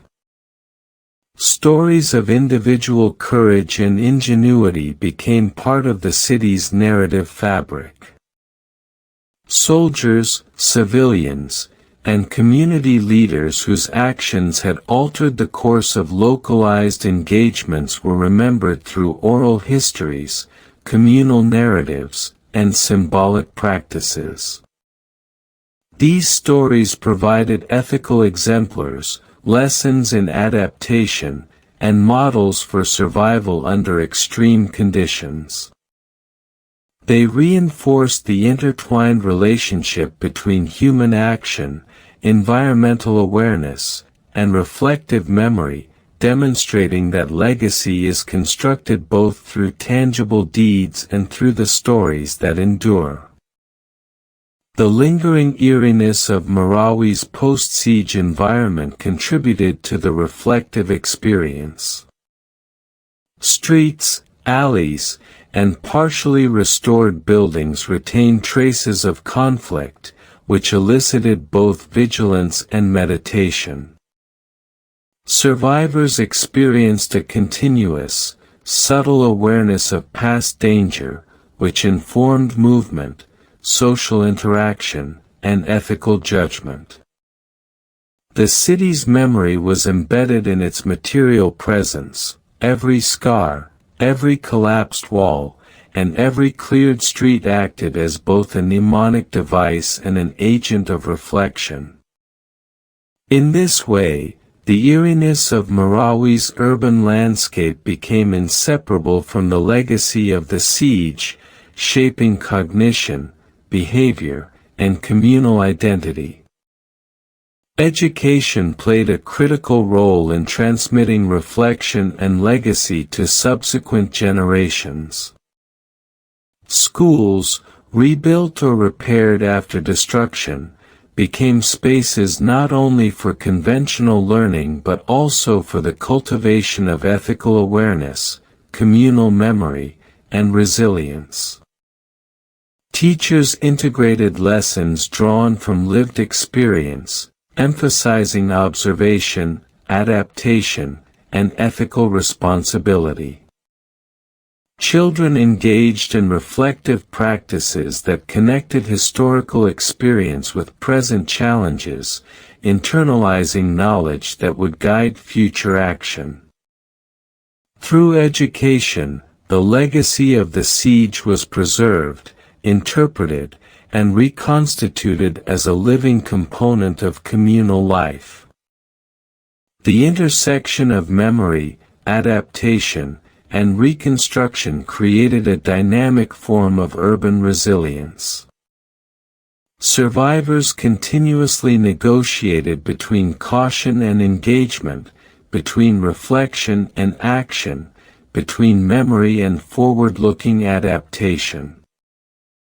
Physical rebuilding, psychological recovery, social network reconstruction, and cultural continuity were intertwined processes, each informing the others in a complex system of urban and human adaptation. The city itself, scarred yet alive, acted as both teacher and participant, shaping behavior, guiding ethical reflection, and embedding collective memory in physical and social structures. The broader historical significance of the siege became increasingly apparent as time passed. Analysts, journalists, and scholars examine patterns of urban warfare, insurgency, and civilian resilience, situating Marawi within global narratives of conflict, adaptation, and recovery. Local communities contributed their own interpretive frameworks, emphasizing human agency, ethical reflection, and the relational dynamics of survival. In this sense, legacy was both local and global. Marawi became a case study, a reflection on human endurance, and a source of ethical and strategic insight. The interplay between reflection and legacy crystallizes as central to understanding Marawi's post-siege identity. Memory, adaptation, ethical reflection, and urban reconstruction converge, shaping both perception and action. The city, its residents, and its material environment form a complex, interdependent system in which the past is continuously interpreted and integrated into ongoing life. The legacy of Marawi is not only a historical fact but a living process, sustained through observation, reflection, and collective engagement with the environment, social networks, and cultural memory. With a meditation on continuity, resilience, and ethical reflection. Marawi, scarred yet inhabited, embodies the delicate equilibrium between destruction and rebuilding, trauma and adaptation, memory and forward-looking action. Its streets, buildings, and neighborhoods are repositories of experience, teaching vigilance, ingenuity, and ethical consideration.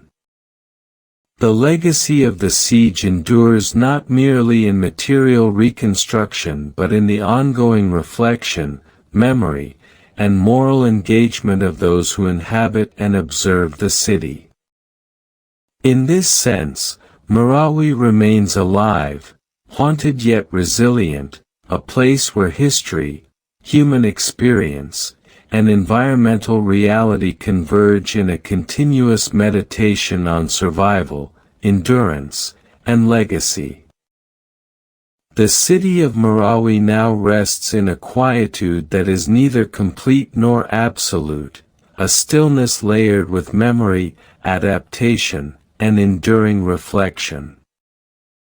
In the absence of gunfire, the air carries subtle echoes of past conflict, faint vibrations of footsteps on repaired streets, the whisper of wind through scarred buildings, the distant laughter of children who now explore spaces once dominated by fear. Time itself feels suspended, measured not only by conventional hours and days but by the invisible rhythm of memory, survival, and ethical reflection.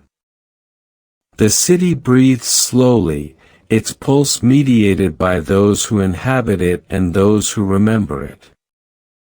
Walking through Marawi, one senses the traces of resilience etched into every corner.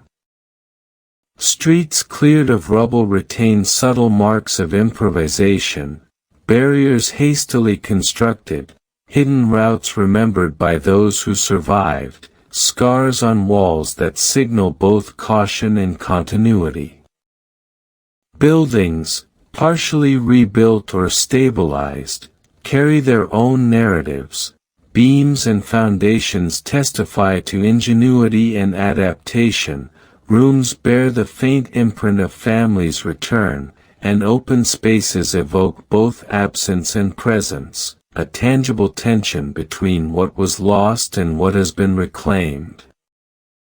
Every brick, every scar, every shadow contributes to a layered, living chronicle, where memory and material reality intertwine. The human spirit, persistent and adaptive, continues to animate the city. Civilians, returning families, and new generations interact with spaces that were once sites of fear, transforming them through daily life, ritual, and communal engagement. Children play in streets that were once corridors of uncertainty, learning through movement and observation, absorbing lessons of caution and awareness alongside curiosity and imagination. Adults navigate markets, neighborhoods, and community centers, coordinating reconstruction, memorial practices, and routines that integrate both memory and forward-looking action. Social networks, familial, communal, and institutional, anchor life, providing stability, ethical guidance, and the exchange of both material and emotional resources. The quiet of the city is deceptive. It is not an absence of history or experience but a presence of reflection. Silence is filled with echoes, the remembered crack of gunfire, the brief flicker of firefights in shadowed alleys, the anticipation and improvisation of survival etched into memory. Reflection emerges not as a narrative alone but as a sensory and psychological landscape in which environment, memory, and human action remain intertwined. Survivors continue to observe, interpret, and act, navigating the delicate balance between vigilance and calm, past trauma and present continuity. Legacy in Marawi manifests simultaneously in material reconstruction and in the invisible currents of human behavior. Streets, homes, and public spaces embody resilience, adaptation, and ingenuity. Memorials, plaques, and ritualized practices preserve memory while cultivating reflection. Stories circulate among neighbors, within families, and across institutions, transmitting lessons of survival, ethical decision-making, and the complex interplay of human agency and environmental circumstance. These narratives, embedded in daily life and structural reality, ensure that the experience of the siege endures, not as abstraction but as practical knowledge, ethical meditation, and cultural memory. Time in post-siege Marawi carries a reflective cadence. Days unfold with ordinary tasks, shopping, schooling, work, but always under the subtle influence of memory. Movement through streets requires attention to structural stability, historical hazards, and environmental cues. Decisions, even routine ones, are informed by an inherited awareness of danger and resilience. This temporal layering, a blend of immediate perception and historical consciousness, produces a meditative rhythm, a form of living memory in which reflection and action are inseparable. The psychological landscape mirrors the physical. Survivors navigate ongoing traces of trauma, grief, and ethical complexity, yet they also cultivate resilience, community, and adaptive capacity. Counseling, communal dialogue, and ritual practices help integrate past experiences into present life. Children absorb both caution and curiosity, learning to inhabit a city marked by both loss and possibility. Adults reflect on ethical choices, balancing memory, responsibility, and forward-looking adaptation. The human mind becomes a space in which reflection, morality, and practical engagement converge, shaped continuously by environmental feedback, social networks, and lived experience. Marawi's urban environment, once a theater of destruction, now functions as a medium for reflection. Streets guide movement, structural remnants signal caution, and open plazas facilitate communal gathering and ritual. The city educates through observation. Scars on walls, cleared pathways, and repaired rooftops serve as both mnemonic devices and subtle guides for ethical and practical behavior. Survivors interpret these cues continuously, cultivating situational awareness, moral reflection, and adaptive decision-making. In this sense, the city remains alive, responsive, and instructive, mediating the ongoing dialogue between memory, resilience, and human agency. The ethical dimension of Marawi's legacy persists in subtle forms.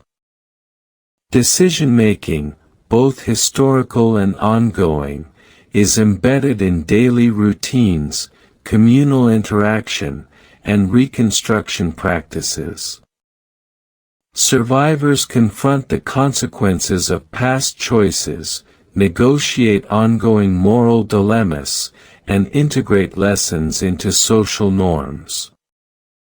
Ethical reflection, continuous and understated, informs both individual behavior and collective practices, producing a nuanced legacy in which survival, morality, and communal responsibility are intertwined.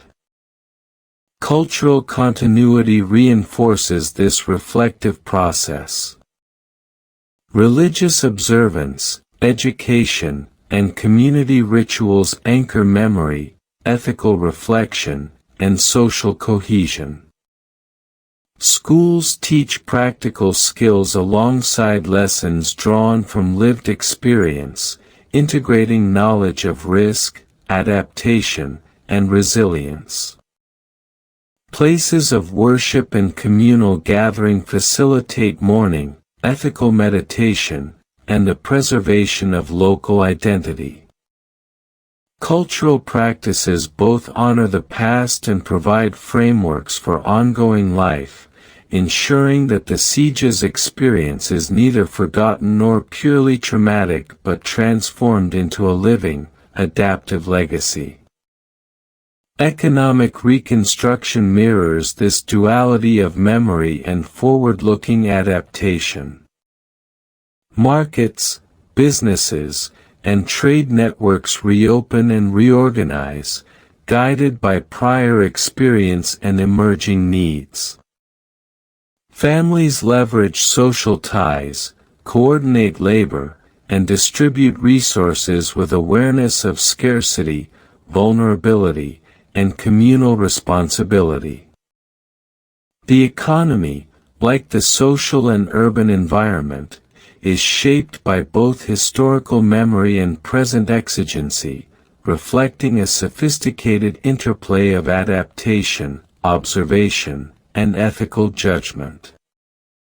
In the slow rhythm of Marawi's post-siege life, one senses a quiet dialogue between destruction and renewal, past and present, memory and action. The city's streets, homes, and public spaces are simultaneously sites of reflection, instruction, and continuity. Survivors inhabit these spaces with awareness, observation, and ethical attention, navigating both practical needs and the subtle moral landscape left by prior conflict. The city's scars, its repaired structures, and the ongoing presence of human life form a continuous narrative, a meditation on endurance, adaptation, and the persistent complexity of human experience. Marawi's story, preserved in physical spaces, human memory, and communal practice, becomes a meditation on the nature of conflict, survival, and resilience.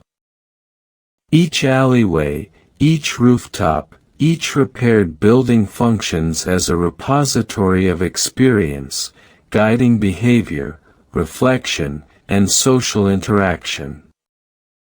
Memory becomes both practical and ethical, informing decisions, shaping perception, and embedding lessons in the rhythms of daily life.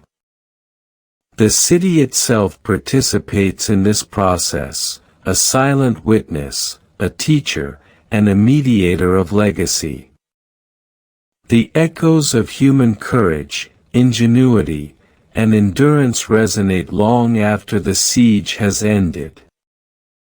Soldiers, civilians, and leaders alike contributed to survival strategies, improvisation, and adaptation that continue to influence Marawi's reconstruction and memory. Stories circulate among generations, memorials preserve reflection, and neighborhoods retain both scars and signs of resilience.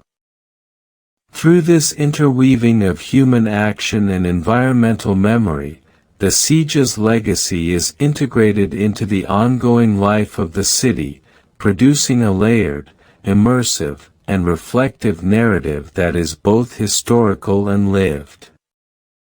Marawi embodies a tension between absence and presence, loss and recovery, trauma and resilience. Silence is never empty, it is charged with memory, ethical reflection, and the ongoing interaction between humans and their environment.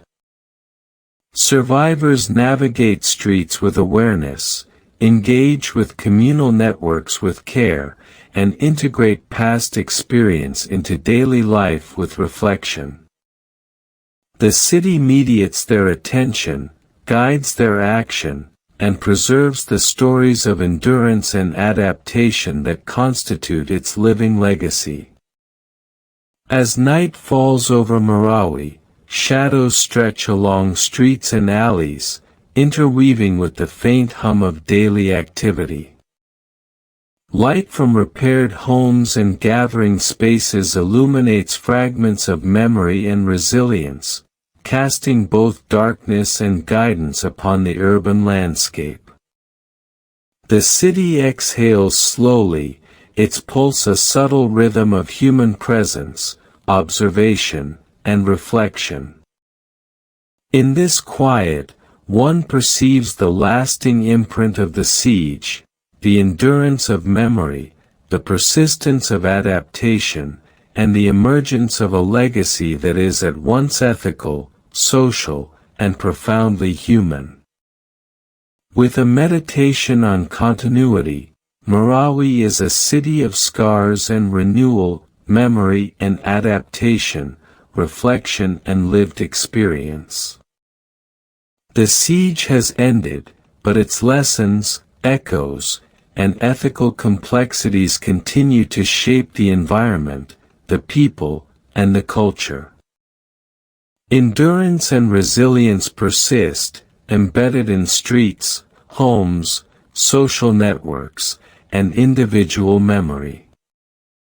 The city remains alive, haunted yet resilient, reflective yet forward-looking, a place where human ingenuity, adaptation, and the quiet persistence of memory converge in a continuous, meditative engagement with survival, legacy, and the passage of time.